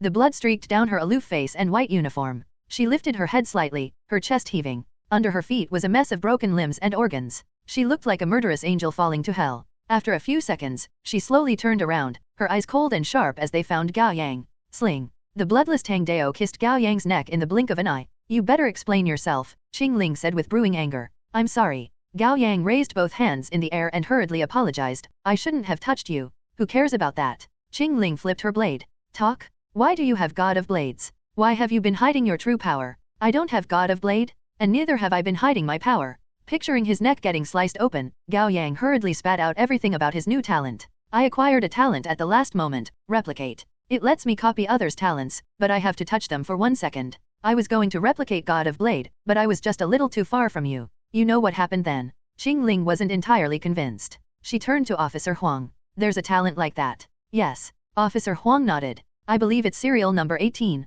He gave Gao Yang an envious look. You learned quite a powerful talent. Congratulations. Qingling stared at Gao Yang. After 2 seconds, she put away her Tang Dao. Bullshit all you want. You were just using your talent as an excuse to take advantage of her. Wu Dehai walked up to them and grumbled, his expression equal parts sullen and jealous. Gao Yang felt the urge to introduce the man's face to his fist. Wu Dehai fled quicker than anyone else in the fight, but the moment the threat was eliminated, he jumped in to share his unwanted opinions. Officer Huang found a couple towels he used for his early morning run in his patrol car and threw Gao Yang and Qingling each a towel. Wipe the blood first. He then turned to Wu Dehai. Have we passed the test now? What test? Wu Dehai gaped at him. Stop playing dumb. That must have been a test for us. Officer Huang grunted. That was too dangerous a test. What? I would have to be a psycho to test you that way. Wu Dehai flailed his arms around vehemently. I don't know why old man Zhang transformed into a monster, and such a strange and disgusting one at that. I almost peed my pants. Gao Yang questioned how dependable the organization would be if this was how Wu Dehai acted.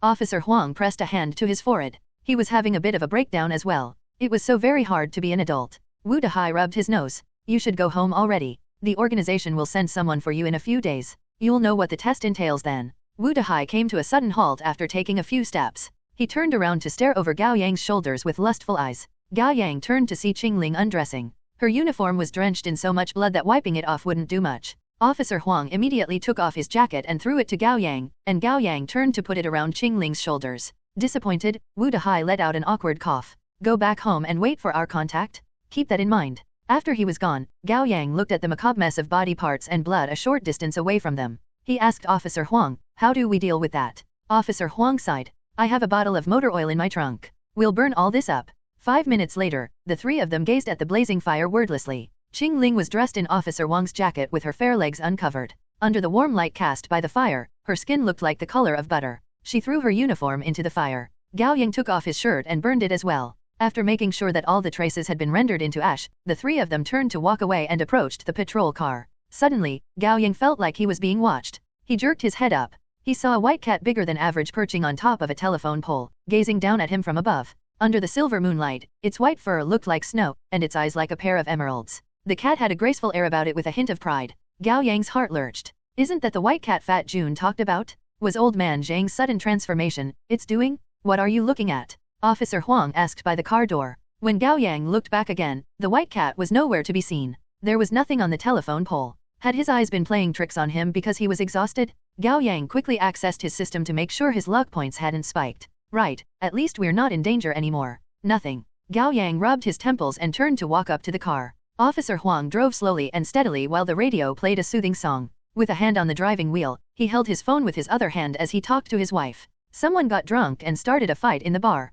I just finished dealing with it. Right, I'll be home soon. Don't wait for me, honey. Go to bed. You can't fall asleep. Ah, you're hungry? All right, I'll get takeout for you. It won't be a problem. What do you want? I'll get it for you. Officer Huang ended the call and hummed along with the radio. He seemed to be in a good mood. Gao Yang and Qingling sat in the back seat. After the difficult fight, Qingling was completely exhausted. She fell asleep with her head resting against the window, but then a sharp turn hurled her toward Gao Yang, and her head ended up resting on his shoulder, her hair running down his chest. Gao Yang could smell a faint fragrance from her. Don't thank me. Officer Huang grinned at Gao Yang through the rearview mirror. Gao Yang responded wryly, we're not together. Is that so? Officer Huang suddenly spoke like an older man talking to children. She's had it hard.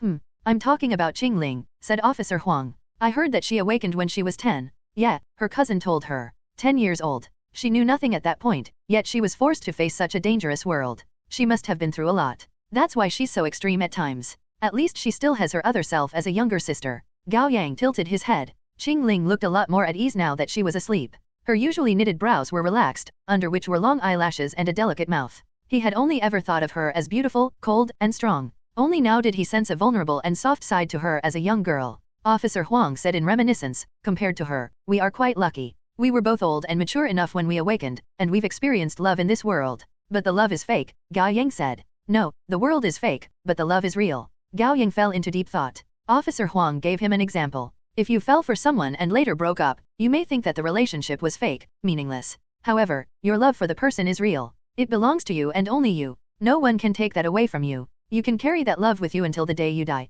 But Qingling doesn't have that. When she dies, she will be dying alone. Officer Huang made a bemused sound. Maybe that's why she's more obsessed with power than us. She fears a lonely death more than anyone. It would feel as if she had never been alive. Officer Huang smiled with melancholy. I love my wife, and I always will. Even if one day she transforms and kills me, or if I am forced to kill her, it doesn't matter. The woman I love hasn't changed or disappeared. She's simply passed away. Death comes to everyone sooner or later, doesn't it? Gao Yang didn't grasp the man's words completely, and he didn't respond. All awakeners who were able to survive in this world probably held their own belief. Qingling's life centered around getting stronger, while Officer Wang's life centered around love. How about me then? He asked himself. He didn't have an answer yet. Not long after, Officer Huang parked at the entrance of a bustling night market. He got out of the car and said, I'm going to get hot and sour noodles for my wife. It won't take long. Would you and Qingling want some? Their potato noodles have a good bite. I've been a loyal customer for more than a decade. Gao Yang nodded. Okay, I'll have one.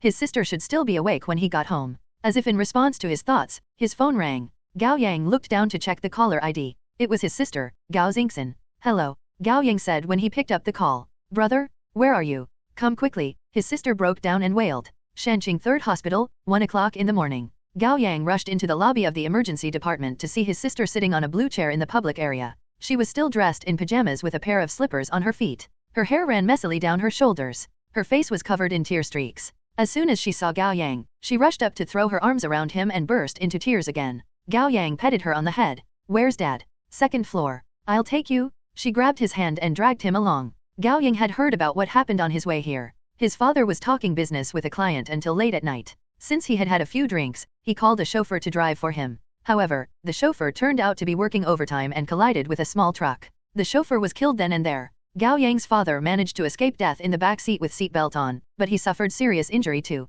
He was rescued from the car and sent to the hospital for emergency treatment. The nurse found his wallet and ID when sorting out his clothes and called Gao Yang's mother. His mother almost fainted. Without changing her clothes, she rushed to the hospital with his sister in tow. His grandmother had health issues and was already asleep. The mother and daughter didn't dare wake her up, let alone tell her what happened. Gao Yang and his sister rushed out of the elevator. The first thing he saw was his mother. Wearing pajamas and slippers, she looked devastated with her messy hair and swollen eyes as she sat outside the operating room. The moment she saw her children, she shot to her feet and pulled them into her arms. I'm scared, Mom, his sister's voice cracked. His mother didn't say anything, but her hands were shaking. Gao Yang wrapped his arms around his mother and sister. It's okay. It'll be okay. Dad will be fine. The surgery continued well into midnight. The surgeon emerged from the operating room covered in blood. Wearing a surgery mask, he said in a tired voice, patient is now under no immediate threat to his life. However, the prognosis isn't looking good. We've done all we can. The rest will be up to him. You'll have to be prepared. Even if he lives, he may be bound to a wheelchair the rest of his life.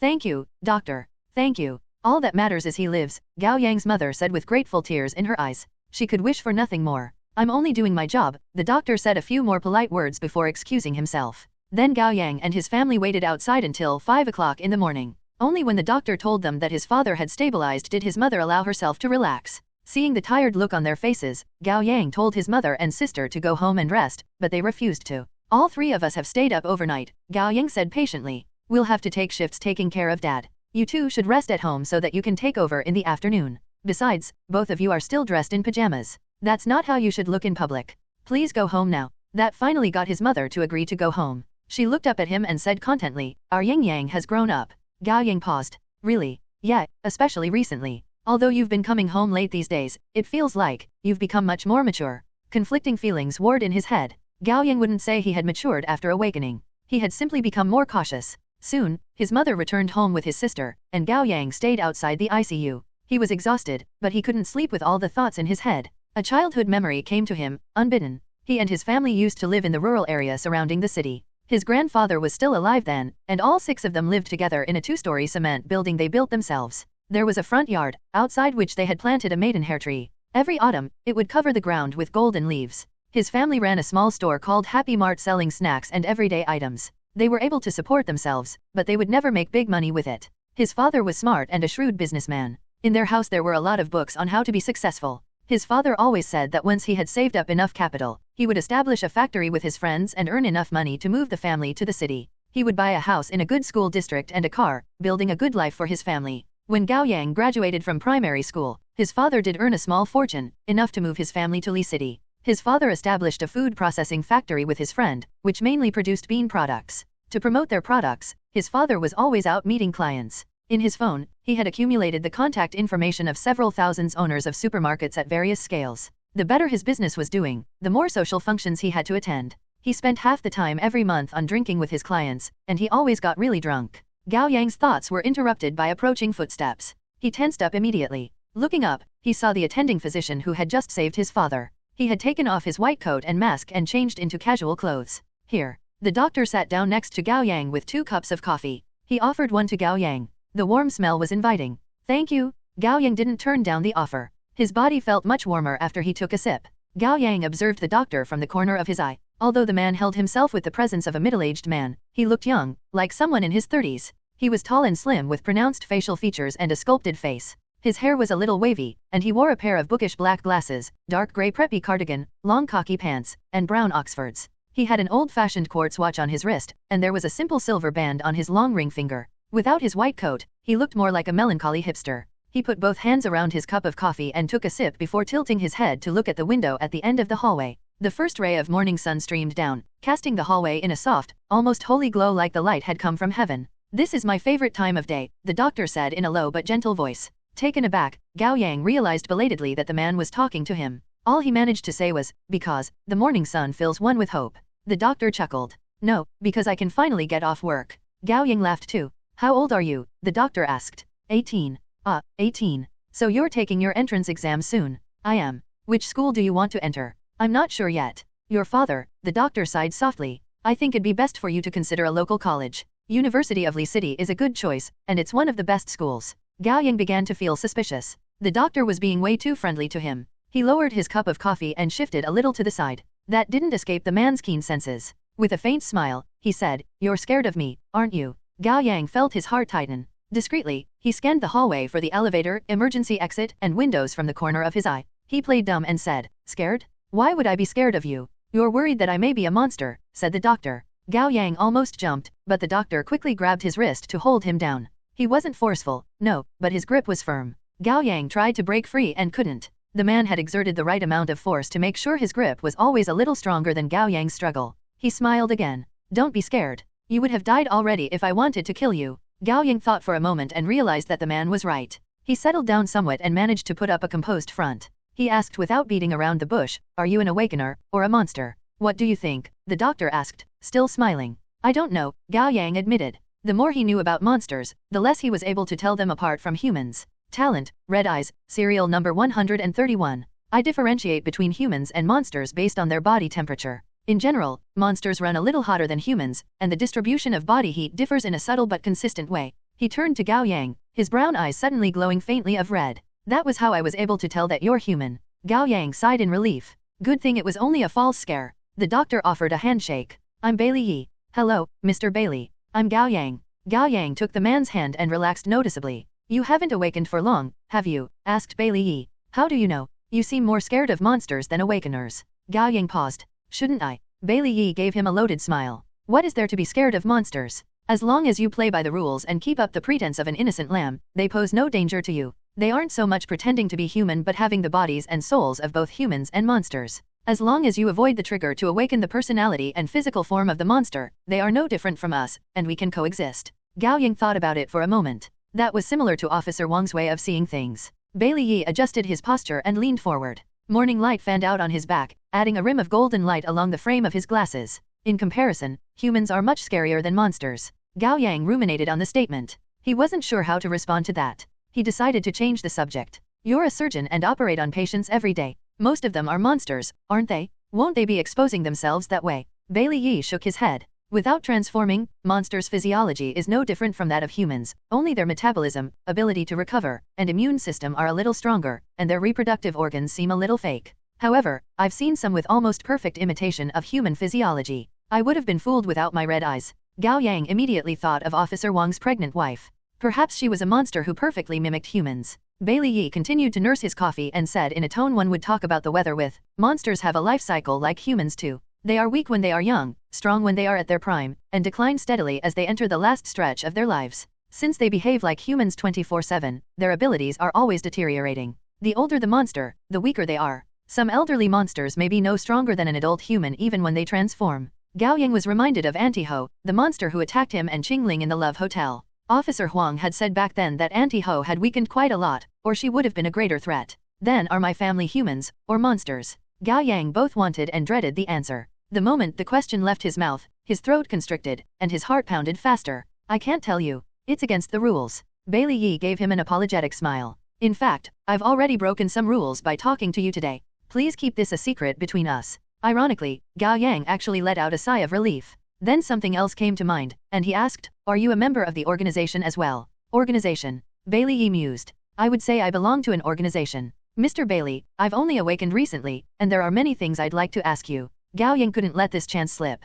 All the questions he had been agonizing over poured out from him. I heard that monsters don't have a real reproductive system. Then how did they come about? How did humans come about? Why let humans into their mix, and why play house with us humans? Why do we only acquire talents when we discover the truth of the world? And why do monsters come after humans the moment we awaken like a switch has been flipped? How many kinds of monsters are there? Are they all bad? Can humans and monsters have babies? Are things only like this in this area, or is the entire world in the same state? Bailey Yi smiled with amusement. Poor boy, you've been keeping it all in. Gao Yang felt like crying. His head had been filled with all the questions since his awakening, and he was on the verge of losing his mind. My apology. There are many questions I don't have an answer to, and those I can answer, I cannot share the information with you. Bailey Yi thought for a moment. How about I give you a few words as a parting gift? Delusion, greed, wrath, pride, life, and death are all meaningless. Life is short and nothing but a grand dream. Bailey Yi's tone was calm, but the words strung together to form a lamenting verse. Gao Yang committed his words to memory. It's about time.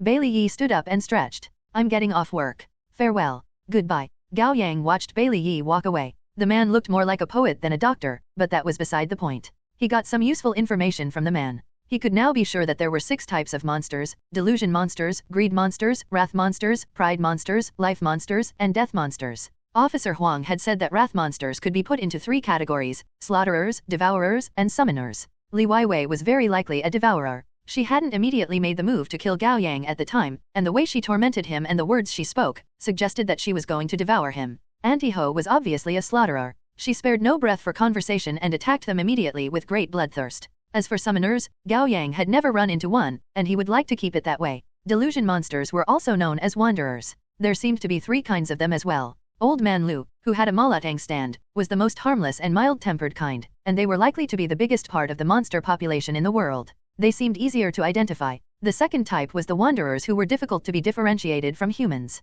Awakeners couldn't tell they were monsters with experience and observation alone. They needed special talents for that, such as Bailey Yi's red eyes and the mentally ill man's keen smell. Officer Wang's wife and Gao Yang's family were probably in this category. Of course, there was a chance that they were unawakened humans. As long as they weren't tested to find out the truth, they were forever this world's version of SCHR, Dinger's cat, both human and monster at the same time. The third type of wanderers was Wang Zikai. He was too strange to analyze and categorize. Old Man Zhang, the wanderer they had run into only a few hours ago, should be the first type, yet he had gone berserk without warning, and his monster form was bizarre to say the least. The white cat could be the one responsible. Was the white cat a monster as well? A delusion, pride, life, or death monster, perhaps. Assuming every type of monster could be put into 3 subcategories, there would be at least 18 kinds of monsters in this world. Gao Yang sucked in a breath. There was no turning back after he awakened. He had to join the organization as soon as possible so that he could earn their support and grasp more rules. Otherwise, he would always be a player with his eyes closed. Once night came, he would be at the mercy of others, and his survival would be dependent solely on luck. At noon, Gao Yang's mother and sister came to the hospital to take over caring duty. Gao Yang returned home to take a shower and rest. He slept for only 4 hours, but he felt rejuvenated. He had noticed his body getting stronger since he became an awakener. That must be a result of his increased stats. Gao Yang made some calculations in his head. He would get 24 luck points every day when there wasn't a threat, which meant he would get 720 luck points in total if he survived for a month. That was quite a lot to put into any of his stats. However, Gao Yang had been allocating all the points to his luck. He wasn't one to change course halfway, and he didn't want to waste the points he had already put in. Thus he made up his mind that in the future, he would invest half his luck points on comprehending new talents and the other half on luck. If there was any point left, he would allocate them according to the circumstances. In the evening, Gao Yang had dinner before leaving for school. Although his mother had gotten a sick leave for him, he decided to attend evening self-study so that he could exchange information with Qingling. She was a cautious one and never communicated through phone calls because of the traces that would leave. She always talked about such matters in person. During the first break, Gao Yang was going to find Qingling when Wansisi came up to him and said, "Gao Yang, I heard that your dad is in the hospital." "Yeah,"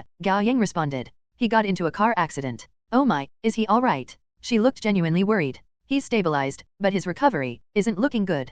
Gao Yang was a little down. The doctor said that he may be wheelchair-bound for the rest of his life. "That won't happen. Your dad will have a full recovery," Wansisi assured him. "My uncle got into a car accident 2 years ago. The doctor said that he would be paralyzed with high-level spinal cord injuries. Instead, he was able to get out of bed and walk after a year. Although he still needed a walking stick, he can move pretty alright on his own."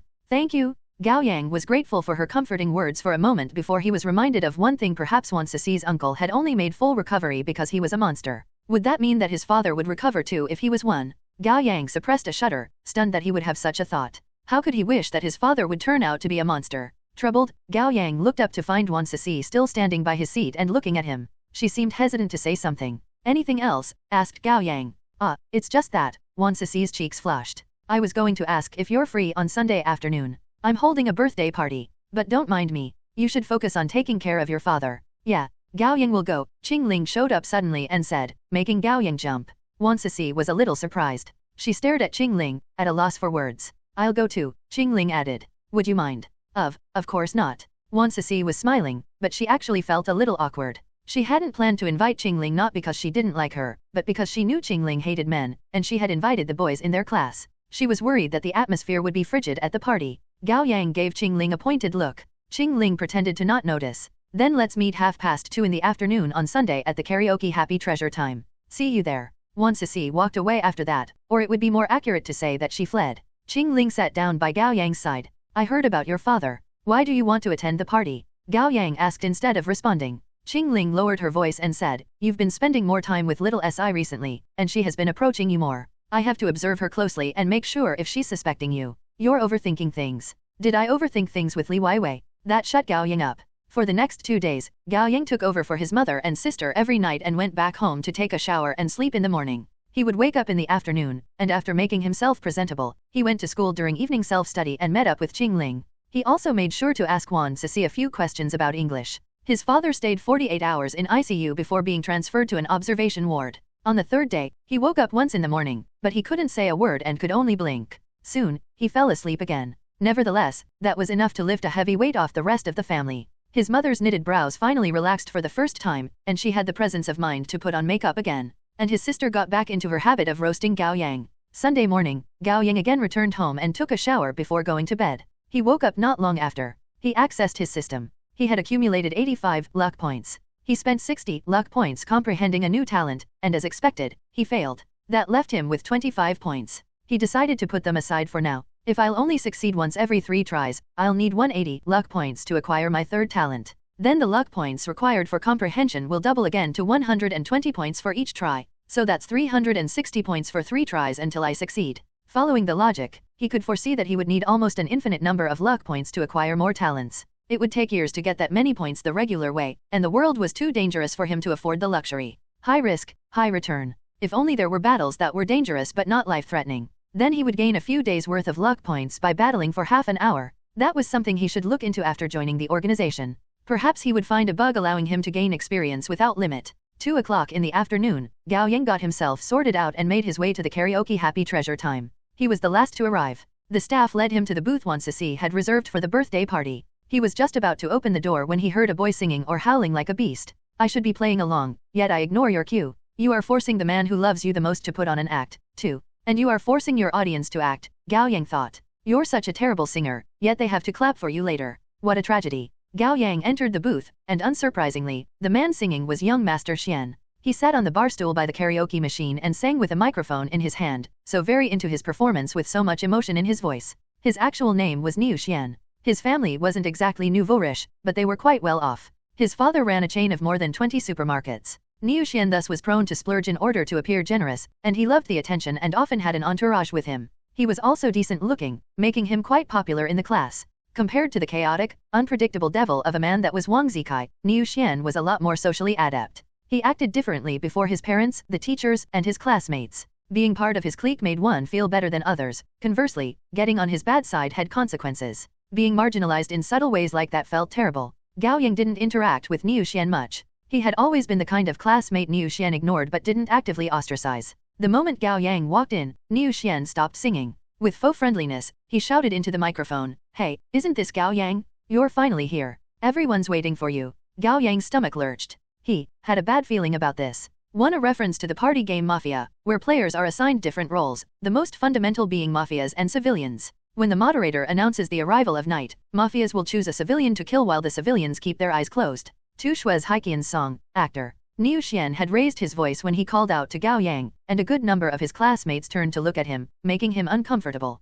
He quickly scanned the crowd and spotted the birthday girl, Wan Sisi. She was sitting on the long couch, sandwiched by two girls she was close with. The glass table was filled with all sorts of snacks, fruit plates, drinks, and beer, and beside it was a cart with a 3-layer cream cake on top. It looked expensive. Wan Sisi had put effort into her appearance today. Her usually plain medium-length hair was blow-dried into a more puffy shape, making her look a little mischievous. Dressed in a Japanese-styled polka dot dress, her fair shoulder and collar bones were on display. Added with the black lace choker around her delicate neck, she looked like a meek and charming kitten. It was a typical look for the style, but for Wan Sisi, it took a lot of courage and her friends egging her on for her to dress up like this. And her effort was proven fruitful. The boys invited to her party all paused to stare at her when they arrived. Then they gave her a couple flirty compliments. Wan Sisi lowered her head with a smile, growing confident in herself. She increasingly looked forward to Gao Yang's arrival. She wanted to know how he would react. After a long wait, Gao Yang finally arrived. As soon as he opened the door, her cheeks flushed red, and her heart pounded against her ribcage. Fortunately, the booth was dim enough that no one noticed.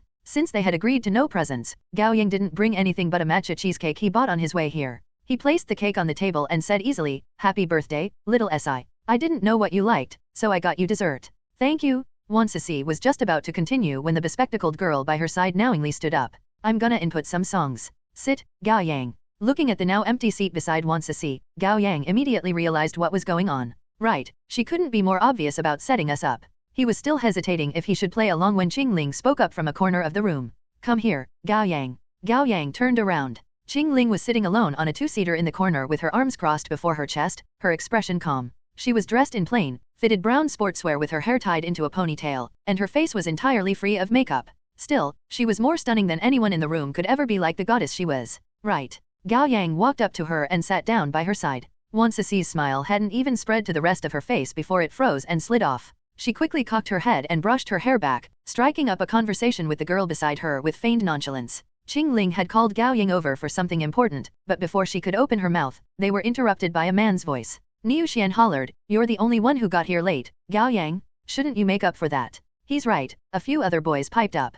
"Come on, sing us a song." Niu Xian pushed the microphone toward Gao Yang. His lips were curved into a smile, but his gaze was derisive. He knew he was a terrible singer, but Gao Yang was even worse. He simply wanted to humiliate Gao Yang because he didn't like him. Niu Xian hadn't had anything against Gao Yang before, but over the past month, Gao Yang had been sticking out to him like a sore thumb. Li Weiwei's death suddenly won him the attention of many classmates. Almost everyone knew he was childhood friends with her. At the time, Niu Xian actually pitied him like everyone else, yet somehow, Gao Yang gradually turned into the kind of person who got everything in life after Li Weiwei's death. First, the goddess no one dared pursue, Qingling, grew closer to Gao Yang. Niu Xian had eyed her back when they were in their first year, but he got the cold shoulder the few times he showed her that he was interested. Then there were rumors that Qingling was into girls, and Niu Xian sensibly gave up on her. There were many girls who would want to be with him. He had no reason to make a fool of himself for one girl. Yet the goddess who would never accept any man ended up hooking up with Gao Yang. A few days ago, some of their classmates saw Gao Yang and Qingling walking into a train station holding hands.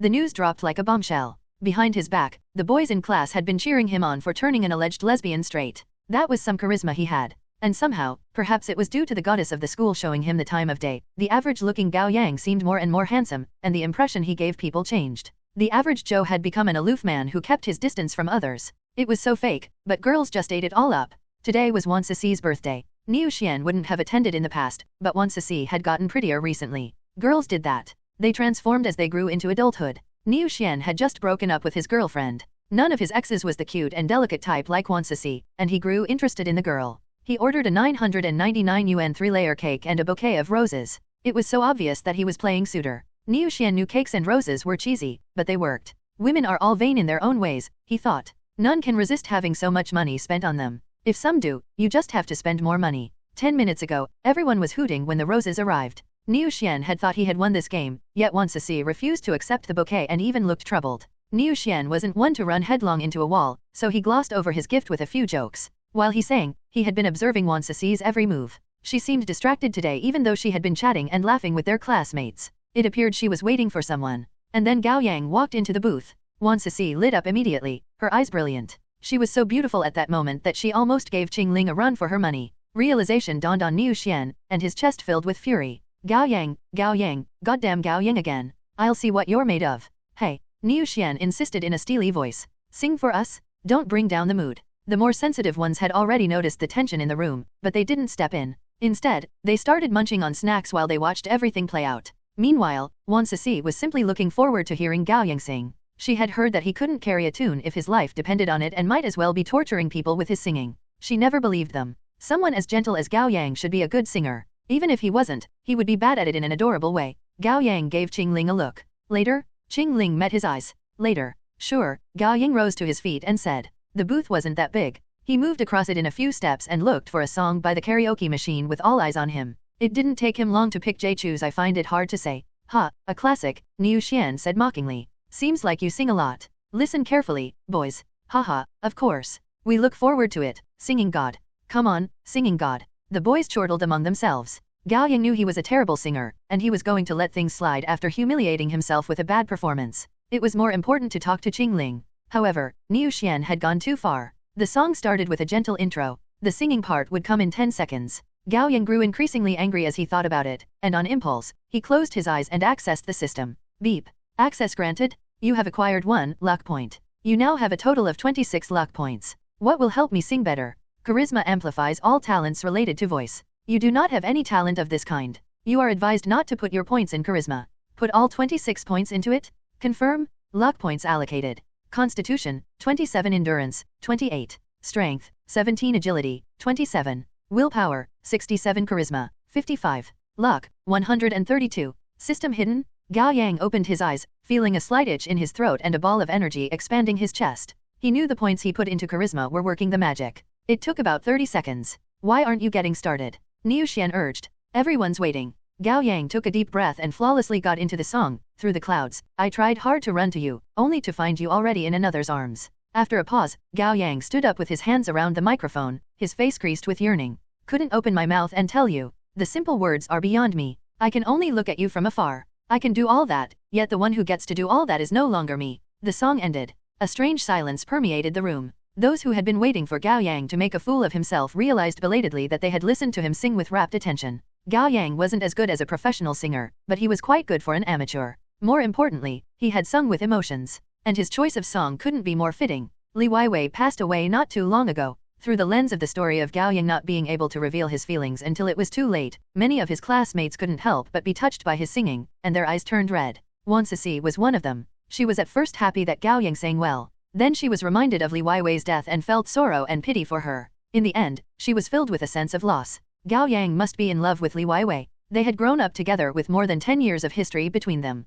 But I won't give up even if Li Weiwei would forever be the white moonlight in your heart one. I will stay with you, and you'll one day realize that the years I give you are the most long-lasting confession. Wan Ceci sat with her head lowered, playing an epic, heartbreaking one-woman act in her mind. Niu Xian remained unmoving on his couch, visibly deflated. Inwardly, he was cursing up a storm. Gao Yang handed the microphone to the classmate who was singing next, sighing to himself and blaming his impulsive action. He had just wasted 26 precious luck points to one-up someone, and for what? He had seemed so emotional and invested while he sang, but after the performance, he immediately returned to Qing Ling's corner of the booth and sat down next to her, avoiding his peers' attention. You're pretty good, Qing Ling said. Gao Yang paused. He hadn't expected Qing Ling to care about anything other than getting stronger. You flatter me. What were you going to talk to me about? Qing Ling leaned toward his ear and lowered her voice. Today, Gao Yang. Niu Xian shouted again. Get over here. This was the second time she got interrupted. Qing Ling's expression darkened instantly like she was 1 second away from decapitating Niu Xian. Miss Qing, calm down. Gao Yang immediately stopped her from getting up.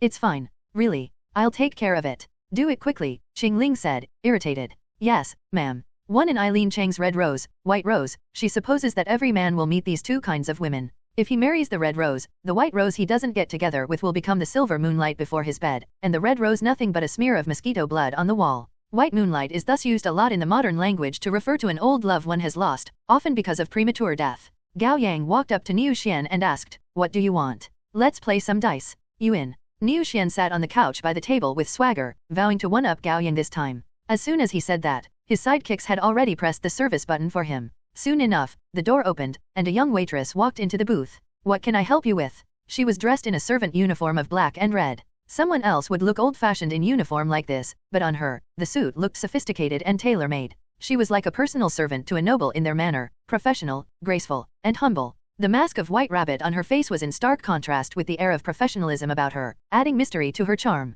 Seeing the confused look on the customers' faces, the waitress politely explained, Our greatest VIP Mr. Qin is celebrating his birthday today. His zodiac sign is rabbit, so all the staff members. Enough already. Niu Xian cut her off. Why should he care about someone else's birthday? Get me your special cocktail, whatever it's called.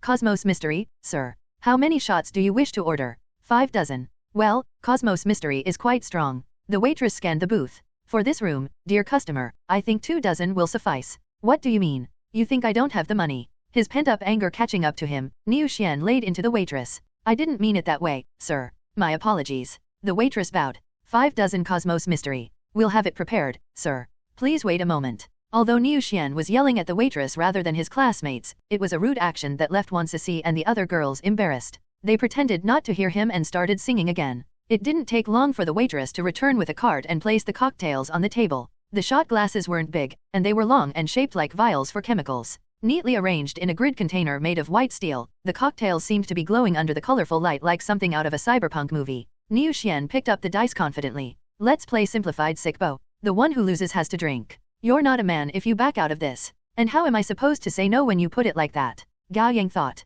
Niu Xian was determined to drink Gao Yang under the table and have him humiliate himself in drunken stupor. A goody two-shoes like Gao Yang must be a lightweight who rarely drank. At most he could tolerate 3 glasses. Niu Xian was different. He had trained himself in many a gathering. He could finish a dozen glasses without problem. Betting on big and small didn't involve skill anyway. It was purely a game of luck. Thud. Niu Xian grabbed the dice cup and made a flurry of movements to collect the dice before slamming it onto the table. Big or small? You first, said Gao Yang. Big. Niu Xian lifted the dice cup. 3 ones. Niu Xian paused for a couple seconds before grabbing a vial and downing the cocktail. Clink, clink, clink, thud. Niu Xian shot daggers at Gao Yang with his eyes. Again, big or small? You first. Gao Yang humbly gestured at him to go on. No, you make the bet. Niu Xian didn't go with it this time. Then I'll bet on big. Niu Xian lifted the dice cup.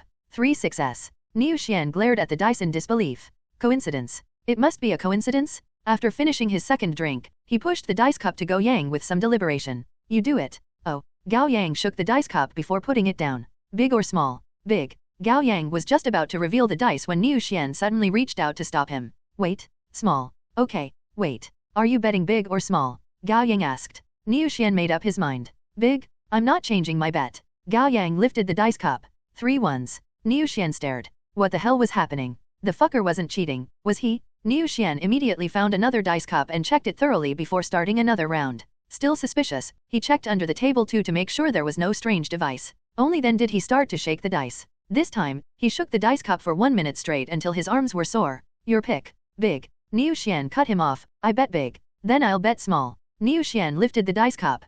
3 ones. Niu Xian couldn't believe it. The 2 boys watching from the sides cried out, Holy! What kind of luck was that, Gao Yang? That's crazy. What little self-control Niu Xian had left evaporated under his fury. He grabbed a drink and downed it before throwing the glass onto the floor. The shattered pieces flew everywhere. Again. Some of the girls were still singing, but then there was a sharp sound, accompanied by shards of glass splattering in their direction. They were terrified. One of the glass pieces even hit Wan Sisi in the calf and left a bleeding cut. Luo Xiaodan, the girl with glasses on, was Wan Sisi's close friend. She immediately crouched down to check the cut for Wan Sisi, and she flew into rage. Usually, she would be too scared to confront a rich boy like Niu Xian, but she had had enough. It's okay. I'm fine, Wan Sisi grabbed her friend. But Luo Xiaodan shook her hand off and stalked up to Niu Xian. Niu Xian, Gao Yang, if you want to drink, take it elsewhere. This is Wan Sisi's birthday. You're not the star here. Don't stir up trouble for us. Alright. Gao Yang was going to use this chance to end things here, but Niu Xian stopped him when he was going to stand up. You're not leaving? Another round. Luo Xiaodan shuddered in rage. Niu Xian, will you stop being weird? Shut up, bitch. I'm drinking here today, and I will. What are you gonna do about it? With alcohol muddling his mind, Niu Xian lost all pretense and showed his true self. You. Gao Yang shot to his feet with a cold look on his face. I'm not playing. Find someone who's interested. How dare you? Niu Xian stood up too and flipped the table with a kick. Clink. Everything on the table was shattered and splattered all over the floor. Everyone in the room froze. All they could hear was the echoing instrumental accompaniment of the song. The air was thick with tension. Luo Xiaodan had never been shouted at like this, and she burst into tears and rushed out while covering her face, feeling wronged. The other girls had been wanting to escape this mess as well, and they rushed after her. Wan Sisi glanced at Gao Yang like she wanted to say something, but in the end, she ran after the other girls as well. The boys hadn't expected things to escalate like this, but they only made lip service to placate Niu Xian. They knew the kind of person Niu Xian was. Once he reached a state, no one could stop him. As expected, Niu Xian didn't back down. The boys exchanged a look before leaving with the excuse of going to the toilet. The room was left empty save for 3 people. Gao Yang and Niu Xian stared at each other with shattered glass and spilled alcohol between them, while Qing Ling remained seated in the corner with her legs crossed and her arms folded. Niu Xian clenched his teeth. You've gotten bold, Gao Yang? Playing the hero here? Don't make me into a villain. I'm not plotting things like that. I simply don't want to continue this game. Gao Yang's expression was cold. He was running out of patience here. He didn't fear a fight. With his increased stats, he might be far from capable of dealing with a monster himself, but he could easily deal with a man. You're not plotting things? Oh, I think your head is filled with all kinds of schemes. Niu Xian marched up to him and grabbed his collars, splattering saliva on his face while talking. I get that you need a different girl after Li Weiwei died, Gao Yang, but you have Qing Ling already, don't you? Why did you come to Wan Sisi's birthday party? She invited me. Wouldn't you say no to her? Niu Xian got even angrier. You want to take Wan Sisi as well, don't you? How greedy? You think that won't bite you in the ass? Greedy. Gao Yang scoffed. I'm far from your level. You've got a death wish. Without warning, Niu Xian pushed Gao Yang forcefully and lifted his leg to make a kick. In his mind, Gao Yang should have been thrown to the corner of the room. Yet Gao Yang dodged the kick gracefully with a sidestep and made a simple sweep with his leg, knocking Niu Xian off balance. Niu Xian slipped and made an involuntary split before Gao Yang. Niu Xian screamed in pain. He felt something in his thighs torn. Gao Yang extended a hand. Oh, you're being too polite, young Master Xian. No need to bow down to me before the new year. Let me help you up. Help your mum's ass, Niu Xian cursed and covered his nether region as he stood up shakily, clenching through the pain. Before he even regained balance, he grabbed a microphone and threw it at Gao Yang. The waitress wearing a white rabbit mask had entered the booth at some point. She lifted a hand and easily caught the microphone. In a polite tone, she said, please stay calm, sir. Perhaps you should sit down and settle this. Piss off. Niu Xian growled. This doesn't concern you. Apologies, sir. You're breaking the rules of this establishment. If you insist on hurting this young man, I'd have to ask you to leave. Who do you think you are? Niu Xian swung his fist as he staggered toward the waitress. Get the hell away. Bam! It all happened too quickly for Gao Yang to see clearly. When he looked, Niu Xian was already flying into a wall and then falling onto a couch. Then he fell and rolled across the floor covered in alcohol and shattered glass, unconscious. Gao Yang tensed up immediately, and Qing Ling jumped to her feet from the two-seater.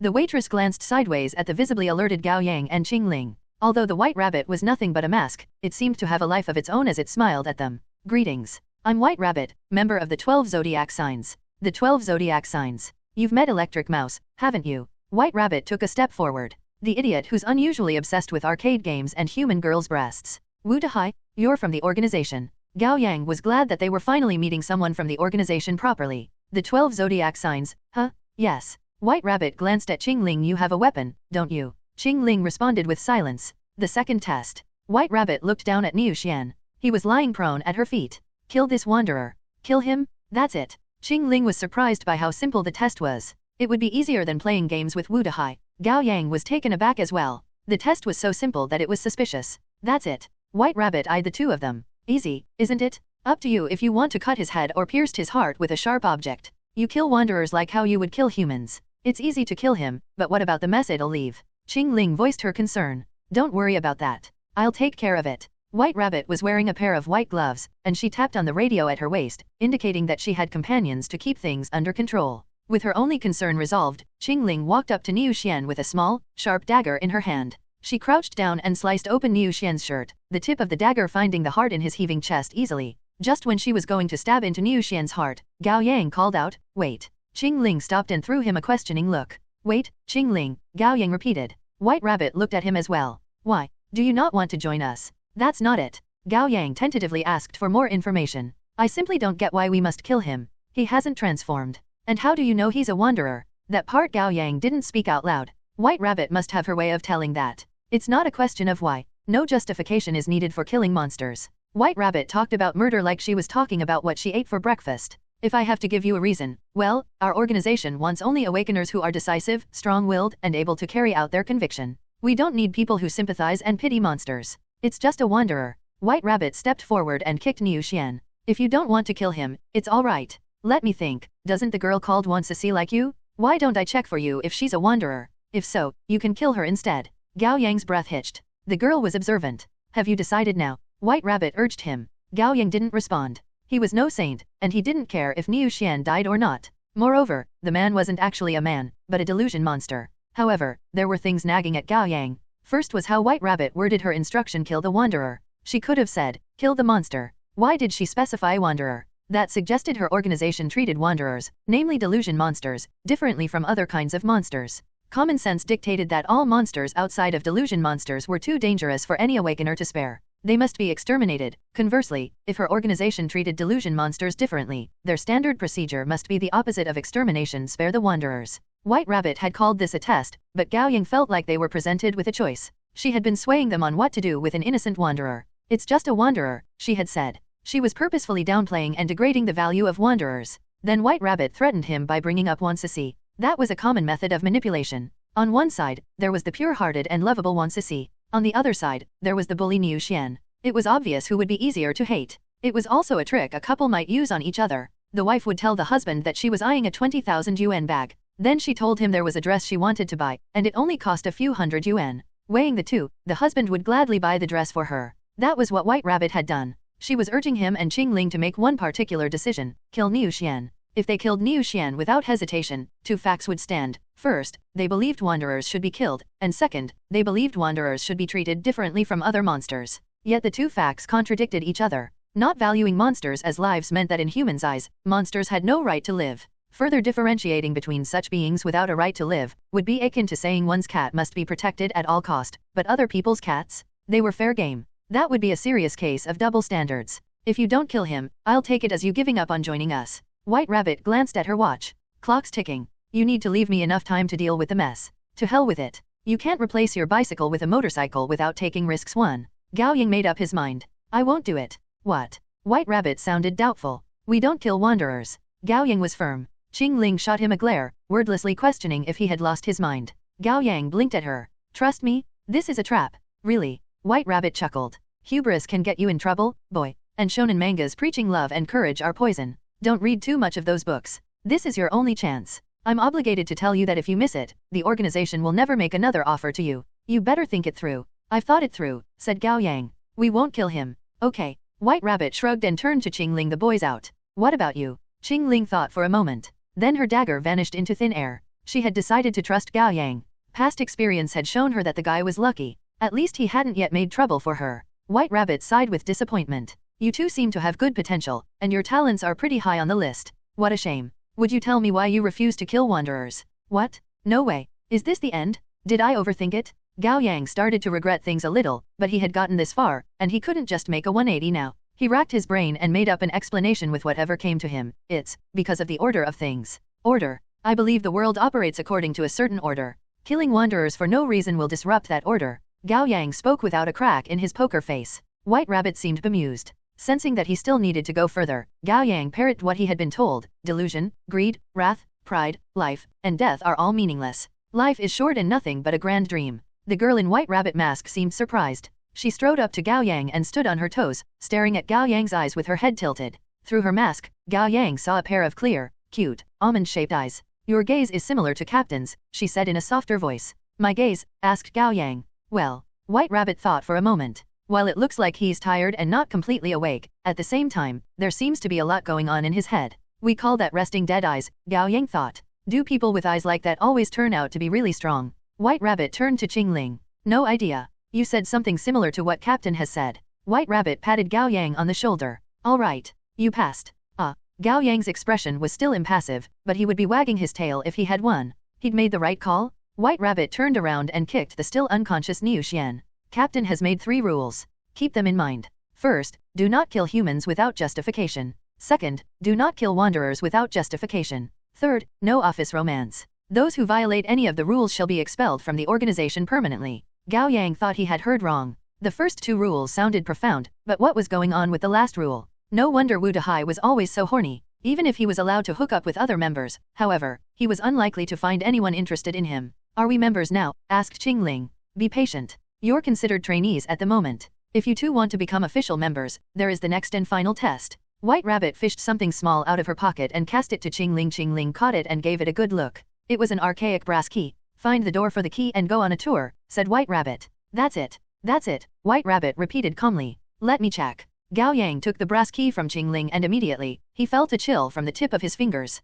He wasn't sure if it was a warning from his heightened 6th sense, or if it was all in his head. He tightened his grip on the key. Where do we find the door? White Rabbit extended a finger. I'll give you a clue. It's inside the Shanqing district. What else? One could never have too much information. Let me think. White Rabbit rubbed at her chin. Be careful. Don't die. An idiom from southern China that means that if you give something a try, perhaps you'll get an unexpected reward. Inpatient building, Shanqing 3rd Hospital. 10 o'clock in the evening. Gao Yang sat on a bench in the hallway outside his father's ward, enjoying a bowl of flavorful malatang. Officer Huang had brought him the late-night snack. He heard that Gao Yang's father was in the hospital after getting into a car accident, so he swung by once his shift ended. There was no one else in the hallway. With a half-burned cigarette in his mouth, Officer Huang asked, "How's your dad doing?" He woke up for a while this afternoon. He said he was thirsty. Then he had some water and fell asleep. Gao Yang bit into a beef ball. The splattering juice was so hot that his tongue involuntarily curled up. All right, let's get to business. Officer Huang shook off some ash. Someone from the organization went to you, right?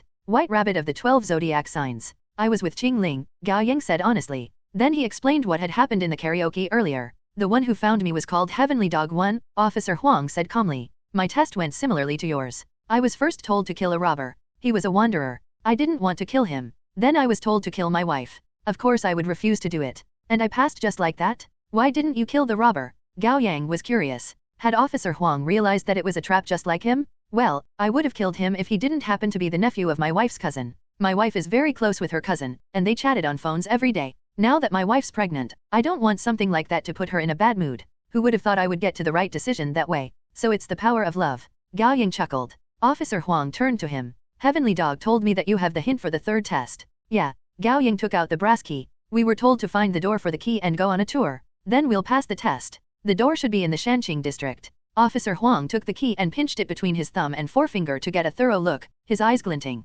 Shouldn't be hard. I'll take care of it. Wait for me to contact you too. Got it. After Officer Huang left, Gao Yang finished his malatang and returned to his father's ward. He set up the foldable chair by his father's bed and lay down with a blanket. He closed his eyes, but sleep eluded him. He accessed the system to check his luck points. As expected, meeting White Rabbit didn't give him a bonus. It seemed that he had to undergo actual danger for that to happen, and the greater the danger, the greater the bonus. With danger came the risk of death, of course, which was a fair trade-off. The next day at noon, his mother and sister came to the hospital to let him go home. Gao Yang took a shower and had lunch before sleeping for a few hours. In the evening, he walked out of the gate of his community and immediately saw a familiar patrol car. Officer Huang was smoking by the road. He waved at Gao Yang when he saw him. Gao Yang jogged up to him. Officer Huang? Why are you here? I found it, said Officer Huang. Already. Finding things is my forte. Officer Huang tapped the car hood. We'll talk in the car. Gao Yang walked closer and realized that Qingling was riding shotgun. He then opened the door to the back and was surprised to find Wang Zikai and Fat Jun in the car. Miss me, bro. Wang Zikai couldn't be more excited. He reached out to drag Gao Yang into the car. Let me tell you, bro, I've reached another breakthrough. I'll show you a trick or two once we get somewhere without people. I'm the GOAT, I kid you not. Gao Yang's head rang. Once the car started, he asked Officer Huang, why are they here? I've observed Fat Jun for a good while, said Officer Huang. His arm hasn't transformed since that night. That's right. Not even once. Fat Jun eagerly slapped on his fat chest. Don't worry, Brother Yang. I'm confident in my body right now. What's there to be concerned about? Even if the fat guy goes crazy again, I can take care of him with only one arm. It'd only been a few days since Gao Yang last saw Wang Zikai, but his confidence had ballooned dramatically. He was acting like the boss of the gang. Isn't this for our test? Asked Gao Yang. Doesn't mean we can't bring help. Officer Huang gave him a pointed look through the mirror. Wu Dehai came to me secretly and told me to bring help. He said this test was no joke. It's possible that not all of us would make it through. Gao Yang's heart sank. White Rabbit had warned them too. The test must be truly dangerous. What would they encounter? He wondered. Although both Wang Zikai and Fat Jun brought unpredictable variables into the mix, one of them was a good fighter, while the other was a healer. All in all, they would do more good than harm. After half an hour, the patrol car arrived at the southwest part of the Li Mountain. The Li Mountain was located inside the Li city. It ran across the Shanxing district and the Dongyu district, but belonged to Shanxing in jurisdiction. It was quite a popular tourist attraction with an altitude of about 300 meters and an area of 5,000 square meters. The mountain was home to a great variety of plants. The scenery was wonderful, and there was an observatory on top. Standing on the observatory would allow one to take in the entire Li city. The number of hikers peaked at dawn and evening every day, and the south and north entrances saw the most visitors with an endless stream of people going up the mountain. Obviously, Officer Huang hadn't taken them here to hike. Given there was no road into the Li Mountain on its southwest side, he parked the car on a rural path. Following Officer Huang, they got out of the car before walking across a field and entering a small forest. Where are we going? Qing Ling asked. Officer Huang took the lead. We'll get there soon. It's right ahead. That's where the door is, asked Gao Yang. Yeah. Officer Huang continued to lead the way. Judging by the design, the brass key White Rabbit gave you is likely a door key for an old house. There aren't a lot of houses that old in Shanxing now. The retro walking street is one, but the doors of those houses actually all have modern locks installed despite the old school design of the buildings. The Lotus Street used to have a lot of old houses too, but they were all torn down last year for renewal. Officer Huang paused and took a breath. Out of habit, he unholstered his gun and checked the bullets before continuing his walk. I was thinking about where else in Shanxing would we find old houses that use brass keys like this, and I could only think of one place. Can it be Gu family's village? Fat Jun had a lot of weight to carry with his body, so he had been lagging behind the group. The moment he uttered the village's name, however, he hurried to catch up with Gao Yang.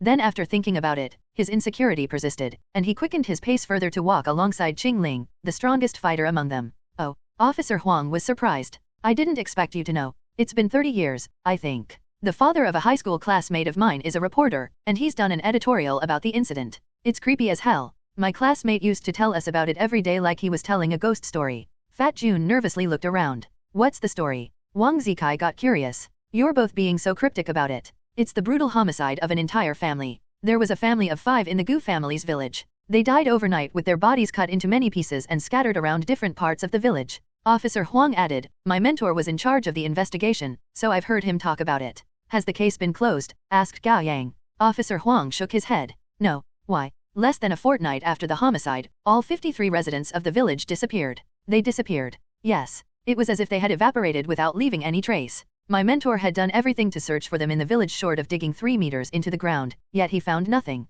It remains a cold case even after he retired. Everyone quietly waited for Officer Huang to continue. Dusk descended upon their surroundings, and the forest became dim. Chilling wind rustled the leaves every now and then. The atmosphere suddenly grew eerie. Officer Huang took out the brass key and said in a low voice, the door is somewhere inside the Gu family's village. 1. The Japanese mythical creature Tengu. The name is written as in both kanji and Chinese, which literally translated as heavenly dog or sky dog. Since dog is one of the 12 Chinese zodiac signs, I go with the literal translation to keep with the theme of the organization. A few minutes later, the 5 of them walked out of the forest and were met with the side ridge of the Li Mountain. It sat there like a slumbering giant against the backdrop of the bluish-gray sky. Night would soon fall upon the quiet valley. They found a dried pond. On its left was a farming field circled by bamboo fences, and it had been fallow for so long that weed had claimed it completely. Beyond the pond and the field was a small village. A dozen and more shabby houses made of mud bricks scattered along the declining slope toward the bottom of the mountain like stairs. A winding cobbled path connected the front yards of the houses until it reached the top of the slope, where a structure of black bricks and white roof tiles sat.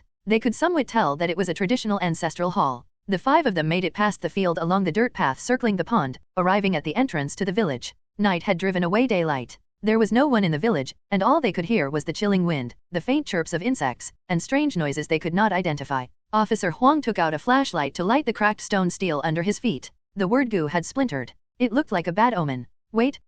Fat Jun paled, his throat constricting. I suddenly feel ill. I may go crazy any second. Why don't I return to the basement of the villa and tie myself up? I'll stay put. Gao Yang was getting goosebumps as well. This was an empty village where a terrible homicide and a strange disappearance of all its residents had taken place. Now that they had gotten this far, however, they had to push ahead, for the effort they had invested if for nothing else. With one hand in his pocket and the other hand holding a flashlight, Wang Zikai sauntered ahead, kicking the bamboo basket in his way with no trace of fear at all. Qing Ling's expression was impassive as usual, but her eyes and movement made it clear that she was wary. Are you really that scared? Officer Huang asked Fat Jun. There's something wrong with this place, Officer Huang. Fat Jun looked around wildly like a bird scared by arrows. A fortune teller told me that I'm the kind of person who attracts impure beings, and that I should avoid places with too much yin energy. This is a perfect example of that. It's discomforting. I don't believe in spirits. You can go back if you're scared. Officer Huang didn't force him to stay. Fat Jun turned back to check the direction they had come from.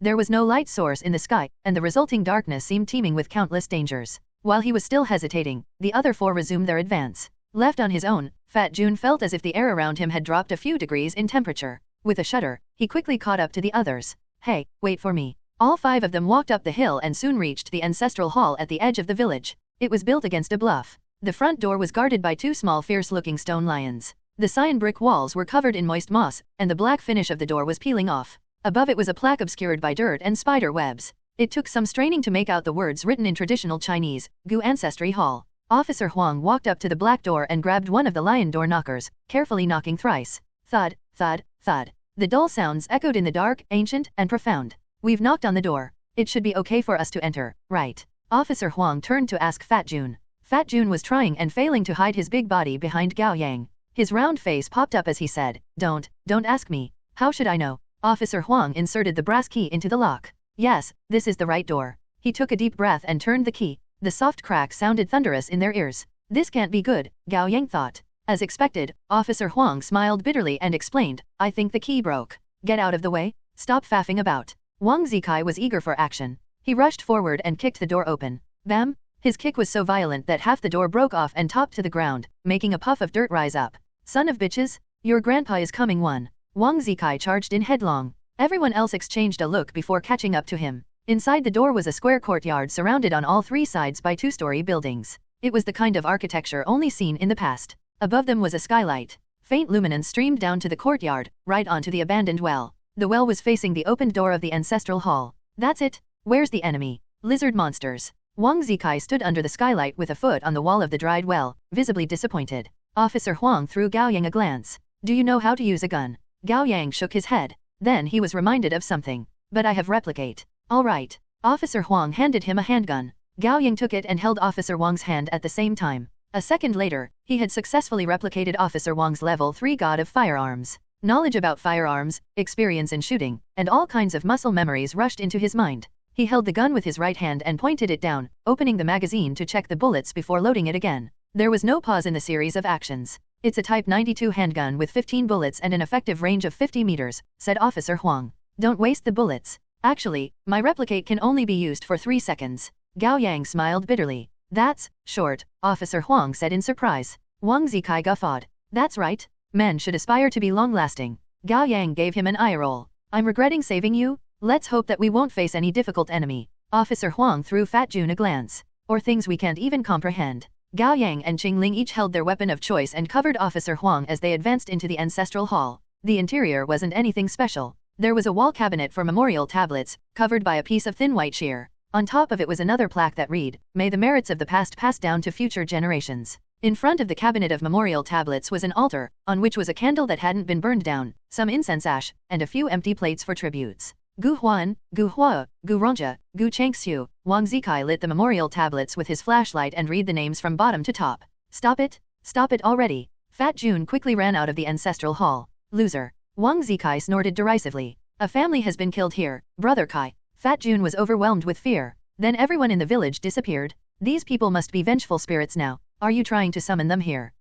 That reminds me of a movie I've watched. Wang Zikai stroked his chin. Is it called a wicked spirit? Or an evil ghost too? Anyway, it's about a vengeful spirit killing everyone in the village. Enough with that? Gao Yang stopped Wang Zikai. If this went on, Fat Jun wouldn't be the only one shuddering in fear. In fact, Gao Yang had sensed that something was wrong the moment they walked into the ancestry hall, like something was watching him from the dark. However, the system showed that his luck points hadn't seen abnormal increase when he accessed it, which meant that there was no incoming danger yet. He turned to Officer Huang. What do we do? What did White Rabbit tell you? Find the door for the key, Qing Ling repeated White Rabbit's words, and have a tour. We've had a tour. What else are you waiting for? Let's get out. Fat June blanched before he could finish his sentence. What's that sound? Swish, swish, swish swish. Everyone heard the strange noises. It sounded like countless snakes were quickly slithering through the ancestry hall in the dark. Holy, it's a ghost! Fat June ran out of the ancestry hall with his hands holding his head. Stop! Gao Yang shouted, but it was too late. Swish, swish, swish.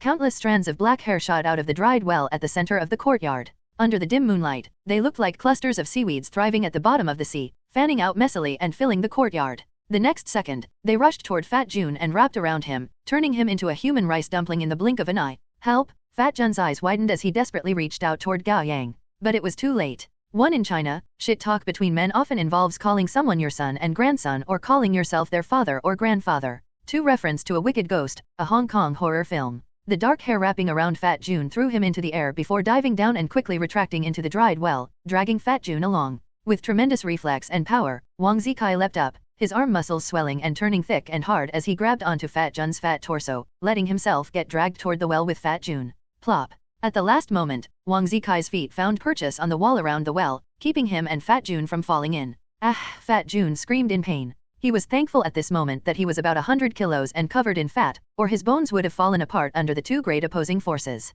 Unable to drag Fat June into the well, the black hair threw him high in the air again. Wang Zikai refused to let go and soared up with him. Then the black hair swung violently. Bam! Fat June and Wang Zikai slammed into a house on the side, sending broken shards of wood everywhere and making puffs of dirt rise. The hair hadn't let go yet. It continued to swing across the ground. Clink! Bam! Bam bam! Hurled around by the hair, Fat June and Wang Zikai rampaged through the ancestral hall like a pendulum, breaking doors and windows as well as the beams. Then they got thrown onto the second floor and broke the finely sculpted railings. In half a minute, the ancestral hall had become a damaged, crumbling ruin. Fortunately, Wang Zikai had held tight onto Fat June from the back and acted like the shell of a turtle, taking the brunt of the impact. Otherwise, Fat June would have been crippled, if not killed. Gao Yang and Officer Huang stood at the entrance of the ancestral hall, aiming the handguns without pulling the trigger like idiots. Even if they were equipped with rifles rather than handguns, they could do no damage to the black hair. Among the different firearms, a flamethrower would probably be their best bet. As it was, they could only rely on Qingling, and she knew it. She had already conjured her Tang Dao and lowered her body, waiting for an opening. Soon, her opportunity came. She seized the moment the hair slowed down and charged toward it, unsheathing her blade and making a slash. Swoosh. With a flash, thousands of black strands scattered in the air, and a good chunk of the hair wrapping around Fat June fell off. Just when everyone thought this would be the end of it, even more black hair rushed out of the well toward Qingling. Startled, Qingling swung her weapon to cut it down, but she missed a strand, and it grabbed her wrist. More and more hair followed to tie Qingling up. She was soon turned into another human dumpling. Bang, bang, bang. Gao Yang pulled the trigger, but as expected, the bullets shot through the hair like shooting through water, doing it no damage. The hair quickly decided to retreat. The different strands yanked at the same time, dragging Fat June and Qingling toward the well. With a flip, Qingling pushed her feet against the wall of the well with her legs bent, keeping herself outside. Meanwhile, Wang Zikai was still holding on to Fat June, his feet the only things preventing them from falling in. Help!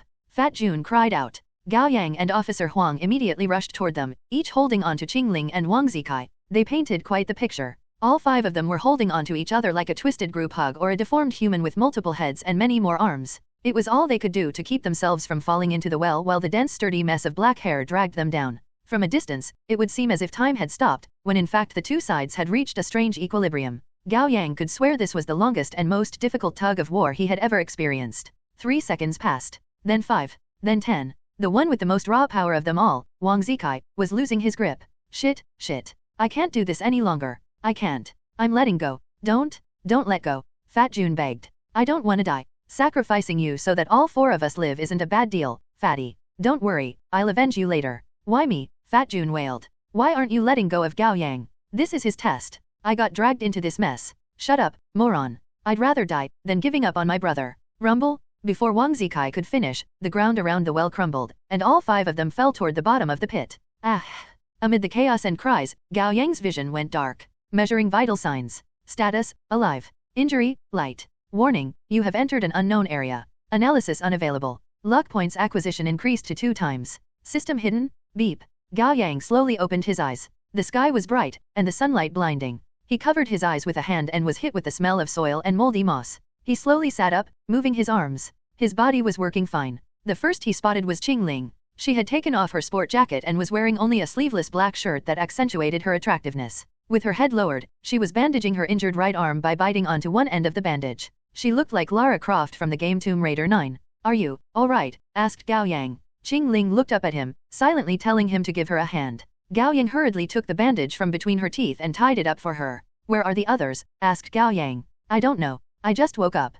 Gao Yang finished bandaging Qing Ling's arm. Finally, his eyes had adjusted to the bright sunlight. He looked around and almost jumped. "Isn't this the Gu family's village?" They were lying at the entrance of the village, and it seemed to be noon. Something was wrong. Could he be dreaming? Gao Yang pinched Qing Ling's cheek. "This isn't a dream, I don't think. I can't make up this pleasant hand feel on my own." Qing Ling glared at him. "What?" "Checking if I could replicate your talent," Gao Yang said calmly while keeping an eye on Qing Ling's reaction. "Whew, she didn't suspect anything. I can't do it yet, which means I haven't been unconscious for more than 12 hours. After a pause, he said, "And we're probably not in heaven." Qing Ling raised an eyebrow. "You think you're going to heaven after death?" "I mean, probably." Gao Yang wasn't exactly confident. Honk, honk, honk. From behind them came the sound of a goose honking. Gao Yang thought he had heard wrong, but when he turned around, there was a big white goose behind them. It waddled past him, and just when he was about to say something, a swarm of geese rushed past him and Qing Ling, bringing a cacophony of honking noises with them. After more than 10 seconds, the army of geese were gone, leaving Gao Yang and Qing Ling covered in feathers.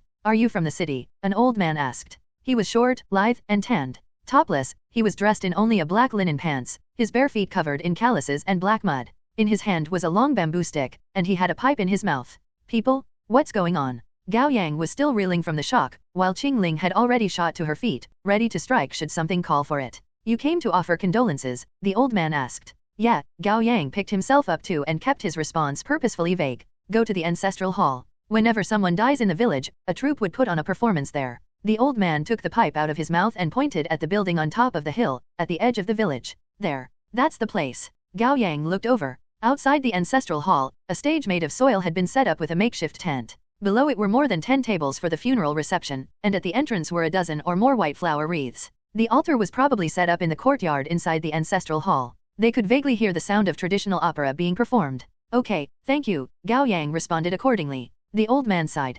"Huazi 1 and his family died terribly. All 5 people, cut up overnight. I live right next door, yet I didn't hear anything. When morning came, everyone was shocked out of our minds. The yards, the farms, on top of the trees and the roofs, the broken limbs are scattered everywhere, and Huazi's head was placed on." The old man didn't continue. He unconsciously glanced toward the stone stele at his feet, on which was the character Gu. There was a large stain of dried blood at the top. "Heaven has no mercy." He let out a long sigh and left while herding his geese. Gao Yang spotted the discrepancy immediately. He turned to Qing Ling. "You noticed too?" Qing Ling nodded. "When we arrived, the stone stele was broken." Although he wasn't 100% sure, Gao Yang had come to a tentative conclusion. "This isn't the Gu family's village we arrived at." One in China, it was common to call someone by attaching zi to the last character of their name to show familiarity. Another way is to have the last character of the name appended to a. Someone called Hua can thus be nicknamed Huazi or Ahua. With a slight frown, Qing Ling asked, "What are you getting at?" "Exactly what I just said. This isn't the Gu family's village we entered earlier." Gao Yang stretched his body. Bathed in the warm sunlight, pleasant breeze swept over them every once in a while, and the village appeared serene and prosperous, so much so that it seemed surreal. "You're saying there are 2 Gu families' villages?" Qing Ling questioned, unable to accept the explanation. "Use your imagination." As someone who had transmigrated into this world, Gao Yang was more open to seemingly insane ideas. "It can be a hidden world of the outer world we came from, or we may have gone back in time and returned to the Gu family's village 30 years ago." Qing Ling shook her head. "You really are insane." "Gao Yang." The familiar headache-inducing voice came. Gao Yang turned to see Wang Zikai running along the muddy path between the pond and the field toward him, followed by Officer Huang and Fat Jun. Wang Zikai put an arm around Gao Yang's shoulder. "I knew you wouldn't die so easily." "Where were you?" asked Gao Yang. "We woke up in the forest." Officer Huang looked around and spotted the stone stele at the village entrance immediately, which put a frown on his face. "Things are getting complicated." Gao Yang briefly explained his hypothesis to Officer Huang. Officer Huang listened with rapt attention. Then he thought for a moment and made a decision. "Wang Zikai, Fat Jun, you two take Qing Ling to try the same thing in the other direction. Gao Yang, follow me to the forest. I have something to show you." "Okay." Gao Yang didn't know what Officer Huang was up to, but he followed the man all the same. Soon, they entered the forest. Sunlight streamed through the canopies of trees and scattered flickering specks of gold on them. When they first entered, their walk was accompanied by a breeze, but halfway to their destination, the wind stopped. Officer Huang came to a halt. "Here." Gao Yang looked ahead. They were 20 meters from leaving the forest and returning to the asphalt road leading to the urban area. "Your patrol car should have been parked by the road, but now it's gone," said Gao Yang. "This really isn't the same village." There's more. Officer Huang pointed at the road outside the forest. Walk forward. Gao Yang did so and was suddenly hit with a strange feeling. The air around him grew heavy, and somehow, the gravity pulling him downward was shifting in a strange way. Even though he kept walking forward, somehow, the edge of the forest was always about 20 meters away from him when it should have taken him only 10 seconds to get out. It was like the horizon. No matter how long you walked, you were always approaching it, but never reaching it. The sun was high in the sky, yet Gao Yang felt a chill run down his spine, and all the hair on his body stood on end. He took a deep breath and picked up his pace, running forward for a long time without stopping. Nothing changed. He was still about 20 meters from the road outside the forest. Gao Yang turned around to find Officer Huang right behind him, as if the man had been following him.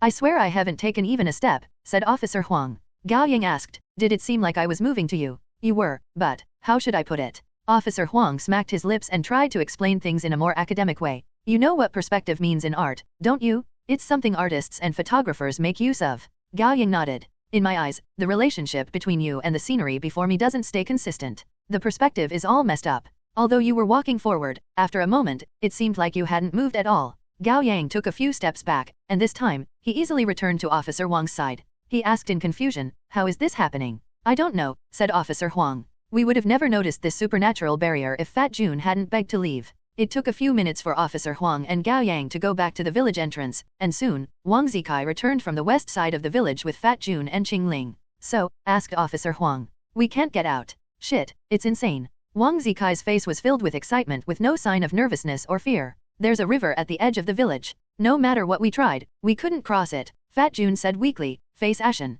We must be trapped by spirits, Officer Huang. As someone who didn't hold such superstitions, Officer Huang didn't comment on that. I'm leaving, Qing Ling declared. She didn't like things that she could neither comprehend nor control. How? This isn't something you just get out of. We're doomed, Fat Jun grew increasingly pessimistic. I told all of you that it was better to turn around, but none of you listened. Coward. Wang Zikai scoffed. Who cares what we're gonna face? If it's a god, we'll kill the god. If it's a Buddha, we'll kill the Buddha. It's okay, Gao Yang said in reassurance. Every space has an exit. A door, if you will. We just have to find the key to unlock it. That's right, Officer Huang said in agreement and added encouragingly, don't lose your calm, folks. This can be another test from the organization. Gao Yang didn't think the 12 zodiac signs would go to such length to test them, but he kept that to himself. Then, what do we do? Fat Jun asked anxiously. When in Rome, Gao Yang said and looked up at the ancestral hall on the hill, we'll pay our condolences. Let's go. Wang Zikai was the first to agree. Qing Ling and Officer Huang didn't oppose the decision either, and Fat Jun nodded in the end despite his reluctance.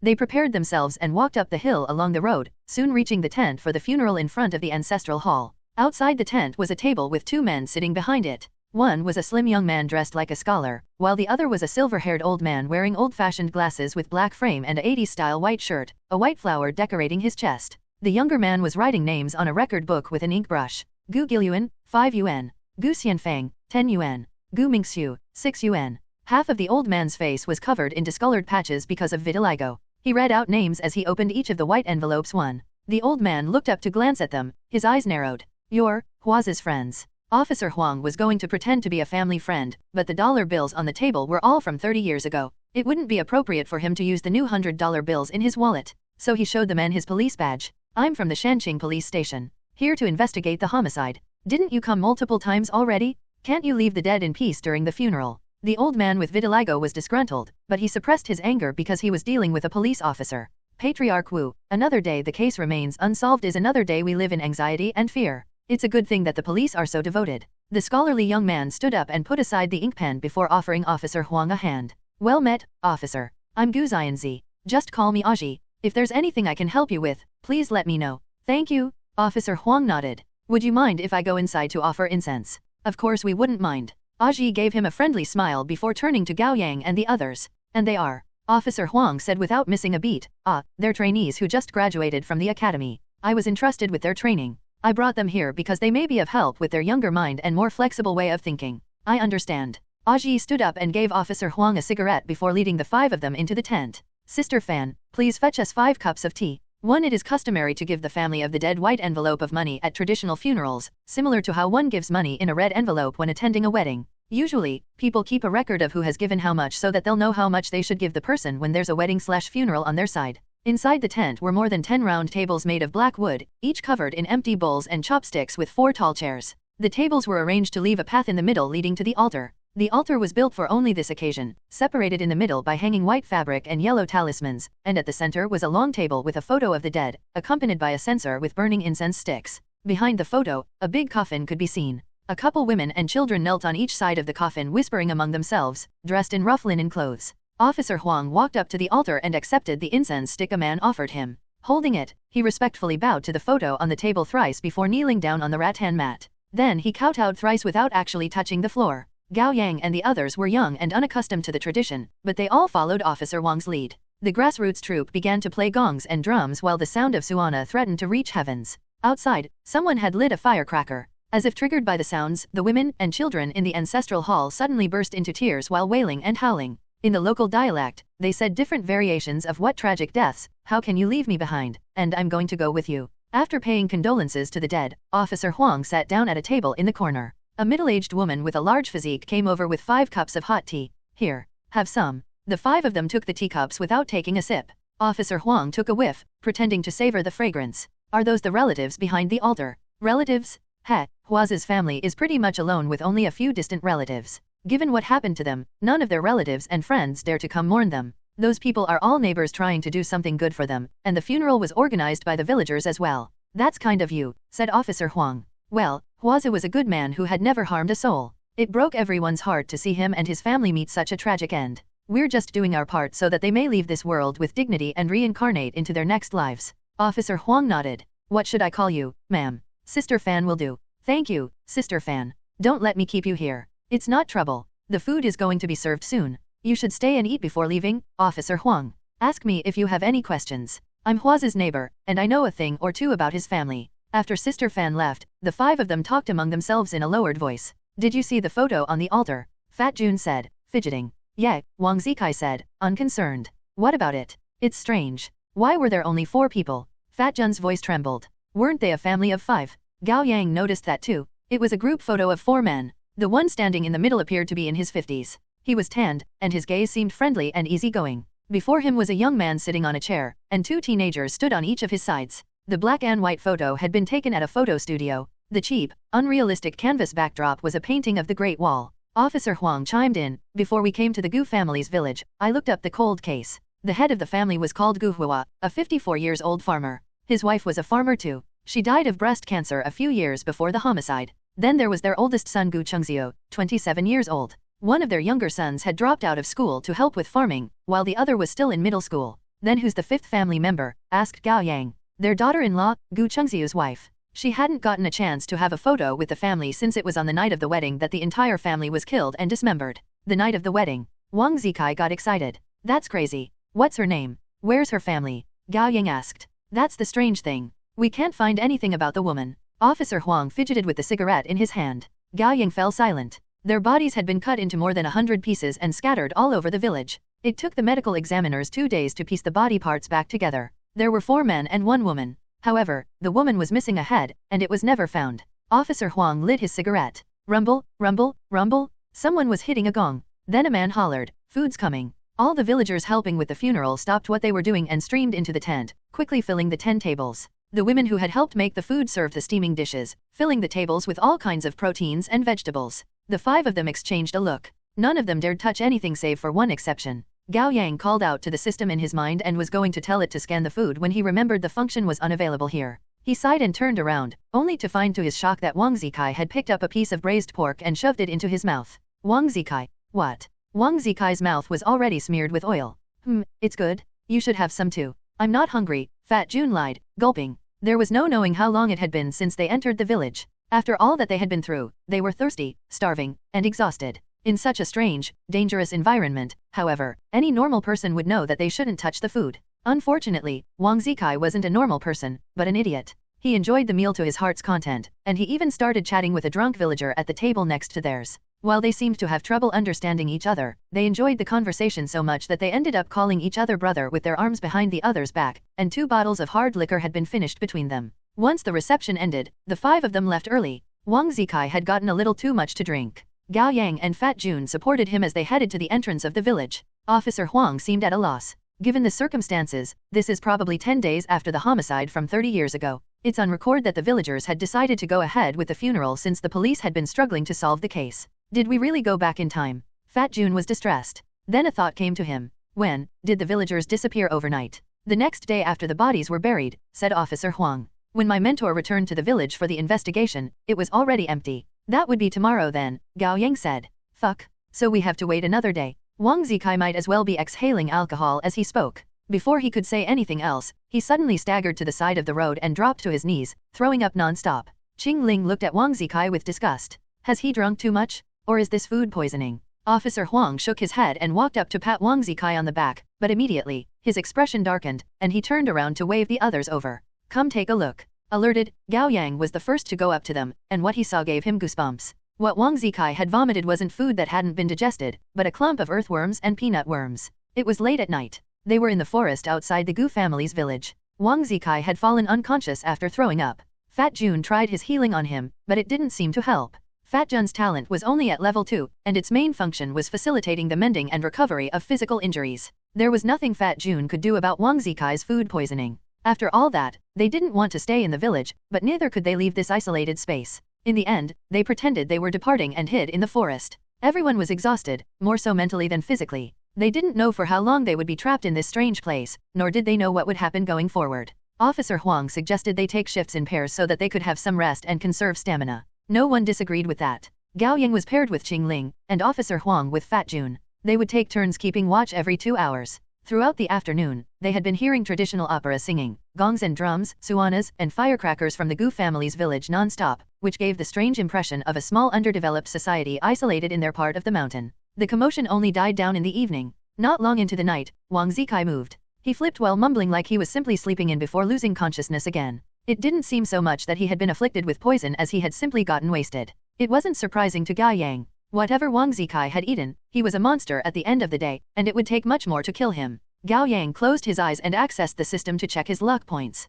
He had accumulated 25 points. It had been about 8 hours from their arrival at the village at 2 o'clock in the afternoon to their late-night visit to the ancestral hall and the ambush of the hair monster. Ordinarily, he would have gotten 8 luck points. And if it was about 12 o'clock at noon when they found themselves in the other Gu family's village, it had been about 8 hours until now. With the luck points acquisition rate doubled, he would have gotten 16 points. That would be 24 points in total. The additional 1 point was probably gained when he was unconscious. That meant he had been out of it for less than half an hour after falling into the well. What are you thinking? Qing Ling asked. Gao Yang opened his eyes and left the system. Nothing, he said and pinched Qing Ling again. Don't make a habit of this, Qing Ling said, irritated. No, it's just that it's been more than 12 hours, and I can use replicate again, Gao Yang said with a genuine expression. It's been made apparent to me that Officer Wang's god of firearms isn't as useful as your god of blades. Before he could finish his sentence, Gao Yang suddenly doubled over on his hands and knees, panting as his blood surged through his body. What now? Asked Qing Ling. No, nothing. After a few seconds, Gao Yang waved a hand at her with a flushed face. It suddenly felt so good. Qing Ling paused. Your talent leveled up. Congratulations. Talent, replicate has leveled up. Level 2 replicate, allow one to replicate any talent with a serial number greater than 22. Method, touch the target's body for 0.9 second. Number of talent replicated, 1 storage duration, 3 hours. Use duration, 10 seconds. Cooldown, 8 hours. Stats bonuses of level 2 replicate, willpower plus 100, charisma, 20. Constitution, 27 endurance, 28. Strength, 17 agility, 27. Willpower, 137 charisma, 47. Luck, 132. Note, bonuses to stats are not stacked between levels. Gao Yang nodded. Right, my replicate has leveled up to 2. Qing Ling thought for a moment. Then it seems that it does take only accumulating experience for talents to go from level 1 to level 2. My god of blades and metal both leveled up after a few uses. Gao Yang was still thinking back to the pleasure he felt. So you've been through that twice? No, 3 times. Yes. No wonder you are so eager to level up. Gao Yang felt like he could understand Qing Ling's drive from the bottom of his heart. During the couple seconds of leveling up, he felt so good that he might ascend to heaven. Understanding what he was implying, Qing Ling shot him a look of derision. Your talent leveled up, Gao Yang? That's good. Our chance of winning has gone up a little bit. Officer Huang had woken up. The first thing he did was reach for cigarettes, but in his breast pocket, there was only an empty and squashed box. You didn't have to add a little bit, Gao Yang said self-deprecatingly. Casting the empty box aside, Officer Huang stood up and stretched before habitually unholstering his gun to check the bullets and the magazine. Then he put it back into the holster by his waist. Fat Jun blinked awake slowly. A chilling breeze made his fat body shudder, and he unconsciously shifted toward Gao Yang and Qing Ling. Officer Huang glanced at Wang Zikai, who was still sound asleep, his breathing steady. Seems like this kid would be alright. Seems that way, said Gao Yang. In my personal experience, he really is the strangest. Officer Huang smiled and didn't say wanderer out loud. It's better that we find another place to stay the night, Qing Ling suggested. Officer Huang looked around and nodded. You're right. This doesn't make a good resting place. Sleeping on the ground is killing my waist. I'm kidding. Officer Huang looked toward the shadow outside the forest. There was a faint light coming from the Gu family's village. We'll go back inside once they have fallen asleep. What? Fat Jun sounded unwilling. We're going back. This isn't a safe place to be, said Gao Yang. It's dark with no cover at all. We'd be at a disadvantage if anything ambushed us at night here. Qing Ling glanced at Fat Jun and you'd certainly be the first to die. Under the faint moonlight, Fat Jun's face paled, and the corners of his mouth trembled. He scrambled to his feet after failing to get up with a flip. Back to the village. We'll go back at once. The night was deep, and most people in the Gu family's village had retired to bed. The ancestral hall at the top of the hill was the only place still illuminated with people keeping watch. Wang Zikai had woken up. The five of them ventured into the ink-black night under Officer Wang's lead without using their flashlight. They left the forest and moved past the farm and pond, arriving at the entrance of the village. As soon as they walked in, they turned left to a mud brick house on the west side of the village. It was a rectangular house occupying an area of about 300 square meters.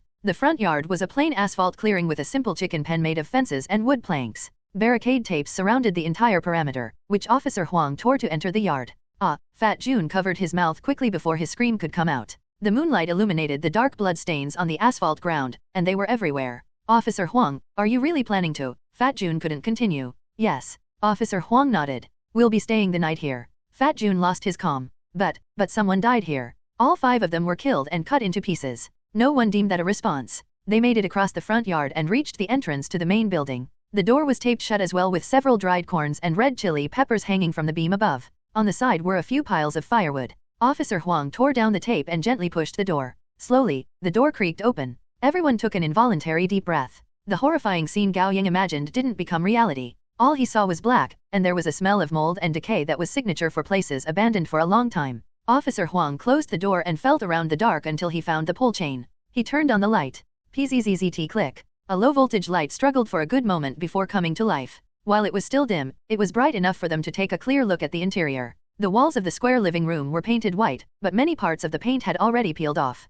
The floor was a bluish cement, and there was a ceiling fan above their heads, covered in dirt and spider webs. Right across from the door hung a red clock with an old-school design. The Western style made it stand out in the room, and it was still ticking with a swinging pendulum. At the bottom of the wall stood a quaint cabinet, on which was a black and white TV. The TV was even attached to a half-meter-long antenna behind it, and before the cabinet was a few black stools rather than a couch. The family must have watched the TV sitting on stools back when they were alive. There was a calendar on the left side wall with landscape paintings of well-known attractions and historic sites. Under that was a sewing machine from the past. Further down, there were a few dark blue jugs in the corner. They seemed to be containers for pickled vegetables. That was all there was in the living room. It was an era where even everyday supplies weren't abundant. Officer Huang walked up to the sewing machine and pressed a finger to it. There was a thick layer of dirt. He said with a frown, strange. Yeah. Gao Yang had pretty much scanned through the place. It's been a long while since the house has seen any people. Of course, Wang Zikai said. It's been 30 years. With a wry smile, Gao Yang patiently explained, in our world, the homicide happened 30 years ago, but in this world, it has only been less than half a month. The village has just organized a funeral for the family, remember? Oh, right. Gao Yang had to wonder if there was a brain inside his head. Moreover, there are a lot of blood stains on the ground in the front yard, yet there is no sign of struggling in the living room. Officer Huang clicked his tongue. Come on, let's check the other rooms. He took the lead to enter the secondary bedroom on the left. On the door was a paper cutout of the character 11, happiness, which would indicate that this was the wedding room. As expected, the room was all red when he turned on the light. Red blanket, red pillows, red canopy, red lanterns, red fake flowers, red closet, red vanity. Just like the living room, everything was covered in a layer of dust, making the room both vibrant and old, and both joyous and eerie. A young woman was married into the family. It was the night of the wedding. Officer Huang returned to the living room, putting things together in his head. Something happened. The next day, the family was found killed and cut up, and the body parts scattered in different places of the Gu family's village. The bride's head is still missing even after all these years. Stop it. Fat Jun tensed up. We aren't here to solve a cold case. Let's find a way out of here. I know, said Officer Huang. That's why I want to solve the case. Gao Yang nodded. Agreed. I think we have to find the culprit who killed the family in order to leave. You've got any idea? Asked Officer Huang. Gao Yang tried his best to analyze the situation. No signs of struggling in the room. That means the family was killed and dismembered without the ability to resist or having lost their ability to resist. As for where it all happened, the front yard, said Qing Ling. Yeah, Gao Yang paused. That's all I've got for now. Officer Huang pulled a chair and sat down. My then mentor wasn't an awakener, so there were two things he must have neglected when investigating the case. First, were Hua's family humans or monsters, or was there a mix of both? Second, was the culprit human or monster? About that, after some hesitation, Gao Yang asked, how many types of monsters are there to your knowledge, Officer Huang? Officer Huang didn't immediately respond, but in the end, he said, I'm not going to stick to the rules anymore given the situation. Wu Dehai told me that the organization had run into 4 types of monsters: delusion monsters, wrath monsters, greed monsters, and pride monsters. Qing Ling pricked up her ears. Greed monsters? Pride monsters. Greed monsters are also known as assimilators, and pride monsters are known as observers. I don't know what kind of greed monsters there are, but according to Wu Dehai, greed monsters are terrifying in that they can turn into humans through a certain method. Everyone, outside of a disinterested Wang Zikai, gasped. What do you mean? Qing Ling asked. What it sounds like, Officer Huang said in a low voice. They aren't pretending to be humans, but can become humans. That's why they're called assimilators. Something came to Gao Yang's mind. He said, but humans are divided into those who haven't awakened and those who have. Awakeners, Officer Huang said with certainty. Greed monsters can become awakeners. Those who haven't awakened won't be attacked by monsters. That is the one constant of this world. Then are the monster-turned awakeners humans or monsters? Gao Yang was lost. Officer Huang shook his head. Perhaps we can get an answer from the 12 zodiac signs if we get out of here alive. What about pride monsters? Officer Huang shook his head again. I only know they exist, but nothing else. Gao Yang's brain went on overdrive. If Bailey Yi hadn't lied to him, there would also be life monsters and death monsters in addition to the known delusion monsters, wrath monsters, greed monsters, and pride monsters. However, he didn't intend on telling the others about it. He knew nothing about life monsters and death monsters, and bringing them up would only give rise to panic and dampen morale. Unbelievable or not, Gao Yang tried to explain their situation with his own logic. I have a hypothesis, and it's only a hypothesis. What if the culprit of the tragic death of the family was a type of monster we don't know about? Then could this Gu family's village be an artificial domain it has created? Do you mean, Qing Ling's eyes twirled, that we may be able to escape by finding it and killing it? That's the best hypothesis we have at the moment. Officer Huang nodded. It's our most viable option, and we have to make the attempt as soon as possible. We have been without water and food for 20 hours. Under normal circumstances, we won't live past the 3rd day, and by the end of the 2nd day, we will have lost our ability to move normally. Gao Yang glanced at Wang Zikai. You're an exception. Your body has been modified, and you'll survive longer than we do. Of course. Wang Zikai was pleased with himself, and his excitement caught up to him again. I'm gonna save the world. Of course I can't get trapped in this shithole. Find that thing, and I'll take care of the rest. Thud, thud, thud. Gao Yang whirled around. He was closest to the door, and he heard it clearly. Someone was knocking. Whoa, speak of the devil. Wang Zikai rolled up his sleeves and marched toward the door. Watch me plummet it to death. Wait, Gao Yang grabbed him and covered his mouth. Fat Jun quickly hid behind Qing Ling, daring not to even make a sound. Then Officer Huang made a gesture, and all of them moved to the sides of the door, pressing their bodies to the wall. Officer Huang unholstered his gun and aimed it at the door. Who is it? An old man said. I was wondering why there was light coming from the house. So it's you, Officer Huang. Gao Yang matched the voice to a face. It was the old man they had seen herding geese in the morning. He gave Officer Huang a look that indicated it would be safe to let the man in. Officer Huang holstered his gun again and opened the door. The unexpected visitor was indeed the goose herd from earlier. The villagers called him 4th Grandpa Gu. He had a pipe in his wrinkled mouth, and his face creased as he smiled. Oh, you're all here. Looking into the case. Officer Huang responded with a smile that didn't quite reach his eyes. Yeah, I got worried that I might have missed something, so I came to investigate again. Being a police officer is indeed a difficult job. You're working overtime so late at night. The old man took out his pipe and scratched his back. I thought there was a ghost when I saw the light. Yet you knocked on the door? Aren't you afraid? Wang Zikai shot back. It was a much better question than his usual comments, and Gao Yang was just about to ask the old man about it. Haha. The old man responded with a carefree smile. I'm not afraid. I was close with Huaze and his family. They wouldn't hurt me even if they became ghosts. Is that so? Officer Huang focused and came to a decision. Why don't you tell me about Huaze and his family, 4th Grandpa Gu? Of course, but this isn't the best place for conversation. I live close by. Why don't we move this to my place? Thank you for accommodating us. 5 minutes later, the 5 of them arrived at 4th Grandpa Gu's house. He lived alone, and his house was much smaller than Huaze's. The humble abode had its back to the mountain, at the center of which was a big courtyard. There was a big herd of geese in the back, and they honked every now and then. They sat down at the table. 4th Grandpa Gu made tea, but no one drank any. The old man didn't seem to care. He began to rattle off while smoking.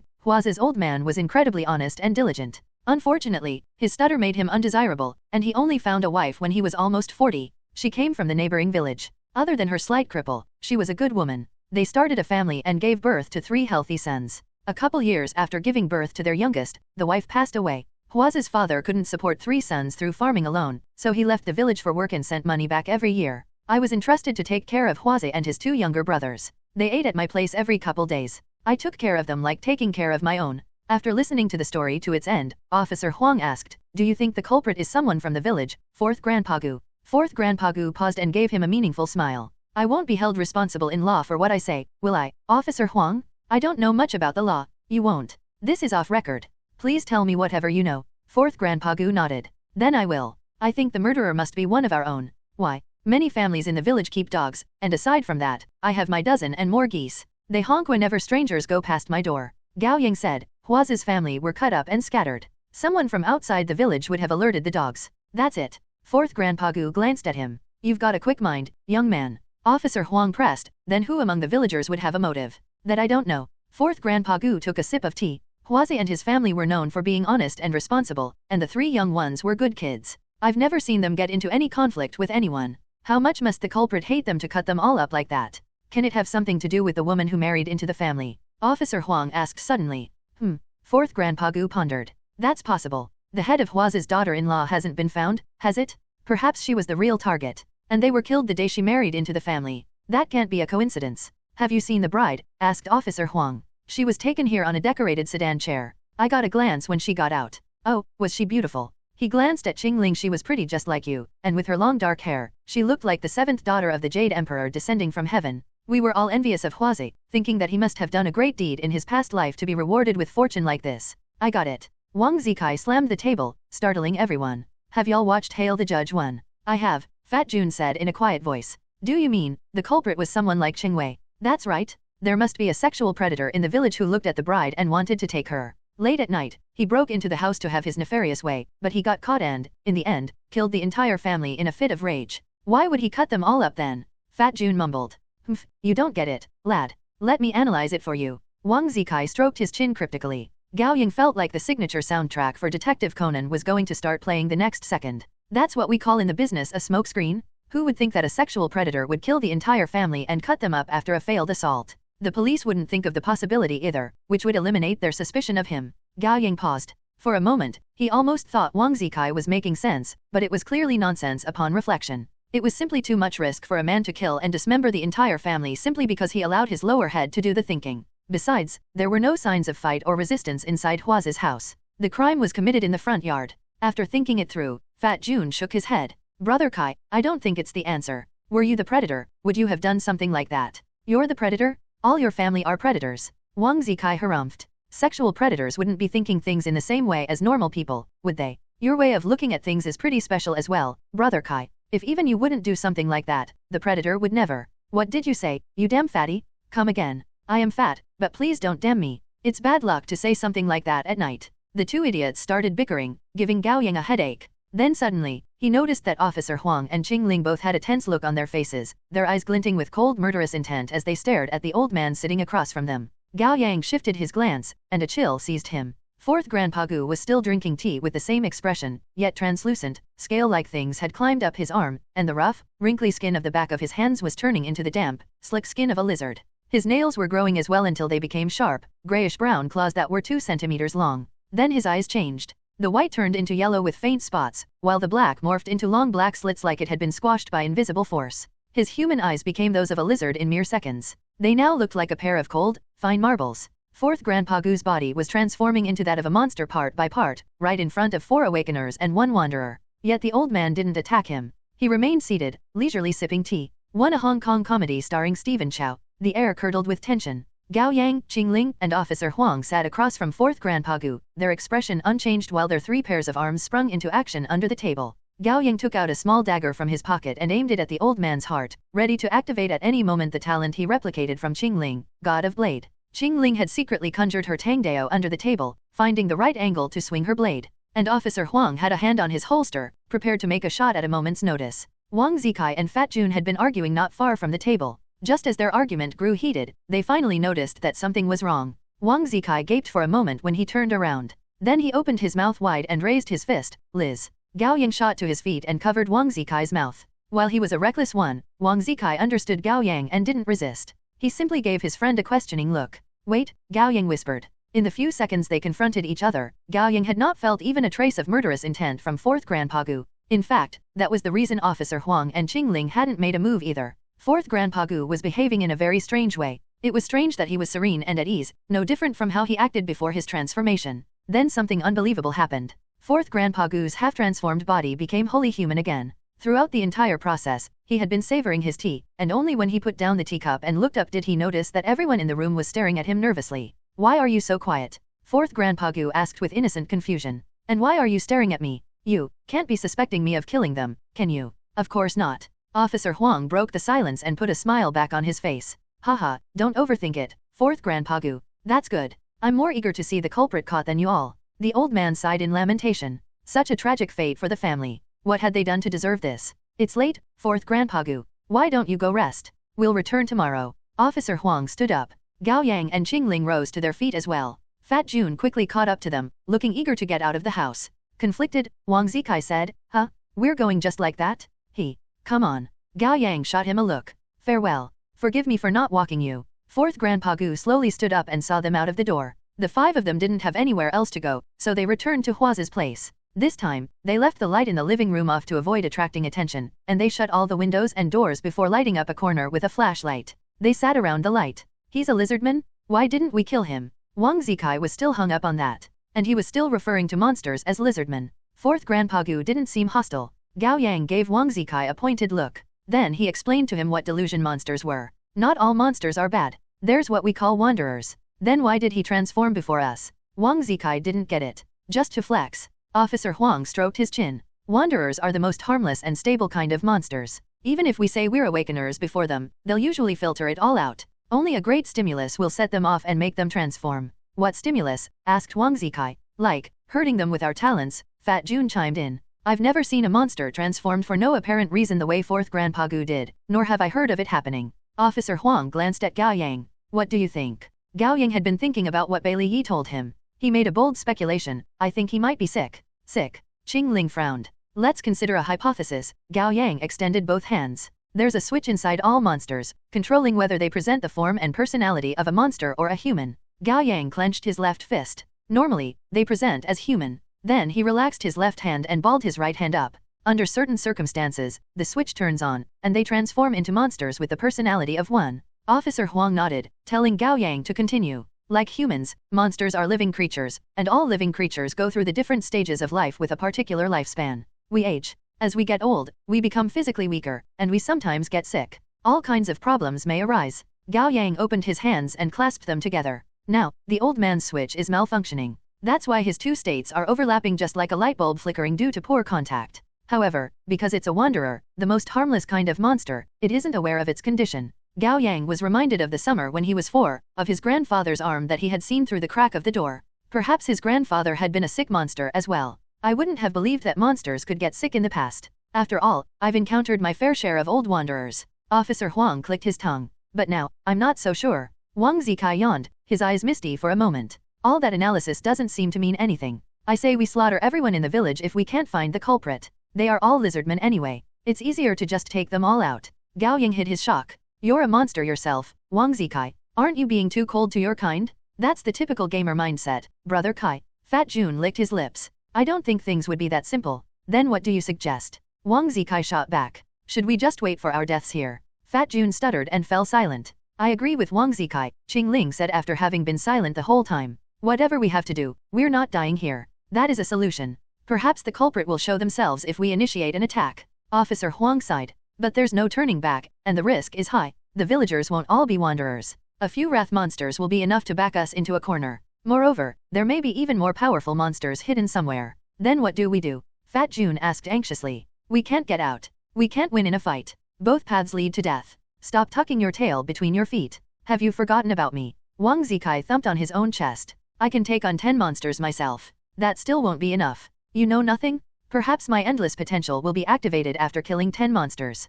Then I'll just enter the zone and go beyond my limit again. That'll save us, right? Haha. Officer Huang was amused by Wang Zikai's naivete and optimism. This isn't a movie. Are you sure you'll be able to exceed your limit just like that? Gao Yang rolled his eyes. Putting aside whether Wang Zikai would become magically stronger, what if his brain was the thing that went beyond its limit, and he realized he was a monster? If he then turned on them, they would really be doomed. Of course I can. Wang Zikai lifted his chin further. I'm the chosen one, ain't I, Gao Yang? You are. Gao Yang put on a smile that was more twisted than a grimace. Then we'll vote by a show of hands. Officer Huang proposed. Raise your hand if you agree that we should take the offense. Wang Zikai and Qingling both raised their hands immediately. Officer Huang did so after thinking for a moment. Then Fat Jun followed suit hesitantly. As the only one left, Gao Yang didn't think there was a point to him casting his vote. All right. Officer Huang announced their decision. We're clearing the village. When do we start? Asked Qingling. Wang Zikai was already rubbing his hands together in anticipation. Right now, of course. What are we waiting for?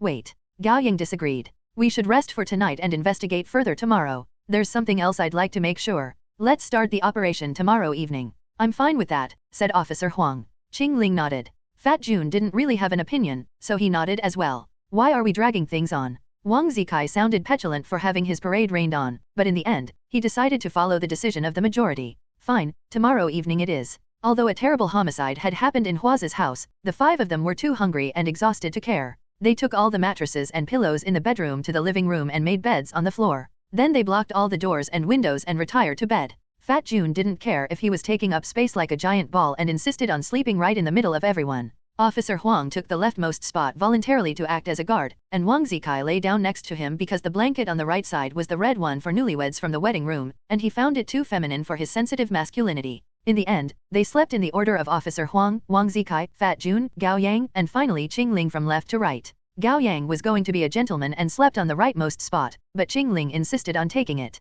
And her right hand had never let go of her tangdao. Lying on the red pillow under a red newlywed blanket, Gao Yang rolled to the side to look at Qingling. Her breathing was even, but her brows were still furrowed. It was clear that she hadn't fallen asleep and was ready to fight at any moment. Strangely, Gao Yang felt as if this was his wedding night, and his bride was lying by his side with a long blade in her grip. Came morning, they would go kill enemies side by side. Slap! Fat Jun rolled over, and his fat hand landed on Gao Yang's face. Gao Yang suppressed the urge to kick him. Instead, he simply pushed his hand away. Later that night, the five of them gradually fell asleep, and at some point, Gao Yang felt someone gripping his hand while he was in the limbo state between sleep and awakeness. Surprised, his eyes fluttered open. Fat Jun's and Wang Zikai's snores rose and fell in the dark. He looked at his right hand and found a cool, fair hand holding it tightly. He turned to the girl by his side. In the dark, Qingling's body was stiff, and her eyes were wide and glinting faintly. What's wrong? Gao Yang asked softly. Nothing. Qingling acted calm, but her voice was trembling. Gao Yang realized immediately. You're the younger sister.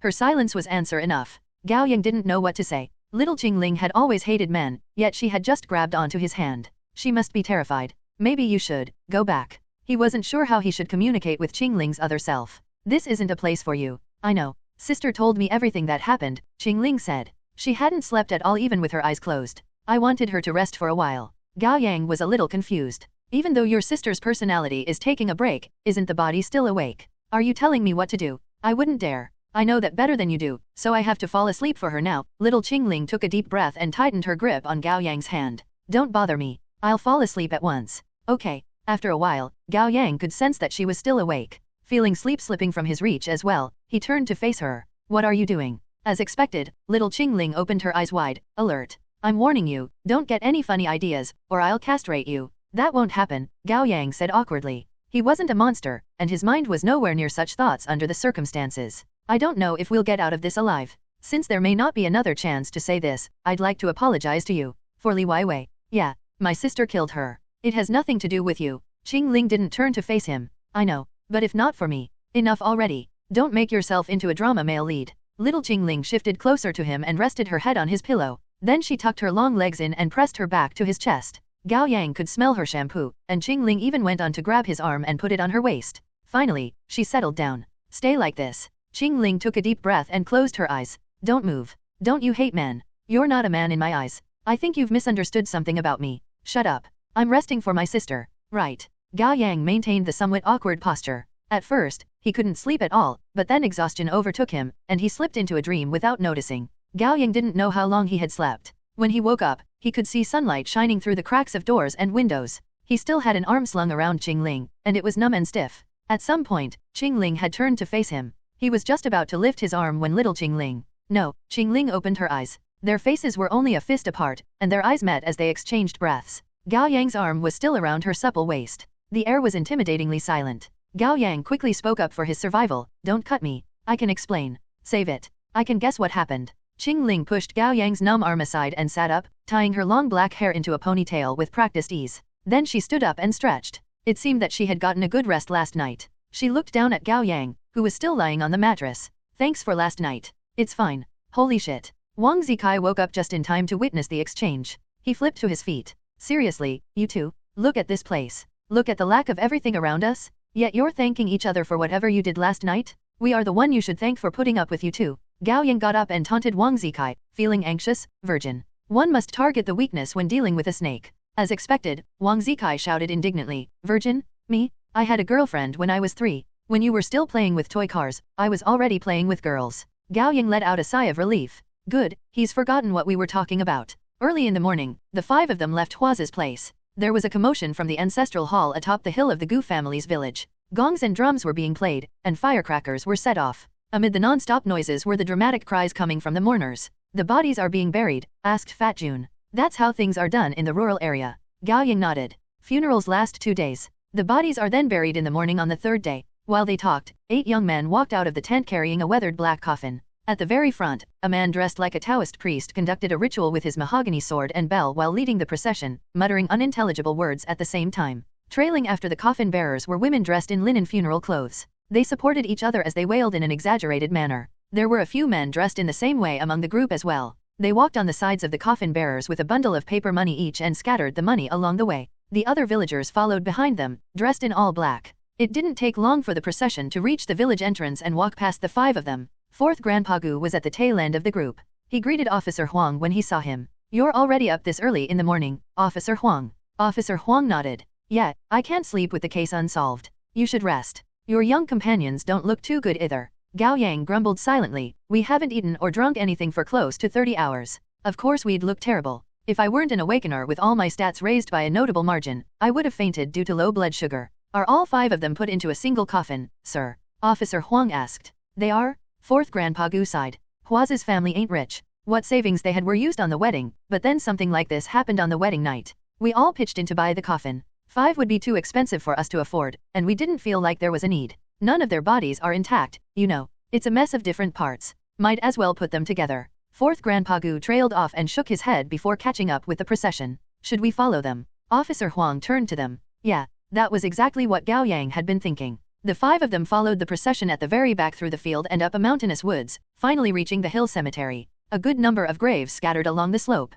Only a few were proper tombs built of cement with short fences and 2 fir trees planted before it, as well as incense sticks lit for the dead. The majority were simple mounds overtaken by tall grass. It was obvious that no one had been tending to the burial sites. The coffin bearers carried the coffin to a hole that had already been dug. After the Taoist priest conducted a series of rituals, the villagers substituting the role of family members started wailing again. Then, amid the percussion and firecrackers, 4 men lifted the coffin into the hole before they each took a shovel and quickly filled it with soil. The villagers watched for a while before going their separate ways to return home, leaving only the 4 men burying the coffin and an old man overseeing the process. It was Patriarch Wu, who had been in charge of collecting the condolence money at the reception. He gave orders from the side, work faster, finish it before 8 o'clock, and press the soil tighter. Officer Huang made a gesture, and the 5 of them went up to the men. Officer Huang took a spare shovel and helped with the burial. Recognizing him, Patriarch Wu walked up to him and gave him a cigarette. Officer Huang accepted the offer, tucking the cigarette behind his ear. I hope you understand, Officer Huang.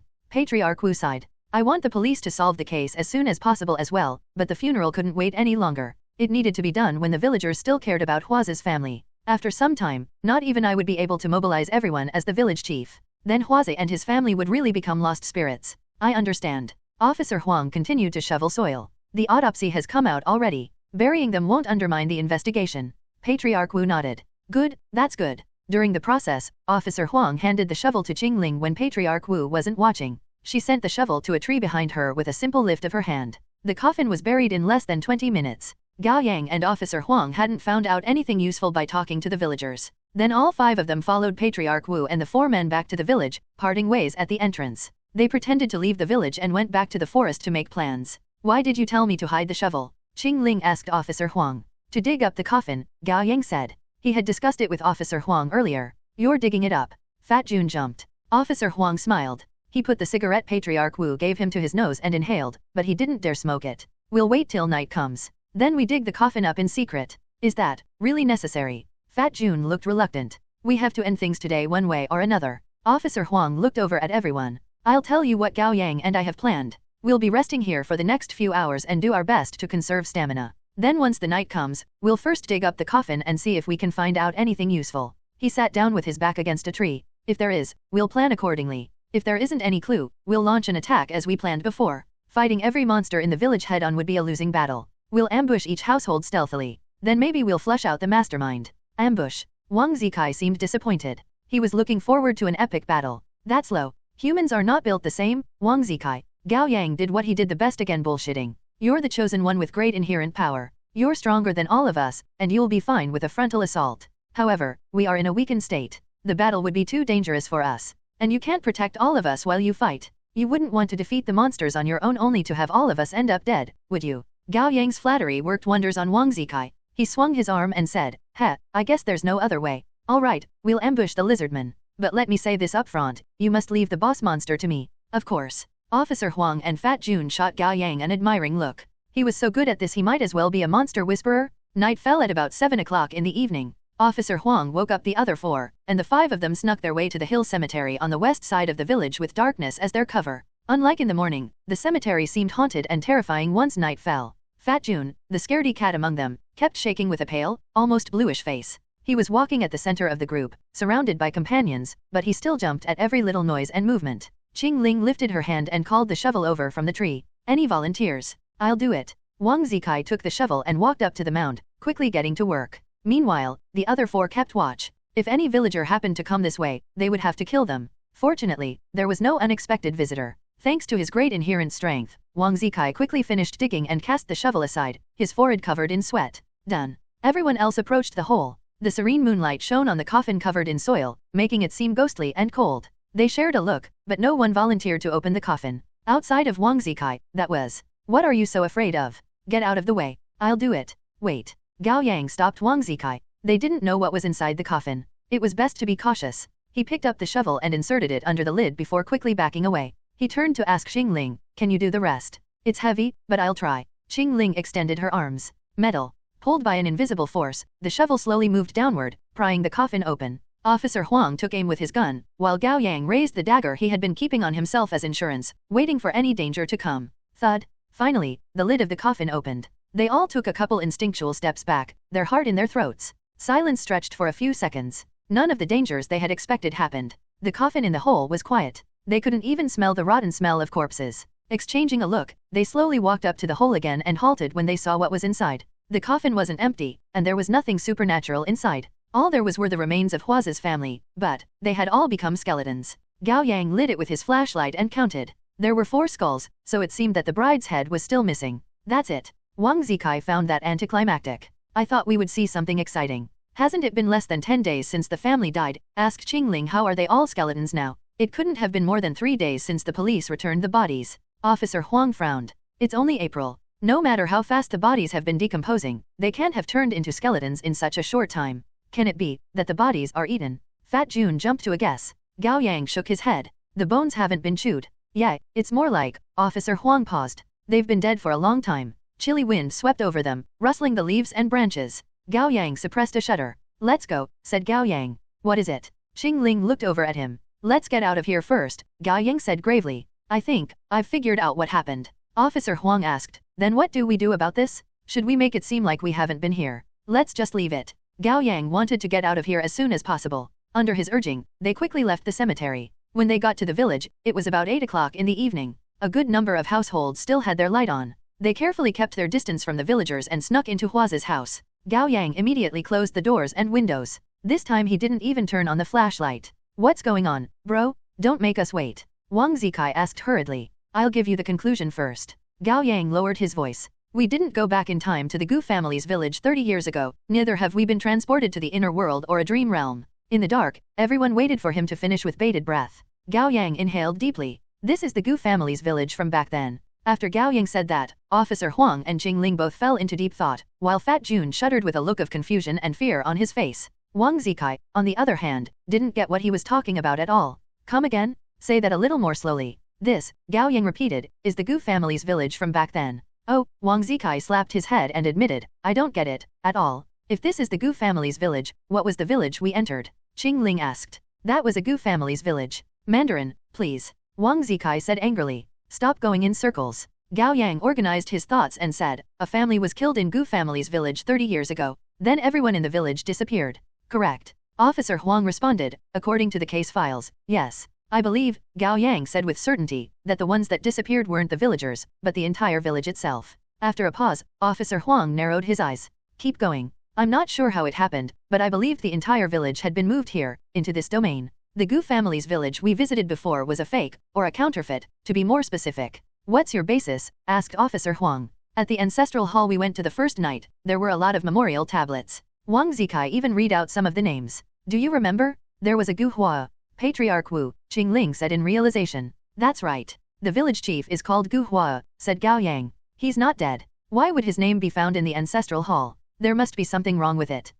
Fat Jun panicked. They were long dead. What we're seeing now are ghosts. Ghosts my ass. Wang Zikai slapped Fat Jun on the head. Didn't you see that fourth grandfather Gu is a lizardman? I bet the village chief is one as well. Enough. Keep going, Gao Yang. Officer Huang felt like the answer was within his reach. I've been spotting many strange discrepancies since we came to this Gu family's village. For example, it has only been half a month since the homicide, yet Hua's home seems to have been unoccupied for years. After a pause, Gao Yang continued, and the coffin the family were buried in was worn as well. It seemed to have been used. When I took a closer look, there was even dried mud at the bottom of the coffin. The soil around the burial mound at the hill cemetery was also strange. It was lighter than it should be, like the ground had been dug repeatedly. Then there were the skeletons in the coffin. What are you getting at, bro? Wang Zikai got even more confused as he listened to Gao Yang. I get it now. Qing Ling looked at Gao Yang. They are in a loop. That's right. Gao Yang nodded. We didn't go back in time to 30 years ago. The entire Gu family's village is trapped in this domain, and the villagers have been repeating this period of time again and again. The death of the family, the funeral. Everything has been repeating for 30 years. Someone like fourth grandfather Gu should have died of old age already, but an irresistible power is forcing his body to go through the same process. That's why it transformed partly into a monster for a moment. It's like a machine that should have broken down. After a brief pause, Officer Huang asked, then what is the irresistible power? I don't know. Gao Yang shook his head. But that's probably what we have to deal with. If we can figure out the starting point of the loop, perhaps we can identify the power. Whoom. Gao Yang was interrupted by an air raid siren that suddenly blared from outside the house. It was oppressive, dull, haunting, and unnerving. Whoom. Officer Huang walked up to the window and parted the curtains by a crack, his expression grave. Gao Yang and Qing Ling moved up to the window as well. At some point, a faint layer of fog had enveloped the entire Gu family's village, and every villager stopped whatever they were doing to stare up at the sky, their eyes empty and numb. Moreover, even those who had gone to bed walked out of their houses and stared up from their yards. Whoom. The siren came to a sudden stop after the third blaring. Then the fog permeating the village gradually faded. The entire process took less than a minute. But it was a long minute for the five of them as they hid in the house, feeling like their hearts were in a tight grip. What are they doing? Fat Jun stuttered, his face ashen. They must be starting another loop, Gao Yang guessed. One villager moved, walking like a body without a soul. Then the other villagers started moving as well. Slowly, quietly, they headed in the same direction, toward a common destination. Qing Ling was the first to realize that something was wrong. She had a keen sense of direction. They're coming our way. Shit. Gao Yang's heart sank. He should have realized, but it was too late. In less than a minute, more than 50 villagers moved to the front yard of Hua's house one after another. Under the moonlight, their faces were sheet pale and expressionless like walking dead, looking perverted in a strange and tainted way. Their empty eyes were all glued to the door of the house, which was shut close. The air seemed to come to a stop like the calm sea before the storm. The silence was thunderous with an undercurrent of something volatile. They were waiting for the first lightning strike that would trigger a great wave. What are they gonna do? Fat Jun staggered back, terrified. How many people were there in Hua's family? Asked Gao Yang. 5, 4 men and 1 woman, said Officer Huang. I get it. That's the 5 of us. Wang Zikai was pleased with himself for figuring out the obvious. The loop has started. From the night of the wedding. Gao Yang clenched his teeth. They are here to slaughter the family. He should have known. He should have known that Huaze and his family were killed by the monsters of the village. Only that would explain why the body parts were scattered everywhere. But why did the monsters transform and attack Huaze's family for no reason and then forget about everything afterward? There were many questions left unanswered, but none of that mattered at this moment. They must survive this. Run. We must run. Fat Jun's voice cracked. We can't win. We'll die. We'll all die. Too late. Qing Ling unsheathed her blade. She had already accepted reality. We'll die even sooner if we get out now. Officer Huang unholstered his gun and made quick judgments without pause. Ever played tower defense games? We'll defend the house and kill the monsters as they come. Remember, aim for the head and the heart. Gao Yang, Fat Jun, watch the window in the back. Qing Ling, Wang Zikai, we're in charge of holding the door. No problem. Wang Zikai rushed to the door, getting into a stance for the incoming battle. Qing Ling stood on Wang Zikai's left with both hands holding her tangdao and her body lowered, ready to attack. Officer Huang was behind Wang Zikai's right and covered them with his gun. He shouted over his shoulder, turn on the light. Darkness won't stop them, while we need a clear line of sight. Gao Yang immediately turned on the light and closed his eyes. Access granted. Warning, you are in great danger. Luck acquisition rate increases to 100 times. You have a total of 72 luck points. Comprehend talent. It takes 60 luck points to comprehend a new talent. Do you do it? Comprehending. Comprehension fails? Fuck. Just once, I just want it to work once. Put all the other points into agility? Your agility has permanently increased by 12 points. Constitution, 27 endurance, 28. Strength, 17 agility, 39. Willpower, 137 charisma, 47. Luck, 132. Gao Yang opened his eyes. Perhaps it was all in his head, but he felt a little lighter. Given his current situation, he would become nothing but a piece of unrecyclable trash after he used up the 10 seconds of God of Blades he got from Qingling. Putting a dozen points into any other stats wasn't going to do him much, while a higher agility should allow him to dodge a few more attacks and create opportunities for himself. At least, he should be able to delay his death. Frantic footsteps came from the other side of the door. Officer Huang shouted, they're coming. Bam! A great force slammed into the door from the outside and crack. An arm covered in dark green scales shoved through the door, soon followed by another. The two arms swung around and tore into the wood madly like chainsaws, making a big hole in the door in no time. Then a half-transformed man bent down to get through. Gao Yang recognized him as the scholarly-looking man, Aji. Under his glasses, his now all-white eyes bulged unnaturally, and his facial features twisted into a monstrous mask of fury, saliva dripping from his mouth in hunger. Half of his body had already entered the house. He chanted, human, human, human, human. Bang! A bullet hit his eye. He screamed in pain, and a sharp blade buried into his open mouth, penetrating through its throat. Aji's entire body spasmed until it gradually stopped moving. Xing! The moment Qingling pulled her tangdao back, a splatter of blood hit Wang Zikai's face. Wang Zikai stopped moving. Although he had screamed about killing monsters with the most passion earlier, he realized at that moment that he wasn't as brave as he thought he was, and he didn't enjoy killing as much as he thought he did. Move! Officer Huang yelled at him. Wang Zikai was startled into action. Die! With a kick, he sent the monster stuck in the door flying the other way. He was undoubtedly strong as a young monster. Bam! Bam! Bam! More monsters rushed through the front yard to slam into the door. Already damaged and frail, the door gave in, toppling to the floor. 3 half-transformed villagers crawled up, ignoring their kin, Wang Zikai, and lunging straight at Qingling and Officer Huang. Bang! Swoosh! Gunshot and the swing of the blade overlapped as blood splattered everywhere, and 2 monsters collapsed. The monster in the middle was grappled by Wang Zikai. His 2 arms wrapped around the monster's waist and transformed rapidly, turning into a pair of bronze vice-like limbs. With a yell, Wang Zikai tightened his arms and cut through the monster's flesh and spine with a series of cracking sounds. The monster screamed in pain, opening its mouth in its moment of death and biting into Wang Zikai's shoulder with red fangs. Ah! Wang Zikai yelled. Bang! Bang! Bang! 3 bullets buried into the fanged monster's head, the force pushing its neck backward while blood splattered from the gunshot wounds until the monster stopped moving. Noticing that the monster had died, Wang Zikai loosened his arms with heavy breaths, and the monster fell to the floor, transforming back into its human form. It was Sister Fan, who had served them tea at the reception. Wang Zikai's shoulder was torn open, and his face was covered in blood, both the enemy's and his own. This was his first time killing a monster. Excitement, fear, anger, and a plethora of other emotions rushed through his head, breaking his reason and what little intelligence he had. Gah! Wang Zikai tipped his head back and howled.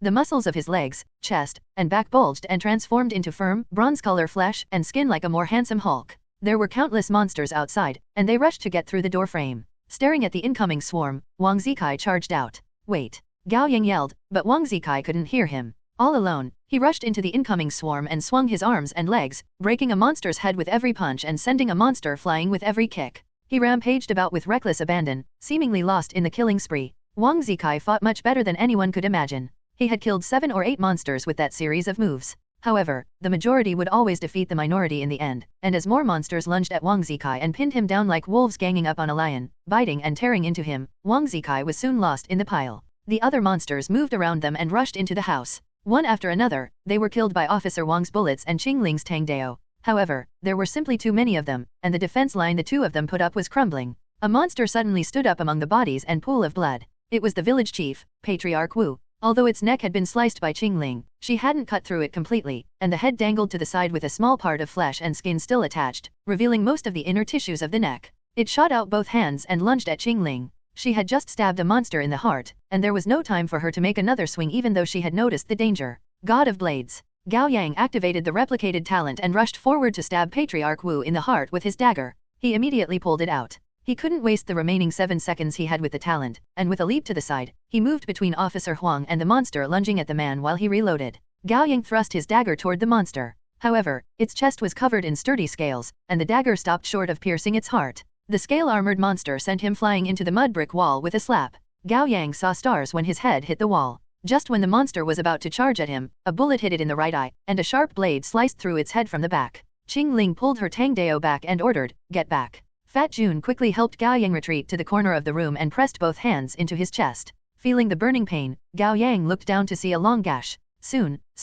It's okay. Fat Jun trembled all over, his brain overtaken completely by fear, and he repeated the reassurance on autopilot. Thud. Then an arm covered in brown hair like those of an ape shot through the window and grabbed Fat Jun by the neck, dragging him backward. Fat Jun screamed. It was thanks to his big body that he got stuck at the window frame rather than getting dragged out immediately. Gao Yang forgot about his injury and jumped to his feet, burying his dagger into the ape-like arm. It retracted with a scream. "Help, Mom! Help!" Fat Jun couldn't even thank Gao Yang for saving him. Instead, he crawled under a desk like his life depended on it and put his arms around his head, curling into himself. He had broken down completely. Gao Yang knew Fat Jun had done his best. There was nothing to blame him for. Covering the wound on his chest, Gao Yang got to his feet. Countless bodies could be seen on the ground outside the door. Officer Huang had run out of bullets. He cast the gun aside and picked up a rusty machete before pulling back to Gao Yang's side. "You good?" "I'm good." Gao Yang tightened his grip around the dagger and ground his teeth together. An agile monster charged through the door on all fours like a leopard. With a graceful leap, it dodged Qingling's horizontal slash and lunged at Officer Huang. Officer Huang swung the machete at the monster's head, but it ended up hitting its shoulder. With the great momentum it had built up, the monster kept going forward and slammed Officer Huang to the floor. Howling furiously, it opened its maw wide, brandishing all its sharp fangs. It was seconds away from tearing into Officer Huang's neck. Gao Yang rushed up to it and held onto his dagger with both hands. Using the inertia of his fall, he buried the blade into the back of the monster's head. The sharp tip penetrated through its skull and protruded from its mouth, almost hitting Officer Huang's eye. A mix of viscous blood and repulsive cerebral fluid dripped down the blade to Officer Huang's face. The man pushed the monster off with some difficulty and picked up the machete before helping Gao Yang up.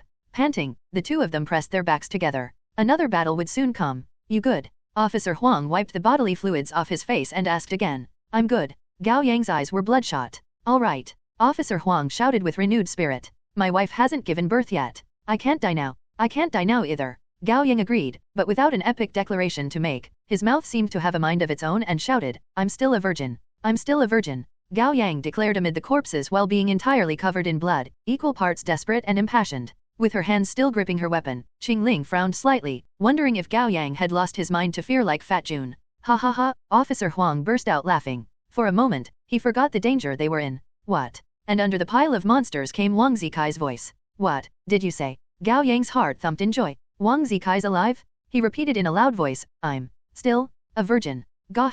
The pile of monsters scattered like an explosion had happened. Coated in blood, Wang Zikai raised to a staggering 2 meters now that he had fully transformed. With each hand grabbing a monster's head, he dragged them like rag dolls before crushing their heads with an audible pop. Then he threw them away with a powerful swing of his arms, knocking the other monsters in the proximity down. He strode up to the house while the surviving 7 or 8 monsters charged him, but none of the expendable ones were his rival, and he made quick work of all of them. He even tore one of the monsters in half with bare hands. Amid the crimson mist, he looked like a devil being reborn in blood. Chest heaving, he stepped over the bloody corpses and entered the house, stopping only when he got to Gao Yang. He lowered his head to look at his friend, who was now a lot shorter than he was. "You really are still a virgin?" "Yes." Gao Yang didn't know if he wanted to cry or laugh. "I knew it." Wang Zikai flailed his arms around in excitement. "I knew you couldn't have done it before me. We really are brothers." Bam! A monster broke the roof and landed in the house. "Watch out!" Qingling couldn't have reacted a second sooner by swinging her blade, yet her opponent was quicker. With a whip of its tail, it hit Qingling and flung her out of the house. "Qingling!" Gao Yang yelled and got a good look at the monster. It was a wrath monster, a slaughterer. It was in a different league than the one they had encountered before, Anti-Ho. This monster was young, and its transformation complete. The only part that retained the features of a human was its head, while its body had transformed entirely into that of a giant lizard. It crawled on all fours, covered from neck to tail in hard, dark red scales. If it stood on 2 legs, it would be taller and bigger than Wang Zikai, After throwing Qingling away, it didn't hesitate for even a moment before bending its thick, strong hind legs instantly to the limit to make a powerful jump, lunging at Gao Yang. Instinctively, Wang Zikai pushed Gao Yang aside, saving him from the deadly attack. Then the slaughterer collided with Wang Zikai's waist and crossed the claws of its forearms to stab Wang Zikai in the abdomen, easily penetrating his thick sturdy bronze skin. "Ah, you son of a bitch!" Wang Zikai endured the attack without any defense other than his body, and veins popped out as he braced himself. The slaughterer didn't stop. It continued to push the ground with its hind legs, making Wang Zikai stagger back until he slammed into the wall, which cracked and almost toppled. Then the slaughterer tried to pull out the claws to end this battle, but Wang Zikai was no easy prey.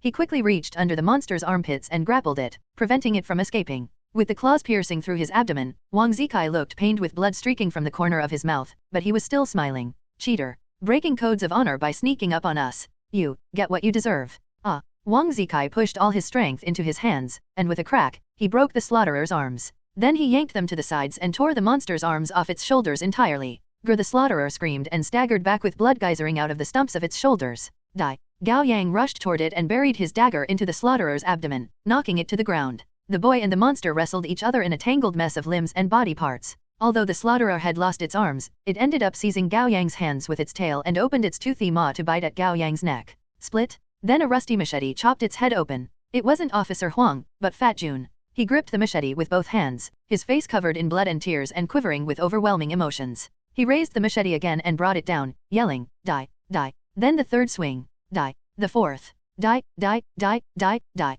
Gao Yang lost count of how many swings Fat Jun had made, and the slaughtereur's head became minced meat. The tail grabbing onto Gao Yang then loosened before going still. Fat Jun was going to make another swing when Officer Huang staggered toward him with a hand pressing into the wound on his thigh. He used his other hand to grab Fat Jun's. "It's all right. It's over." The machete fell from Fat Jun's grip. He turned around and threw his arms around Officer Huang, bawling, "I live. I didn't die. I didn't die. Yeah." Officer Huang patted him on the back gently, like he was comforting a child who had just tripped and hurt himself. "Yeah, you survived." Meanwhile, Gao Yang used up the strength he had left to push the slaughterer''s heavy body off, and he stumbled his way to Wang Zikai. Like two giant nails, the slaughterer''s broken arms pinned Wang Zikai to the mud brick wall. Gao Yang saw his transformed body slowly revert back to that of a human. Wang Zikai was vomiting foam of blood with his eyes bloodshot. He looked so very frail and weak at this moment as he covered his abdomen with his hands. There was only a mess of crimson blood and torn flesh. "This doesn't feel right, brother." Wang Zikai's voice grew weak. "Why do I feel like that I'm dying?" "No, you won't die." Gao Yang was at a loss. He wanted to pull the arms out, but at the same time he was worried that it would only exacerbate the blood loss and make Wang Zikai's death come sooner. "Shit, I fucked up." Wang Zikai grinned, lopsided and boyish. "How am I? I was the chosen one, yet I fucked up so bad." "Stop it. You won't die. You won't." Gao Yang's hands were trembling. He shouted at Fat Jun, "Stop crying. Save him." Coming back to his senses, Fat Jun wiped his face roughly with his arm before running up to Wang Zikai and kneeling down, carefully checking his injury. "Brother Yang, the two arms have to be pulled out. He's already losing too much blood." Gao Yang said. "I know, but I can't help mend his wound if we don't pull out the arms. It's our only bet." Fat Jun clenched his teeth. "Make the call, Brother Yang." Wang Zikai's head dropped to the side, his face pale as a sheet. He had lost consciousness. "Pull them out," Gao Yang said through clenched teeth. Officer Huang came up to help. "Keep Wang Zikai steady, Gao Yang. Fat Jun and I will pull the arms out." The three of them got into positions and chanted, 3, 2, 1. Splash. The moment the two arms were pulled out, blood splattered all over their bodies and faces. "Cover the wounds. Cover them," yelled Gao Yang. Fat Jun immediately reached out to cover the two bleeding holes in Wang Zikai's waist with both hands. Healing. Green light radiated from Fat Jun's thick hands, fluctuating in intensity. Still, blood continued to leak out from Fat Jun's short, thick fingers. "What's going on?" Gao Yang's heart burned with worry. "Focus. I am focused." Fat Jun lost his calm as well. He squeezed his eyes shut and shouted, "Heal. Heal." Wang Zikai's face turned from pale to an ashen gray. The blood gushing out of his abdomen had decreased noticeably, but not because the wounds were mending, but because he was running out of blood. The heaving of Wang Zikai's chest became almost unnoticeable, or had it stopped? Gao Yang didn't dare check his breathing. "I'm sorry." Fat Jun's face squeezed up like a fermenting dough. He burst into tears again. I tried my best." "Keep going," yelled Gao Yang. "Don't stop. He's not gone yet." Officer Huang put a hand on his shoulder gently. "Gao Yang, don't." Gao Yang shook off the hand. He knew what Officer Huang was going to say, and he didn't want to hear it. Still, Officer Huang spoke up in a tired, solemn voice. "He's gone. He isn't human, and he isn't your friend Wang Zikai. Wang Zikai never exists. It's just a persona played by a delusion monster, by a mutated wanderer. So he's dead. No need to be heartbroken about it." Gao Yang kept telling himself all that, but it didn't work. His chest was still so tight that he could barely breathe. All kinds of memories rushed into his head. On the first day of school, he almost got hit by Wang Zikai's sports car at the gate. The third day of military training 1, he fainted due to the heat, and Wang Zikai carried him to the infirmary on his back. The first time he got dragged by Wang Zikai to the internet cafe, they ended up losing every single game the entire night. The first time they got drunk, Wang Zikai cried and admitted that he didn't want his parents to divorce. Gao Yang slumped down before Wang Zikai's body, unable to pick himself back up. It was then that Qingling returned to the house with her Tangdao, covering her bleeding arm. After hesitating for 2 seconds, Fat Jun stood up from Wang Zikai's side and walked up to Qingling, putting his hands around the injury on her arm. Heal. Qingling glanced at Wang Zikai, her brows furrowed. He's dead. Officer Huang nodded. His heart stopped. Then he looked around at the messy piles of dead monsters on the floor. Who would have thought we would end up killing all the villagers for real? We would have died if not for Wang Zikai. Are we missing anyone? Fat Jun asked worriedly. Qingling answered, I counted. There are 31 outside, 22 inside. That's 53 in total. We didn't miss any? Then we can get out of this hellhole, can't we? Fat Jun was eager to leave. They're all dead. We have no enemies here. The moment Fat Jun said that, Gao Yang felt his chest tighten. He covered it with a hand. Something's wrong. What is it? Officer Huang tensed up. This doesn't feel right. Gao Yang couldn't explain it. Perhaps it was his high willpower telling him that there was an enemy hiding near them. It's not over yet, Gao Yang said with a hint of despair. There's something around here. It's strong, excited, dangerous. Brother Yang, you, don't joke like that. It's not funny at all. Fat Jun couldn't take another life-threatening danger. He looked around nervously. What's around? Where? I see nothing. Gao Yang closed his eyes and accessed the system. Warning, you are in extremely great danger. Luck acquisition rate increases to 1,000 times. 1,000 times? Gao Yang couldn't quite wrap his head around that, but he knew one thing for certain, they would die if they stayed like this. So he opened his eyes wide and yelled, run. Run now. Without hesitation, they rushed out of the house. They didn't even have time to take Wang Zikai's body with them. The moment they reached the yard, Qingling, the one who had been running at the very front, came to a sudden halt. Without turning around, she raised her hand and ordered the other 3, stay back. Don't come near me. Even though they didn't get why she said that, they stopped and held their breath. Gao Yang was the first to realize the situation. Eyes wide, he noticed something was wrong with Qingling, or her long black hair, to be more specific. A few strands were slowly flying into the air, defying gravity. It's not Qingling's. Gao Yang immediately realized. Hiss, hiss, hiss. The strands of black hair swung around Qingling's delicate neck to strangle her. She curled her fingers, calling over the razors she had hidden in her breast pocket. Swish, swish, swish. The razors cut the hair, and Qingling quickly crouched down, returning to her companion's side with a jump and a roll. The hair that had been cut down hadn't chased after her. Instead, the hair strands hovered in the air before spreading apart like long, thin planktons. Then they slowly swam up. The 4 of them looked up and froze, chilled to the bones. What seemed like a human skull descended from the sky, its long black hair dark and dense. Look down. Fat Jun shouted. Gao Yang lowered his head and saw the hair of the dead monsters fall off before clumping together into strands. Then they slithered like black snakes before defying gravity to swim up to the abomination in the sky, like countless tadpoles returning to their mother's embrace after getting lost. It didn't take long for the abomination to recover its true form. Gao Yang didn't know how to put it into words. The strange human skull was connected to hundreds of millions of black hair strands, and under the moonlight, it looked like a gargantuan seaweed monster that should be hovering in the deep sea rather than on land. It descended slowly with its hair spreading in all directions, obscuring the moon and all light sources in the sky. Boundless darkness crushed toward them. It felt like the world was meeting its doom. Isn't that? Fat Jun finally came to the realization. The hair monster that attacked us that night. Yeah. Gao Yang's heart sank. Even if all 5 of them were alive and in perfect state, it was unlikely they would be able to deal with this abomination, let alone when they had lost 1 man and suffered many injuries, as well as running out of ammunition and power. He turned to Officer Huang. Does the 12 zodiac signs know? Officer Huang's expression was grave. They probably sent us here because they knew. This isn't a test, Gao Yang said with a trace of resentment. We've been used, Qingling said coldly. We're nothing but cannon fodder. I'm sorry. I got you all into this. Wu Dahai doesn't seem like a bad man. I thought I had a good eye for people. Officer Huang was remorseful. Gao Yang shook his head. It's not your fault. We chose to join the organization. Stop talking about useless things and find a way. Fat Jun yelled anxiously. I don't want to die. Can you still make a swing, Qingling? Gao Yang asked. Qingling didn't say anything. Her bones had been broken in at least 3 parts, and the muscles of her right arm had been torn badly, preventing her from using any force with it. Although she was still holding on to her Tangdao, it was but a front she put up to not appear weak. Of course, she still had metal. While level 2 metal was effective for ambushing a human with hidden weapons, however, it wouldn't do her any good when facing a monster of this caliber. Gao Yang came to the conclusion as well. Qingling's silence spoke volumes. Flee, and they fall. Fight, and they die. Every part of Gao Yang's mind was telling him that this was the end. There was nothing more difficult than waiting for death, but the wait didn't last long.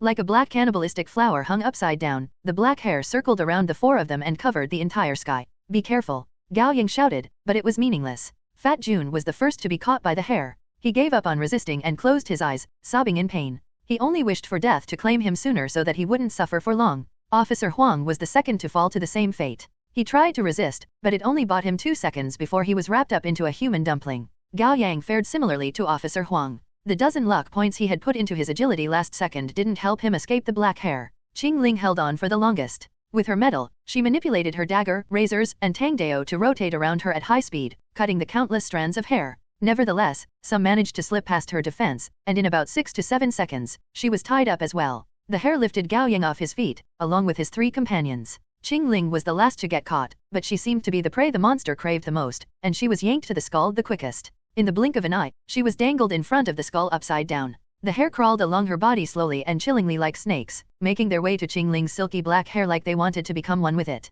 Then the skull suddenly spoke in the twisted voice of a woman, sounding hollow and bleak. Hair, such beautiful hair. Qingling stared at the skull without fear. Then she opened her mouth. The razor she had hidden on her tongue flew out and hit the skull in the center of its forehead. Metal, Qingling yelled, putting all her focus on controlling the razor. But it was too thin and too brittle. The force of her control ended up squashing the razor, leaving only a thin scratch on the skull. The hair monster was furious. Hundreds of hair strands intertwined to form a giant black needle in an instant. Like the tail of a scorpion, it curled and pierced Qingling in the chest with an upward motion. Qingling! Gao Yang cried out. In China, high school freshmen are to receive basic military training, usually in August and last for a week or 2. Still hanging upside down, Qingling's chest was penetrated by the giant black needle of hair. She didn't even scream in pain. Then the needle pulled out from her body. Crimson blood gushed and streamed down to dye her fair neck, face, and forehead red, finally drenching her long hair. The hair monster savored the process of Qingling's hair being drenched by her own blood. Equal parts captivated and lamenting, it chanted, "Hair, such beautiful hair. All mine, all mine." When the first drop of blood fell from the tip of Qingling's hair, the monster shuddered like it was reaching climax before its black hair fanned out in an instant, circling around Qingling to wrap around and devour her. Her 3 companions could only watch everything play out, unable to do anything. No, I can't just watch Qingling die. I must save her. I must do something. Gao Yang closed his eyes. Access granted. Warning, you are in extremely great luck points. You have a total of 71 luck points. Comprehend talent. Skip confirmation. Comprehending. Comprehension succeeds. Talent, fire. Serial number, 26. Rune type, element. Level 1 fire. Summon fire elements with both hands with a maximum temperature of 280 degrees Celsius and a maximum range of 1 meter. Stats bonuses of level 1 fire. Constitution plus 20, endurance plus 20, willpower plus 50, charisma plus 10. Does willpower influence elemental damage? Every 10 points in willpower increase elemental damage by 1%. Put the rest of my luck points into willpower. Allocation completed. Stats updated. Constitution, 47 endurance, 48. Strength, 17 agility, 39. Willpower, 199 charisma, 57. Luck, 132. Access ends. Gao Yang opened his eyes, and with a thought, a strange hot energy rushed out of his 10 fingers. He reached behind to grab onto a handful of dense hair strands. Fire. Whoosh. Gao Yang's hands burst into flames, burning the hair from his palms all the way to his forearms, breaking the hair apart and making the crackling sounds of beetles getting crushed. The rest of the hair loosened immediately and rushed away from Gao Yang, as if they had a life of their own and could feel pain and fear. Gao Yang started free falling once he broke free of the hair. Missing no beat, he grabbed onto Officer Huang, who was hanging behind and below him. He put a hand on Officer Wang's chest. Fire. Officer Wang's hair-wrapped chest burned up instantly. Gao Yang carefully controlled the temperature and range of the fire to threaten the black hair without hurting the man. Sensing the danger, the hair retreated, and the moment Officer Huang started falling, Gao Yang stepped on his chest to propel himself to the human dumpling 3 meters away from him. It was Fat Jun. It was a difficult move to pull off. Although Gao Yang had raised his agility somewhat, he wasn't able to make the jump as easily as professional stunt performers would. His jump fell a little short, and he had to reach out hard to barely hold on to Fat Jun's thigh. The unexpected attack made Fat Jun cry out in fear. "Ah, don't kill me." Fat Jun realized he wasn't dead when he opened his eyes and saw that it was Gao Yang holding onto his thigh. Gao Yang? What? Endure it. Gao Yang raised an arm and slapped Fat Jun in his fat butt cheek. Fire. Swoosh. Fat Jun's rear end started burning. Hiss. The black hair fled from the fire at once and retracted. Congratulations. Talent, fire has leveled up. Level 2 Fire. Summon fire elements with both hands with a maximum temperature of 580 degrees Celsius and a maximum range of 3 meters. Stats bonuses of Level 2 Fire. Willpower plus 100, fire resistance plus 60, charisma plus 10. The moment the notification sounded in his head, Gao Yang felt a rush of energy and great pleasure. Fat Jun had a big body, and thus it took a lot more hair to wrap around him, and the hair couldn't all pull back in an instant. Gao Yang deactivated the flame and seized an opening to grab onto the strands that were just about to pull back. Like a kite, Gao Yang allowed himself to be dragged toward the main body of the hair monster, the skull. The hair monster was going to savor Qingling like a delicacy, but its plan was interrupted by Gao Yang's sudden ambush. It stopped what it was doing and shifted its attention to attack Gao Yang. It first severed the strand of hair Gao Yang was holding onto, but Gao Yang was already falling in a parabolic trajectory toward it from above. 3 giant black needles of hair took shape in the blink of an eye and stabbed toward Gao Yang from the front, left, and right. Gao Yang opened his arms to aim at the needles on his 2 sides. Fire. Boom, boom, 2 torrents of fire burst out of Gao Yang's palms and swallowed the needles. There was no time for him to deal with the needle coming from his front. He twisted his body, hoping that would be enough to protect his vitals. Then swoosh. A Tangdao flew over at the last moment and cut down the needle, stopping its tremendous momentum short. It was Qingling and her medal, still tied up and hung upside down by the hair. She stared at Gao Yang with half-lidded eyes, her face covered in blood. She was on the verge of death, yet she hadn't given up. Feeling blood pumping through his body, Gao Yang splayed his hands and allowed gravity to pull him toward the hair monster. 3 meters, 2 meters, 1 meter, it was now in range. Fire. Gao Yang growled, pushing all the energy inside him into his palms. 2 blazing torrents shot out with a boom and intertwined into one beam, devouring the hair monster in an instant. It let out a piercing scream, but it wasn't enough. Hitting it with fire for 1 second wasn't enough to burn all its hair, let alone destroy its hardy skull. But there was nothing else Gao Yang could do. He was free-falling at a great speed, and the fire shooting out of his palms was about to lose the target. That was when suddenly, something propped him up from under his feet. He looked down and saw a hovering Tangdao. With the upward boost it gave him, Gao Yang jumped up half a meter in the air. That exhausted the last of Qingling's willpower. She closed her eyes, her arms going slack. Qingling's medal had actually jumped to level 3 the moment she got hit by the black needle, which was what had been keeping her alive. Level 3 medal, maximum detection distance of 50 meters, maximum control distance of 10 meters, and maximum control weight of 60 kilograms. Fire. Leaping again, Gao Yang wasn't going to miss this last chance. There was only one thought in his head, squeeze out all his remaining energy to attack the monster.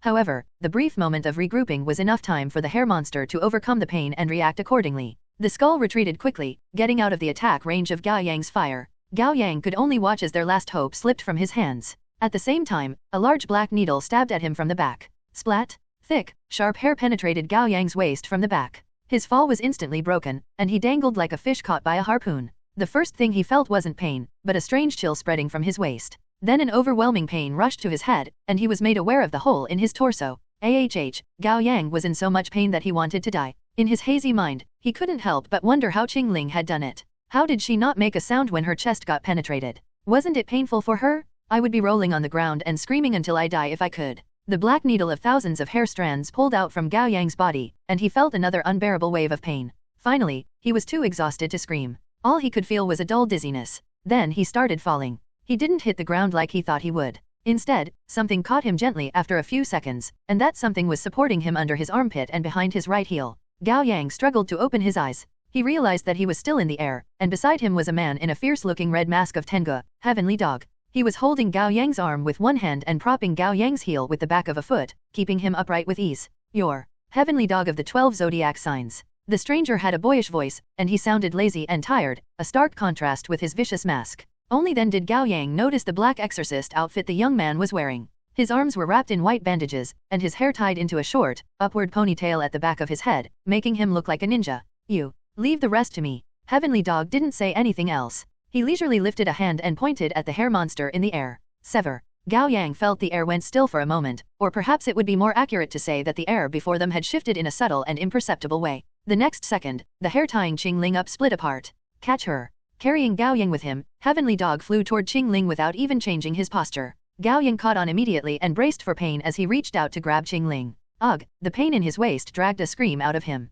Heavenly Dog pointed at the hair monster with his right hand. "Sever." Again, it felt like space had frozen before splitting, aiming to cut the hair monster in half from top to bottom. The skull, the main body of the monster, noticed the incoming danger and quickly shifted to the left. A good portion of its hair was cut down, but the skull remained intact. Sever. Intangible space was sliced like a tangible thing again. This time, the cut was horizontal. The white skull rushed to evade again, losing 1/4 of its hair but managing to protect its main body. Sever, sever, sever. In a matter of 10 seconds, Heavenly Dog had cut off large swathes of the skull's hair like a barber, but he always missed the skull itself by a little. The skull was cunning. It gave up on the fight and flew upward. Carrying 2 incapacitated people prevented Heavenly Dog from catching up with the skull. He looked down and shouted, "Rabbit, it's getting away." Gao Yang followed his gaze, and to his surprise, he spotted White Rabbit, the waitress he had encountered before. She wasn't dressed in the karaoke uniform today, and the mask of White Rabbit was replaced with a white surgical mask drawn with a cute pink rabbit mouth. Wearing a baseball cap, she was dressed in a black and white baseball jacket with a red crop top and light blue denim shorts, under which was a pair of long, well-built legs.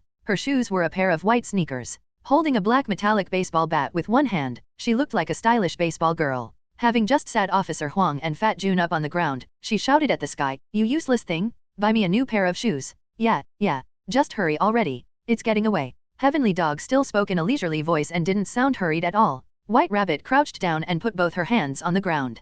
Jump. She leapt into the air in an instant. Officer Huang felt a shockwave of rippling air from where she had been, forcing him to close his eyes. When he opened his eyes again, White Rabbit was nowhere to be seen. The deep footprints and the cracks on the asphalt ground were the only things proving she had been there. It took her less than 2 seconds to soar more than 100 meters into the air, and she had controlled her jump perfectly. While the skull continued to flee upward, she happened to catch up with it at the highest point of her jump. Hello. She even had the time to greet the skull before raising her baseball bat and hitting it squarely. Home run. The swing was so powerful that the counterforce flung her up for another 2 meters. On the other hand, the skull was sent falling down like a shooting star, hitting the dried pond in the Gu family's village and making a great crater. Slowly, the skull emerged from the mud. The cranium was now covered in cracks, and the chin had dislocated from the joints. However, it was still alive in a sense. And it was still fleeing. Wu Dehai was already by the pond, dressed in leather topwear and pants that could be either punk fashion or delinquency or both. Then he lifted both hands and swept through his broom head, making a lopsided, confident grin that was all teeth.